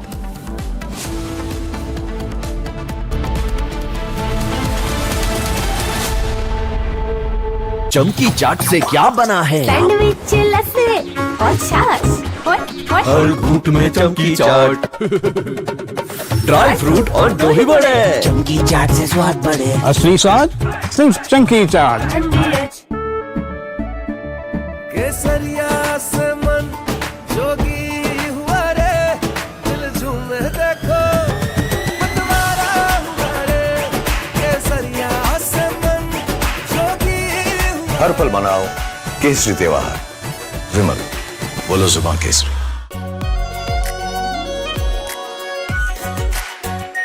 Are pure shahi paneer masala delicious healthy everyday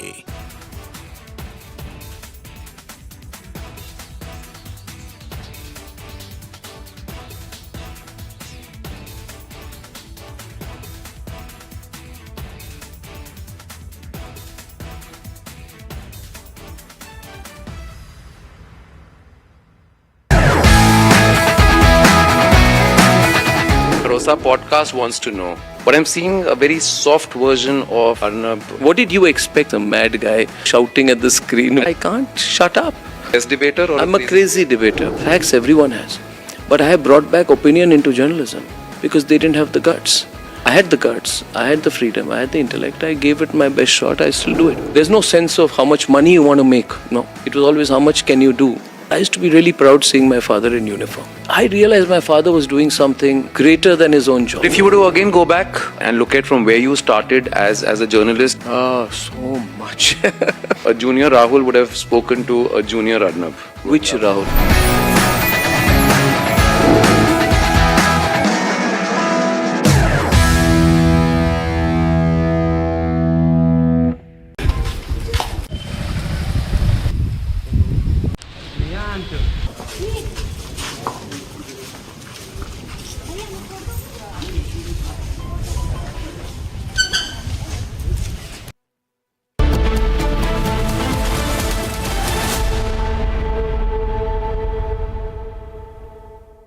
$13,000 placements last year. At Amity, we are committed to nurturing passionate, hardworking and proactive professionals. R pure सूजी pasta उबालो मिलाओ और खाओ 8 minute में तैयार। क्या test है सबका राजा आर प्योर मसाला। केसरिया से मन जोगी हुआ रे दिल झूमे देखो मतवारा हुआ रे केसरिया से मन जोगी हुआ। हर पल मनाओ केसरी त्योहार। विमल बोलो जुबान केसरी। प्यास बुझाए ठंडक लाए सबको भाए जीरा से MTH का जल जीरा जीरा से। जीरा से असली रिफ्रेशिंग, असली स्वाद, असली मजा। MTH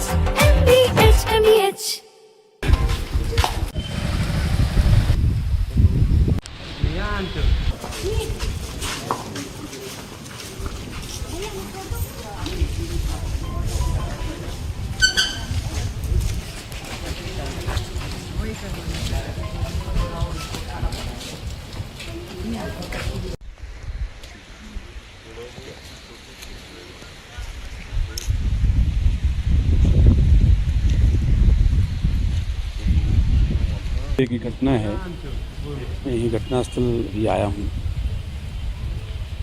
जो रात में घटना घटी उसमें महिला घर में अकेली थी। हाँ, रात में 2-3 बजे की घटना है, मैं यही घटनास्थल भी आया हूँ। जो रात में घटना घटी उसमें महिला घर में अकेली थी, उसके बच्चे बाहर थे, पति उसका जो है डेथ हो गई है। उसके घर में 2-3 बजे के आसपास कुछ लोग घुसे, 5-6 लोग बता रहे हैं, और उसमें जो है उनके साथ उनके घर में पूरी सर्च किया, उसका सामान चांदी लिए हैं और उसके साथ बलात्कार की घटना भी किया गया है। साथ ही कोई उसमें उसके इंटरनल पार्ट में इंजरी है, जिससे लगता है कोई होटल मटेरियल वगैरह कुछ उसके साथ जो है प्रयास किया गया है। इसके बारे में पूरी जानकारी डॉक्टर से ली जा रही है और इसमें उसको भी इंदौर रेफर किया गया है, महिला को वहाँ उनके इलाज के लिए रेफर किया गया है। तो पूरा ख्याल रखा जा रहा है। बाकी हम लोग पूरी टीम यहाँ पे जो है हमारी लगी है, FSL की टीम भी आई है, हमारे जो फिंगरप्रिंट की टीम भी है, हमारे साइबर प्लस जो हमारी आसपास के थाने की टीम यहाँ पे आ गई है। उनको मैंने पूरा जल्दी से जल्दी मतलब 24 घंटे 28 घंटे के अंदर में पकड़ को निकालने का प्रयास किया जाएगा पुलिस की तरफ से।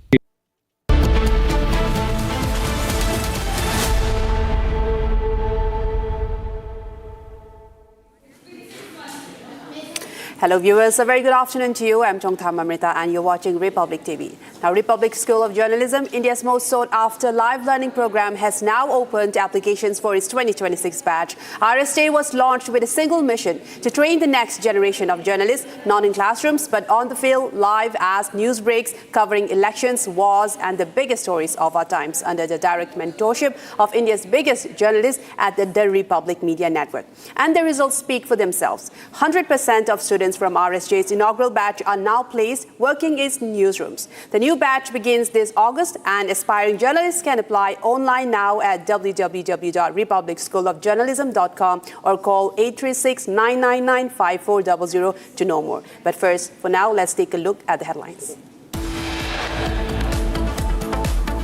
India shines at the inaugural edition of the Asian Under-23 Athletics Championship 2026 held in China. Finishes fourth by clinching 16 medals across the events. Supreme Court seeks SIT report in Ayodhya donation theft case. Directs the team to issue notice to Ram Mandir Trust. After UBT Sena and CPSP split next, sources indicate 5 Lok Sabha MPs likely to make the switch to NDA.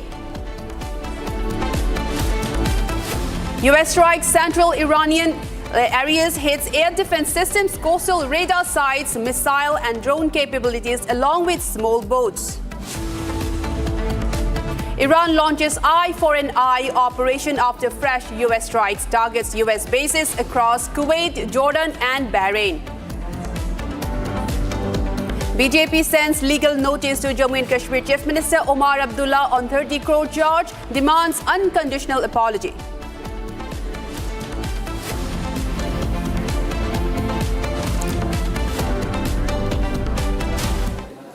Viewers, we begin with a major shocker of a news that's coming in from Hyderabad. Now, a video from Hyderabad has now gone viral after a police officer was allegedly seen allowing a minor girl to drive a car on a busy road. The incident caused a traffic jam and raised serious concerns over road safety. Locals who questioned the officer says that he defended his actions instead of acknowledging the violation. Now, following this backlash, the case has now been registered against Pujari Tirupati for permitting a minor to drive the vehicle. Now, DGP Telangana Anand IPS has also posted on X that he has directed the CP Cyberabad to suspend the concerned officer and initiate a departmental inquiry into the matter after he allowed the minor to drive the vehicle.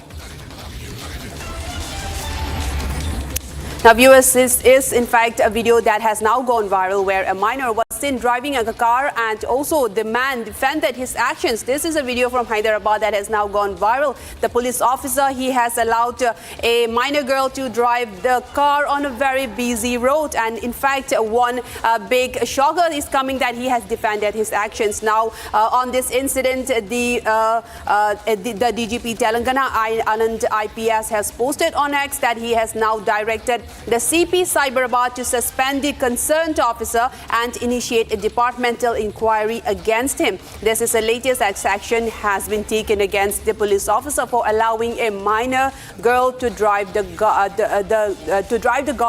car on a busy road. You can see these visuals that has gone viral, and the police officer was also defending his actions on this.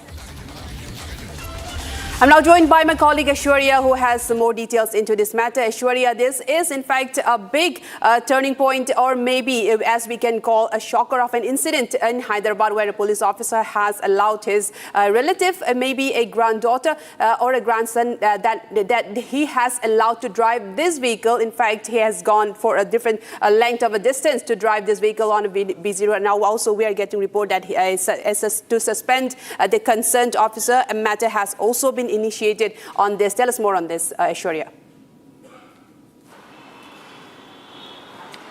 Well, this particular video, which went viral on social media, actually garnered attention and also heavy criticism on how a Hyderabad cop, an SI, could allow his 6.5-year-old granddaughter to drive a car. What went viral was when the other passengers who were behind came to confront and actually saw a 6.5-year-old driving the car. They questioned the cop, but he only had to say, "I am the cop here, I am the police, so I can do whatever I want." And that response actually went viral all over social media, drawing heavy criticism, leading to his suspension today. The Hyderabad cop, we can see in the video what he was saying to the passengers who were confronting him was that it is an automatic car, and though the granddaughter has the wheels in her hands, it is he who is controlling the entire drive. But however, we can see the video very clearly that the car is struck and it is moving in a very, very slow pace, leading to a heavy traffic congestion in a narrow road. When actually the passengers were in the video began to say that they thought it was a technical fault, and that is the reason they went up to the car to actually help the person who was driving the car. But to a shocker, they actually saw a 6.5-year-old driving a car, but upon confrontation there was an arrogance in how the Hyderabad cop had reacted, and that is when the video was taken and it was put up on social media, and after it went viral, the DGP of Telangana had also taken cognizance of this matter, and he has been suspended today, and also an departmental inquiry has been issued against him. And they also clearly said that such kind of incidents will not be tolerated, and even though if he's a police officer or a common man, allowing a minor to take up a car, drive a car, even giving her the wheels in her hands is something that is intolerable, and it will not be entertained in this Telangana state. That's right. In fact, thank you so much for all of those updates, Shwarya. And in fact, this will in fact set an example to not repeat such actions again. Now, from that, we move on to Manipur, a major protest that has been continuing in Imphal that has been demanding the justice of the 6 Naga hostages and all lives that has been brutally murdered by Kuki Sioux militants, groups who are under the Sioux groups, the Kuki armed groups. The hundreds filled tribal market in Imphal demanding the justice and arrest of all perpetrators. Now, the protest also demands abrogation of the suspension of operation agreement with the Kuki armed groups who have already broken the ground rules, as they say, the ground rules of the suspension of operation. And the group also demands to declare the Kuki suspension of operation group who are under the agreement, such as the KNFP, as a terrorist organization. And also they have urged to remove the Deputy Chief Minister Nemcha Kipgen from her post, and to arrest those who have been named as killers and to prosecute them. And they are still demanding the justice for the Naga hostages that have been killed.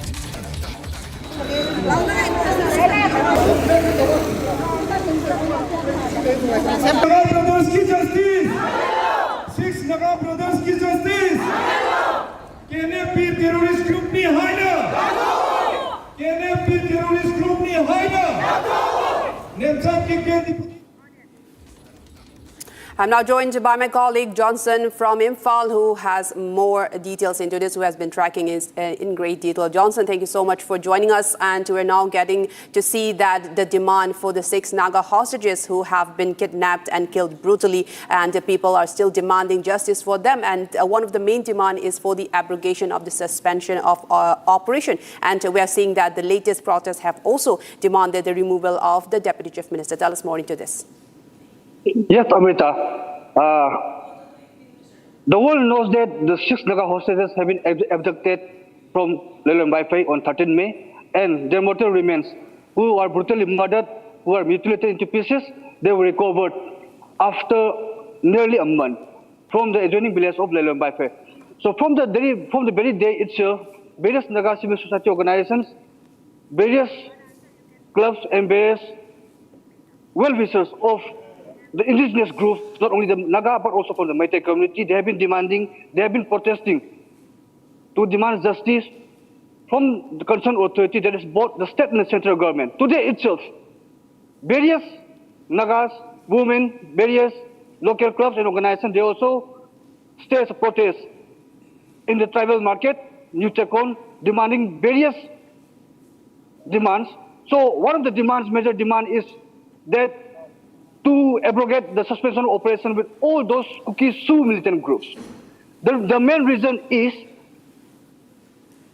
because under this name of Sioux, various Kuki armed groups, they are operating freely, roaming freely, and targeting and attacking various civilian lives. Not only this, the protest also demand the removal of Nemcha Kipgen, the Deputy Chief Minister of Manipur, from his Deputy CM post, as he is directly linked, and her husband is also the chairman, also one of the commander of the Kuki National Front P. This demand comes up.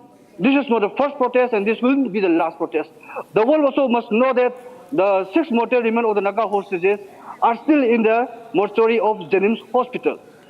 Recently, while talking to to the Home Minister of Manipur, Republic got to access to know, and from a very crucial source, Republic team knows that the operation was carried out at Lelong Baipai, and the operation is still going on. And one of the major breaking sources is that the houses of two leaders, one is from the Kuki-Zo Council, Joint Secretary of the Kuki-Zo Council, and Organization Secretary of the Kuki-Infi Manipur houses were raided by the Central Forces, CRPF, and its allied commandos, allied forces, Cobra commandos during the midnight hours. So for this house raided, even the Kuki-Zo Council have also condemned the Security Act.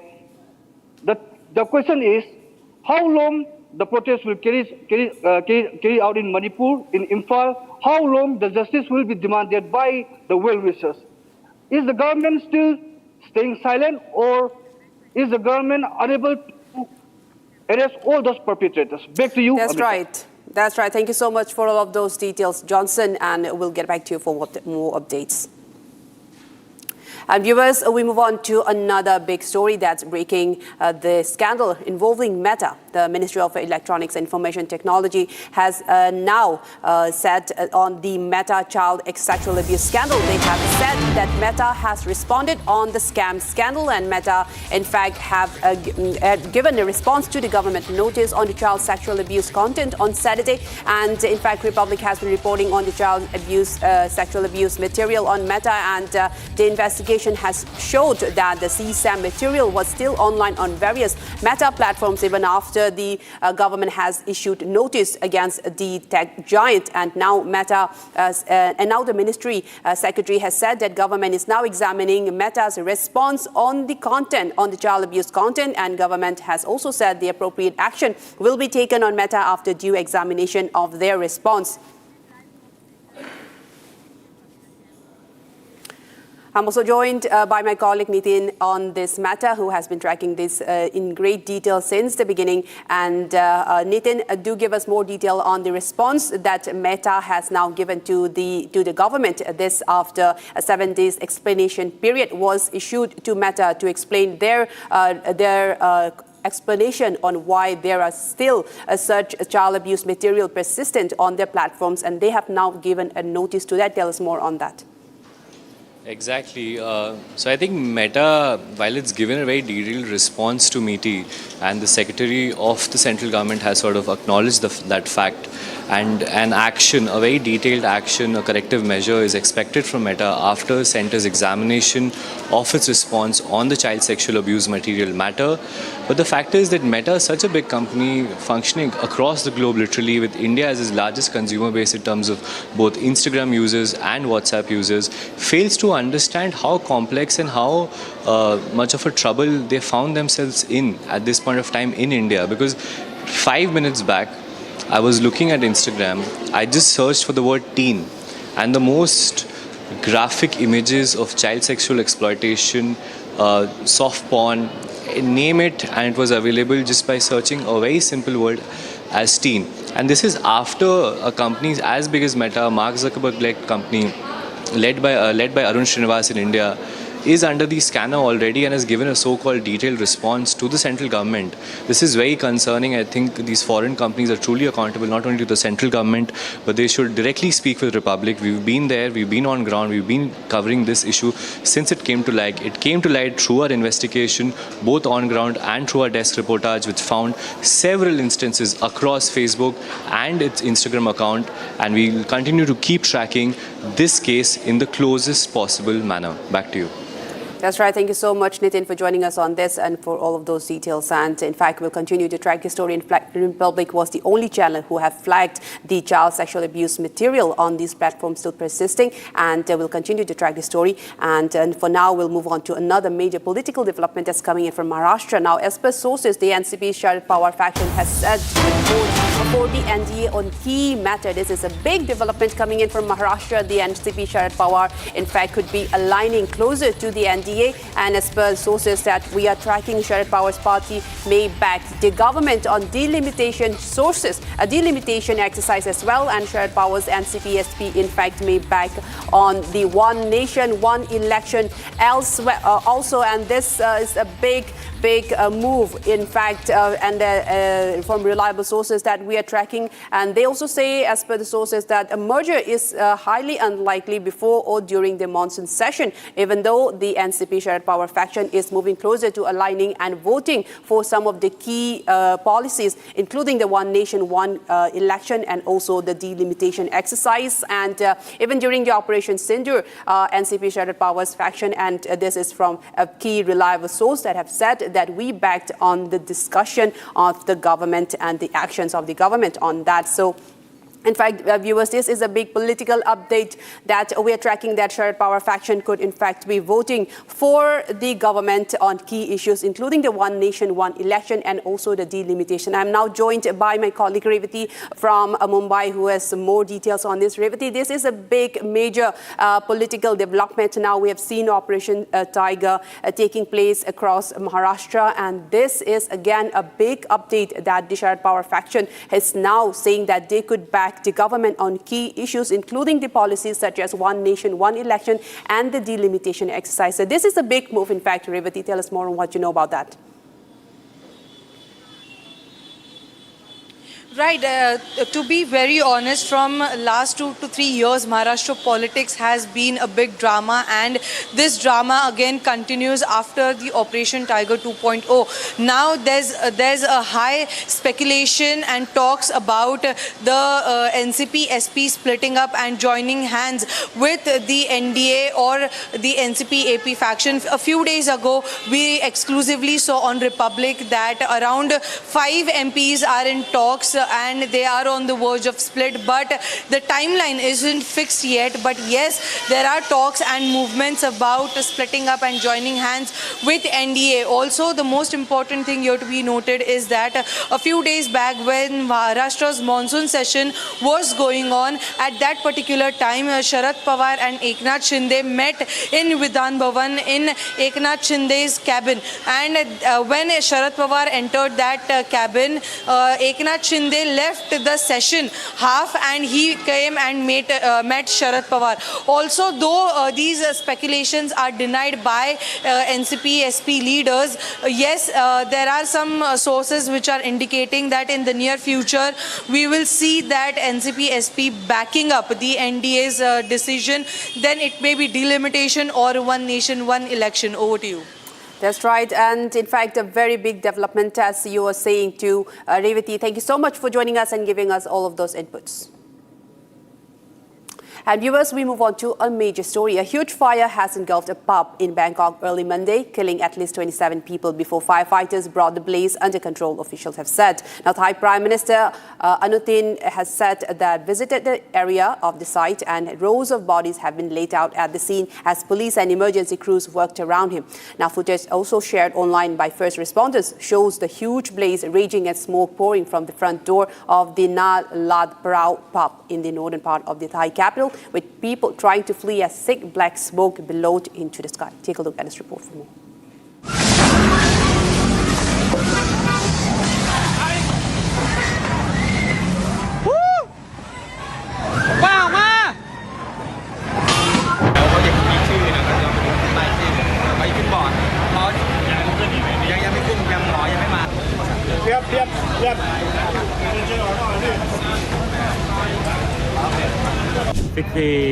Three people injured. คลิปวิดีโอแล้วก็แบบไฟมันลุกค่อนข้างไวมากก็เลยแบบเป็นห่วงที่ทำงานว่าลูกชายก็เลยแบบรีบมาดูก็ค่อนข้างตกใจค่ะ ถ้าในเมื่อเข้าไปเอาเป็นว่าประสบการณ์ที่ผมเข้าไปก็คือโต๊ะมันก็ไม่ไหม้ปกติมันเป็นแค่เขม่าลงมาบนโต๊ะแค่นั้นเองซึ่งโต๊ะมันก็เป็นไม้เป็นเชื้อเพลิงอย่างหนึ่งแหละใช่ไหมครับพอมันเป็นเชื้อเพลิงเนี่ยมันต้องไหม้ถูกไหมแต่สิ่งที่ผมเห็นนะมันจะไหม้เลยข้างบนด้านหลังทางซ้ายห้องน้ำอ่ะมันถูกมันมีทางออกอยู่ซึ่งออกมาแล้วมันจะอยู่หลังร้านในโตสีชมพูเนี่ยครับมันจะเป็นลานกว้างๆเลยแต่เขาทางหน้าประตูเขาเขียนติดป้ายไว้ว่าเฉพาะเจ้าหน้าที่นะครับซึ่งมันถูกล็อกไว้ด้วยกลอนสน.พหลโยธิน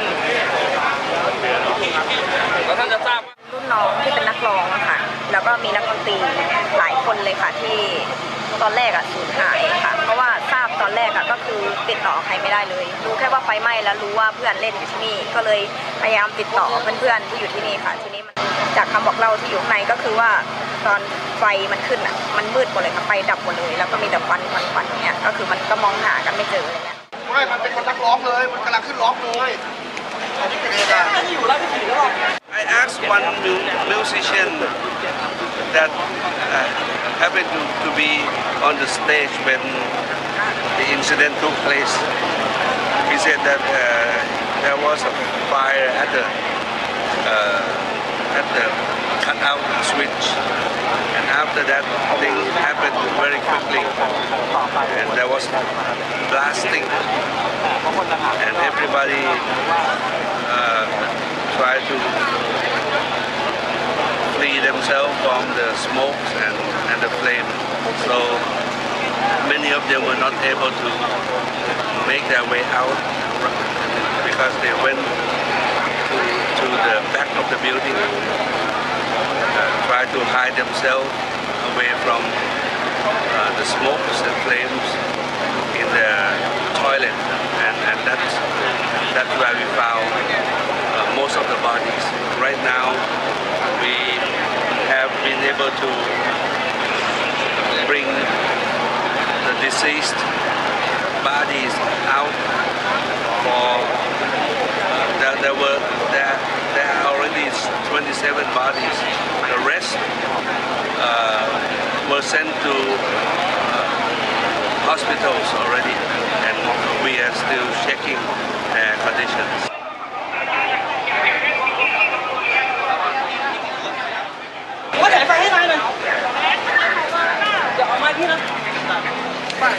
Yeah, the incident started around midnight, and then there are like 27 deaths and 63 people injured and 22 critical condition. ก็ว่ารายงานว่าอย่างนั้นนะก็คงไม่อยู่ในนั้นนะครับก็เข้าใจว่าไฟมันติดเร็วแล้วก็ไปตามThe source, the cause of the fire is still under investigation by the police department. But I think the fire brigade arrived within 5 minutes from the notification. But the fire already spread quickly and a lot of smoke and flame. So I think we have to investigate what is the really cause of the casualties.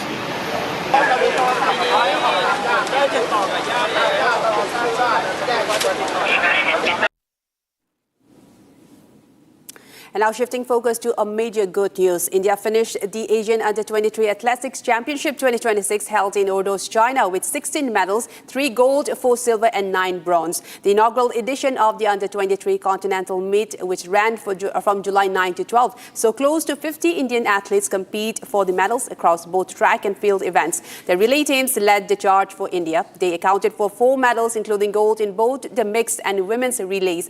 Now, Shravani Sachin Sangle was the most successful Indian athlete, returning with 3 medals, including a gold each from the mixed 4x 400 meter and women's 4x1 400 meter relays as well. Now, she also bagged a bronze in the 400 meter hurdles. Let's take a look at this report for more updates. India has finished 4th in the inaugural edition of the Asian Under-23 Athletics Championship 2026 held in China.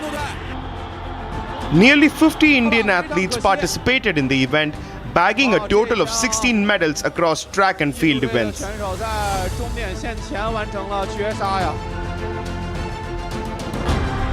The relay teams led the charge for India, accounting for 4 medals. Shravani Sachin Sangle was the most successful Indian athlete, returning with 3 medals, including a gold each from the mixed 4x400 meters and the women's 4x400 meters relay. She also bagged a bronze in the 400 meter hurdles. Shravani Sachin Sangle gave the quartet a strong start before Sandramol Sabu delivered a solid second leg, pulling clear of her Chinese rivals over the closing 100 meters. Coming up next, after a very short break, Iran launches Eye for an Eye operation after fresh US strikes, targets US bases across Kuwait, Jordan and Bahrain. Coming up next.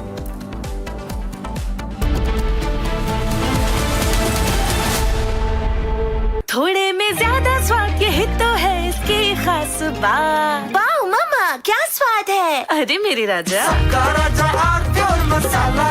रानी इस घर में कुछ है जो टूटता नहीं। ये pillar कभी नहीं टूटेगा। रुंगटा स्टील टीएमटी से बना। रुंगटा नहीं तो घर स्ट्रॉन्ग नहीं। रुंगटा स्टील टीएमटी बार एकदम solid.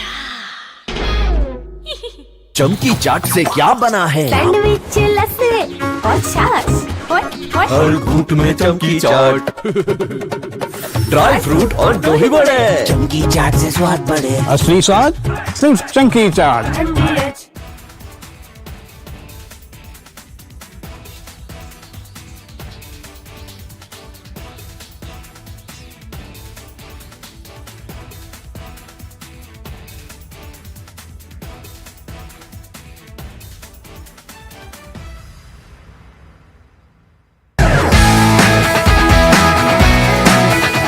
Rosa podcast wants to know, but I'm seeing a very soft version of Arnab. What did you expect? A mad guy shouting at the screen. I can't shut up.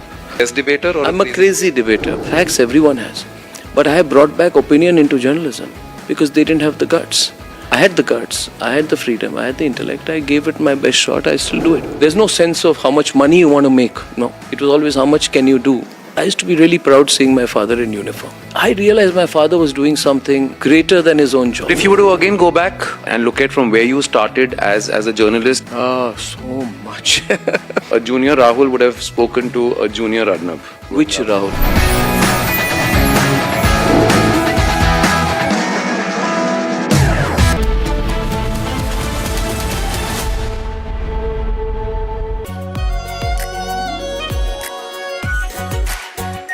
Are pure shahi paneer masala, delicious, healthy everyday.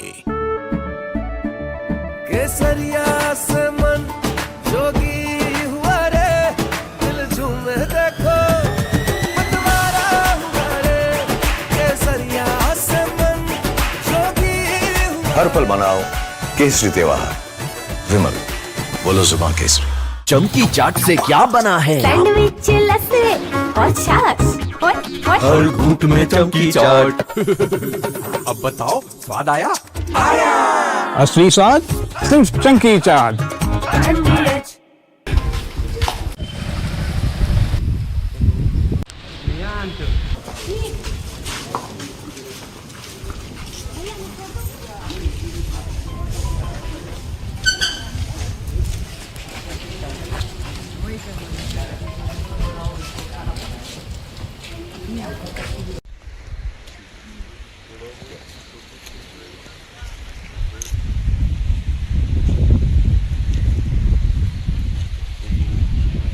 की घटना है, मैं यही घटनास्थल भी आया हूँ।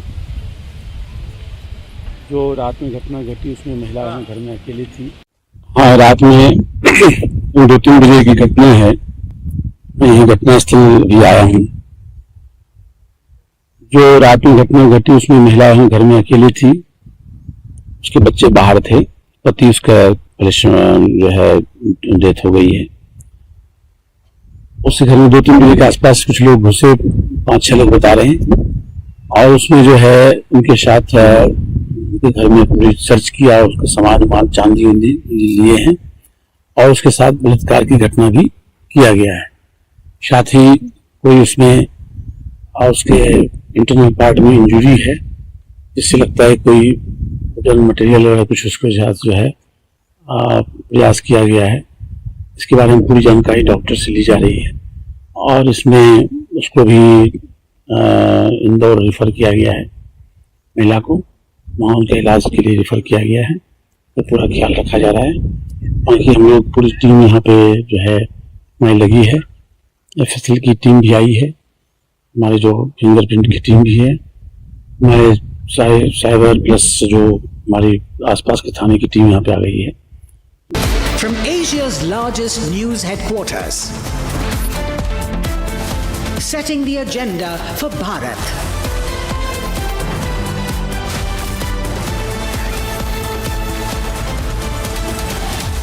You're watching Republic.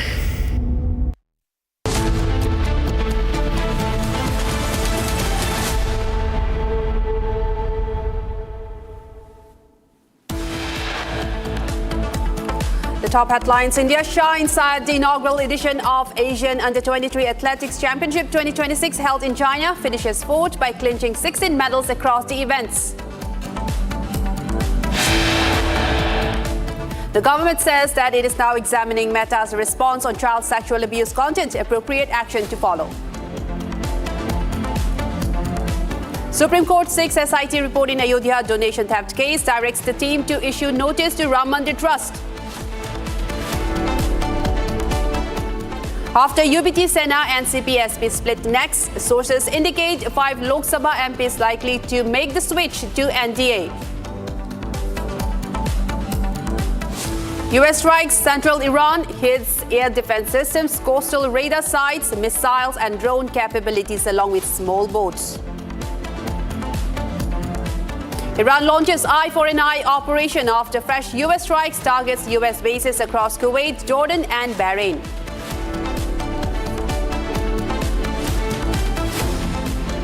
BJP sends legal notice to Jammu and Kashmir Chief Minister Omar Abdullah on 30 crore charges, demands unconditional apology.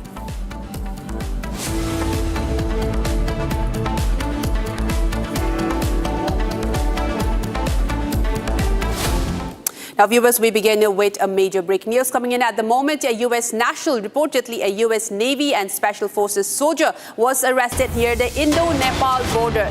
And the latest, as the U.S. citizen has been arrested at the India-Nepal border, and a case also registered for illegal entry into India. Interrogation also reveals that his passport was lost in Thailand and that he had reached Sri Lanka via a sea route, but his attempt to travel to Nepal through India failed. The security agencies stationed at the border apprehended him, and at that time he had no valid travel documents with him during the time of questioning. And also the detained foreign national has been identified as Jordan Brown, a resident of California. A U.S. Navy and Special Forces police have also registered.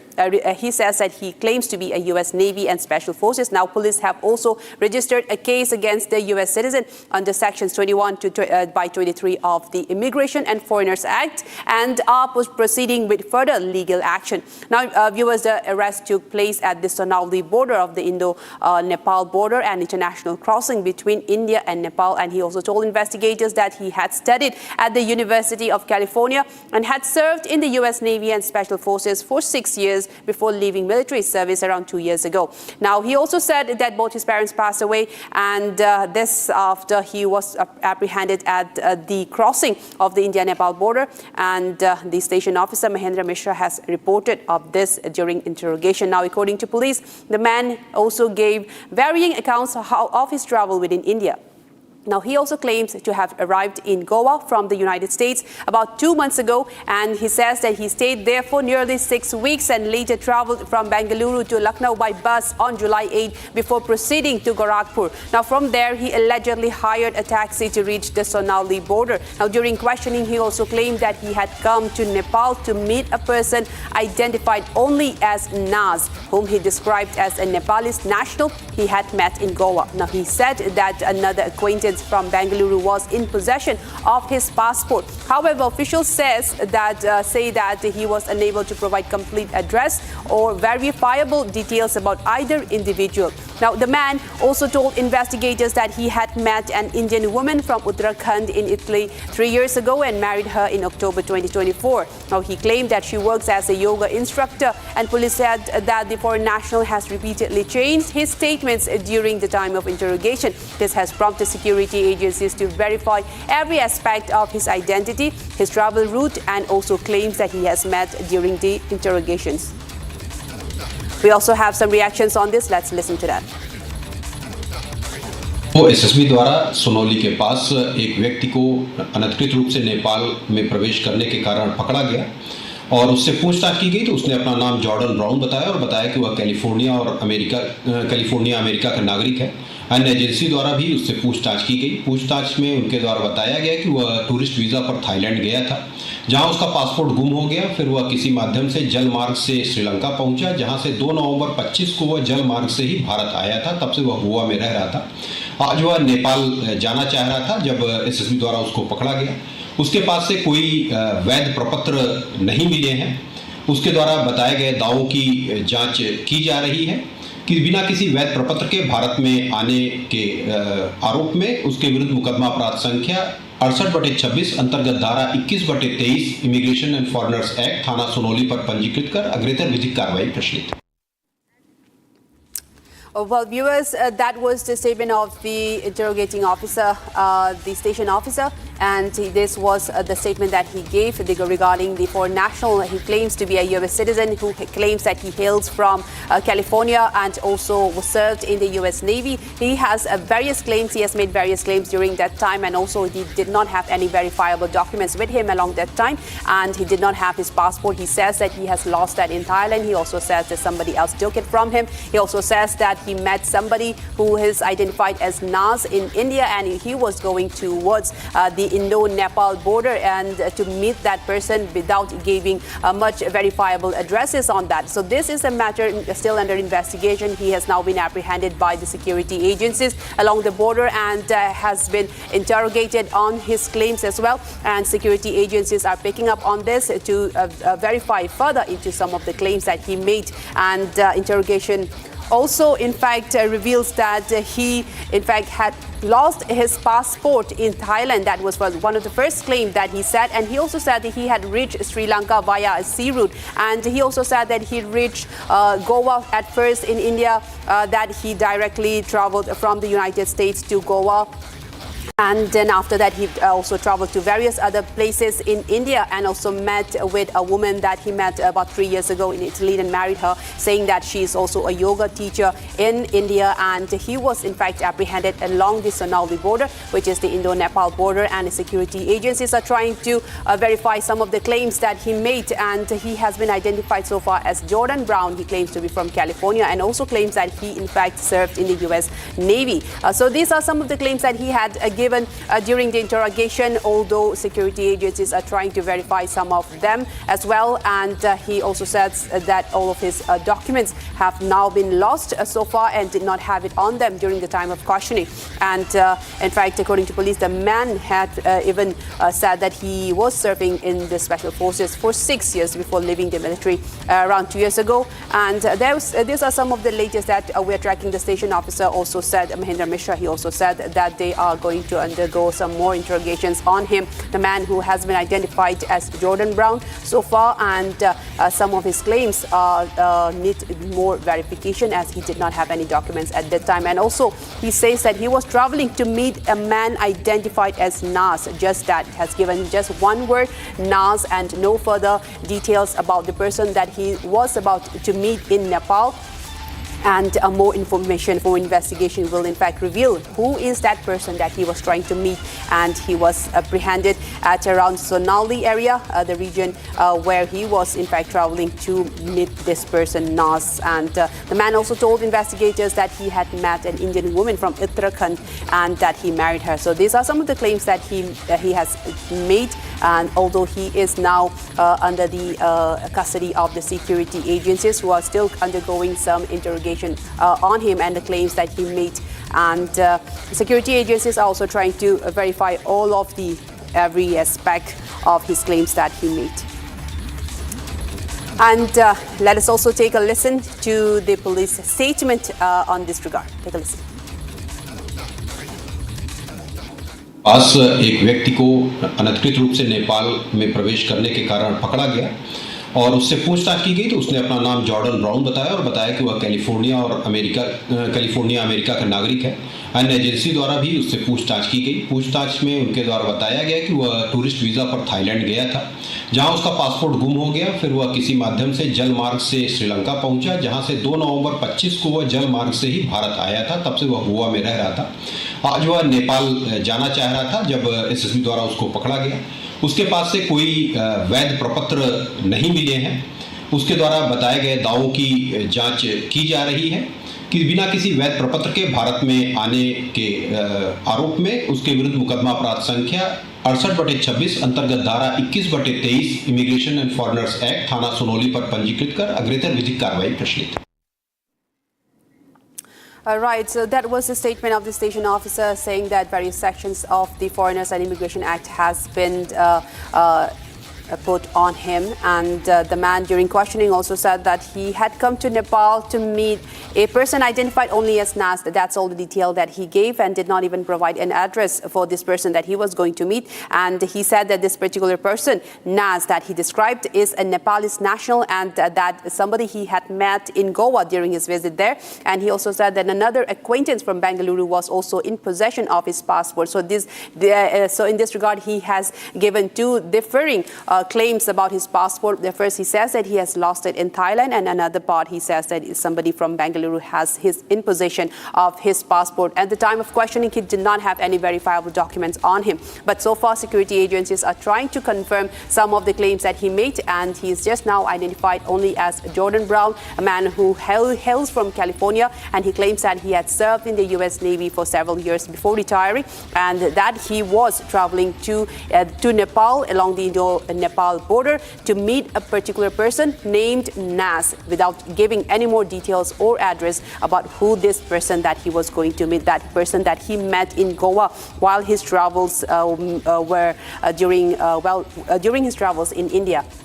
He said that he traveled to Goa at first from the United States, and he traveled to various other places, and also traveled to Sri Lanka, and that his documents were lost in Thailand. So these are many travels that he has made during this period of time, and says that he is now traveling towards Nepal to meet a Nepalese national who is identified, who he claims identified as Nas. Just one word of a name without giving any more address or any details about him. He is still under the custody of the security agencies, and various questioning will even reveal who this man is. For a national U.S. citizen, claims to be from California, and he is identified as Jordan Brown, and says that his passport has been lost in Thailand, and also says another claim that he made, that his passport is in the possession of another individual from Bengaluru. So some of the claims that he have made, police and security agencies are trying to verify these statements that he made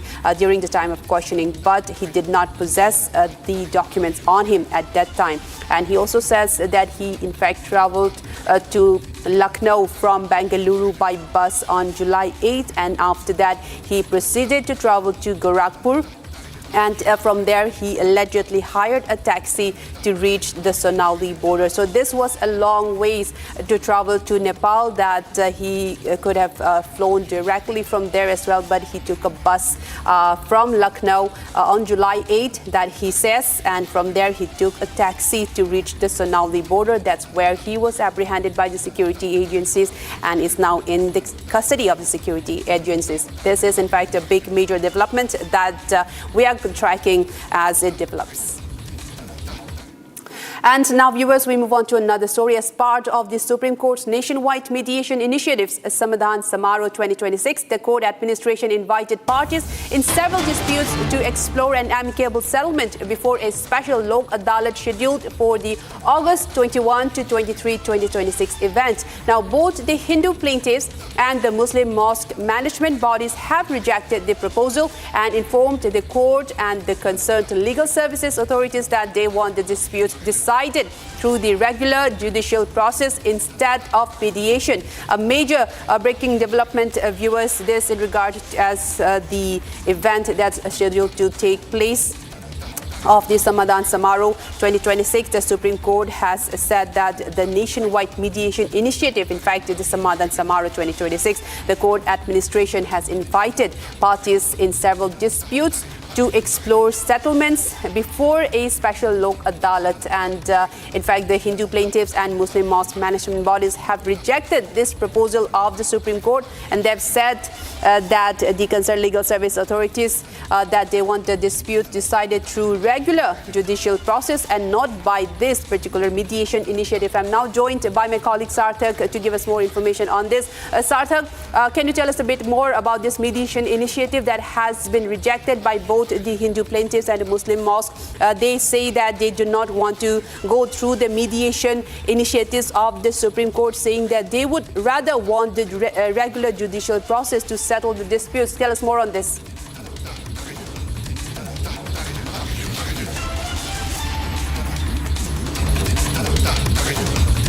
Well, Sarthak, if you can hear me, can you... So I would like to know from you. So I was saying that the latest initiative of the Supreme Court, of the mediation initiative that the Supreme Court has formed, this Samadhan Samaro, and they have invited several parties to hear their disputes and to arrive to a settlement. And in fact, we're getting reports that some of the Hindu plaintiffs and the Muslim mosque management bodies have rejected this and said, and they say that they would like the normal, regular judicial process instead of this mediation. Tell us more on the latest and why they are rejecting this mediation and would seek a rather judicial process on this.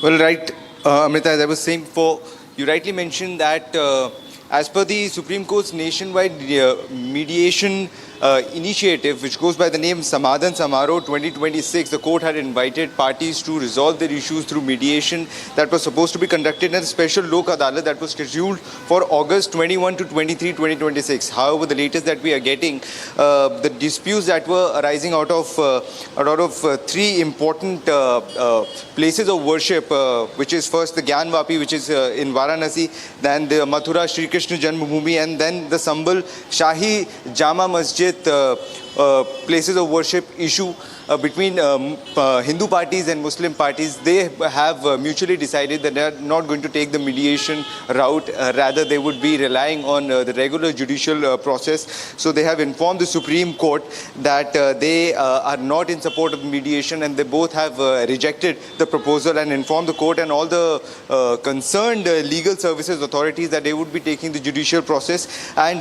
certain arguments that they have placed in support of this, they have said that there are questions over the title of the immovable properties, which has to be addressed through regular judicial process only. This cannot be resolved through mediation. And they have also quoted the Places of Worship Special Provision Act of 1991.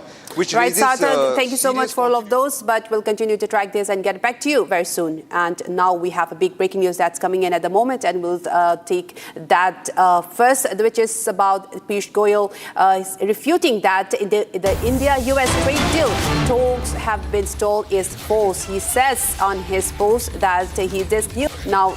Piyush Goyal has refuted the rumors saying that the trade deal between US and India has stalled. And in fact, he says that he had a fantastic meeting with the US trade representative, and also that both sides have reaffirmed their commitment to an agreement that is balanced and commercially viable for all consumers and farmers as well. I'm now joined by my colleague Nitin from the newsroom to give us more details on this. Nitin, this is a major statement from Piyush Goyal, Commerce Minister. He says that there is no such thing as being stalled between the trade agreement of the US and India, and says that this is still fully functioning and going according to plan, and says that they are working on a project, they are working on a roadmap that is fully committed to both the farmers and the workers as well. Tell us more on that. Exactly. So our Commerce Minister Piyush Goyal's tweet clarifies all the doubts that people had after certain reports surfaced online claiming that India and US trade deal was facing a major roadblock in terms of not being able to ascertain the kind of preferential treatment India would get on the dotted line in terms of preferential tariff treatment.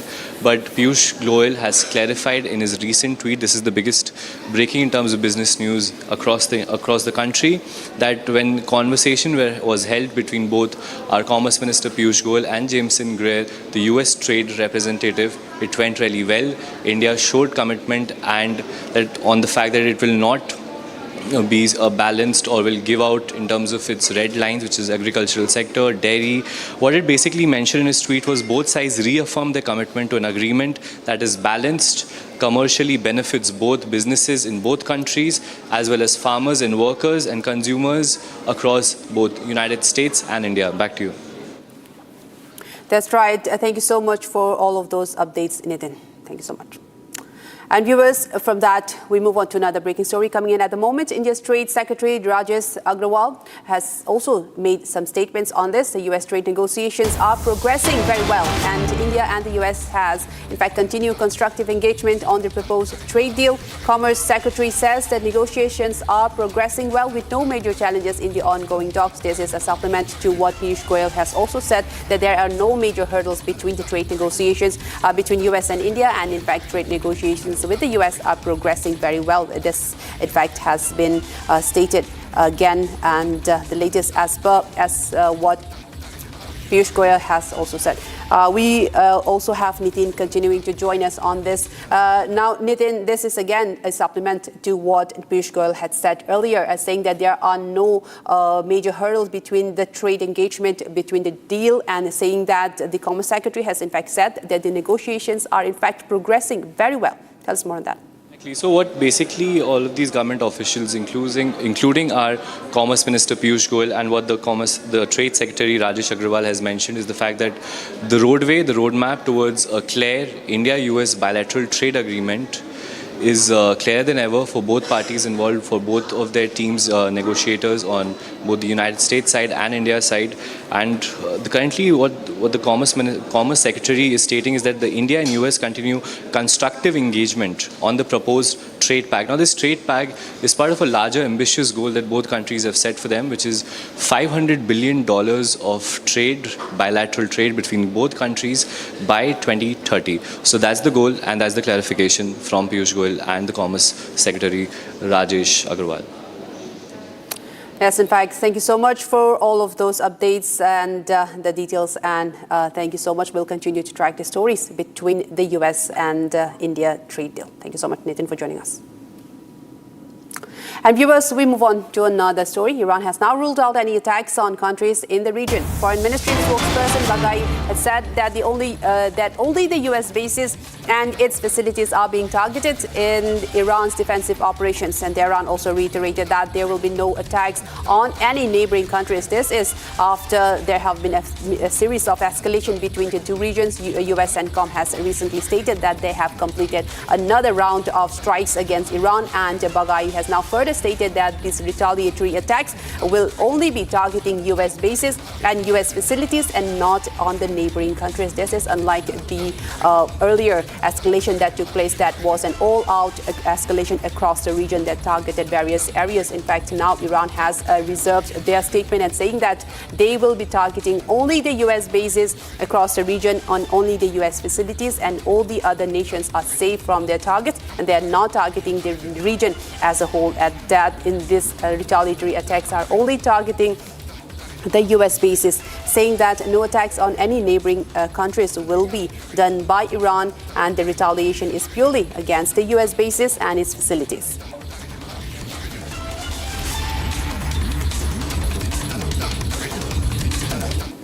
And viewers, moving ahead, France has also taken a firm stance on Iran's nuclear program. Now, Jean-Noel Barrot, France Minister of Foreign Affairs, has assured that there will be no lifting of any sanctions against Iran as long as the country has not renounced its nuclear program. The statement comes, viewers, amid heightened tensions in West Asia and ongoing international efforts on the nuclear issue. Now, France has given their firm stance on the possession of nuclear by Iran, and has said, the French Minister of Foreign Affairs has assured that there will be no lifting of sanctions against Iran as long as the country has not renounced its nuclear program. France taking a firm stance, this after the NATO summit that happened recently.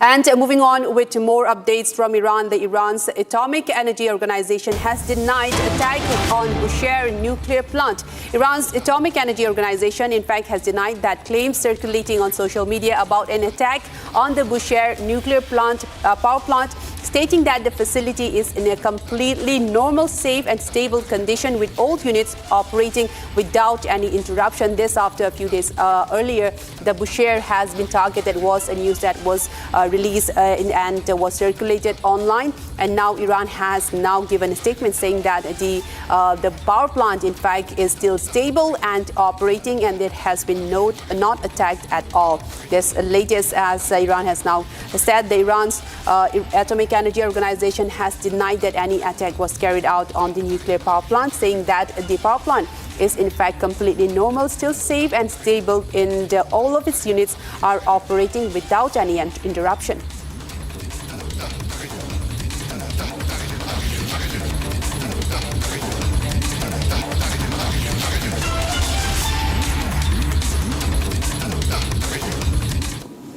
And viewers, with that, we come to the end of this bulletin, but we'll be tracking more stories for you on the other side. Coming up after a very short break, India shines at the inaugural edition of the Asian Under-23 Athletics Championship 2026 held in China finishes fourth by clinching 16 medals across the events. Coming up next.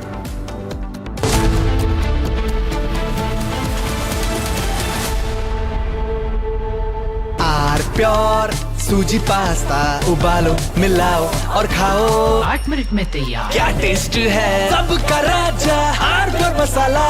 AU current account के साथ मिलता है free UPI QR overdraft facility और एक ही app से bank के सारे काम। AU सोच बदलो और बैंक भी। प्यास बुझाए ठंडक लाए सबको भाई जीरा से MTH का जलजीरा जीरा से। जीरा से असली रिफ्रेशिंग, असली स्वाद, असली मजा।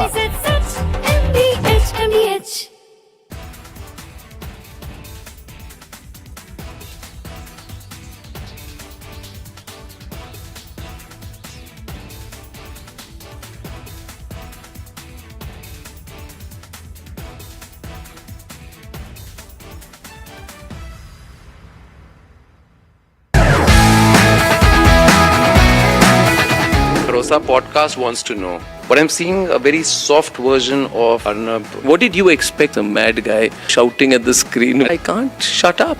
As debater or I'm a crazy debater. Facts everyone has. But I have brought back opinion into journalism.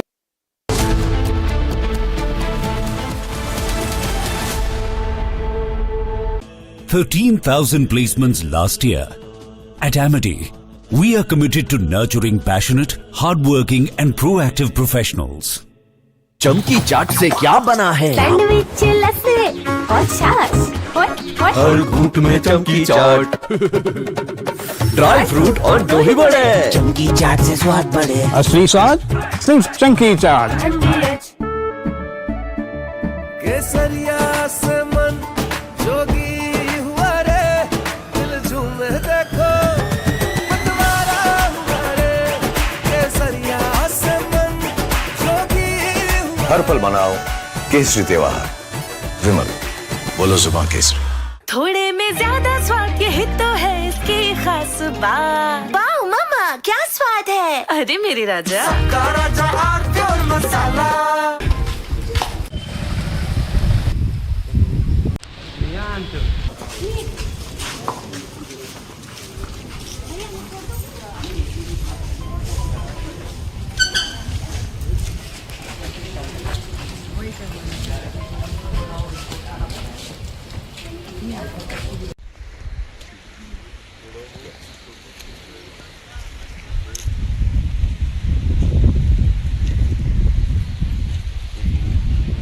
की घटना है, यही घटनास्थल भी आया हूँ। जो रात में घटना घटी उसमें महिला घर में अकेली थी। हाँ, रात में 2-3 बजे की घटना है।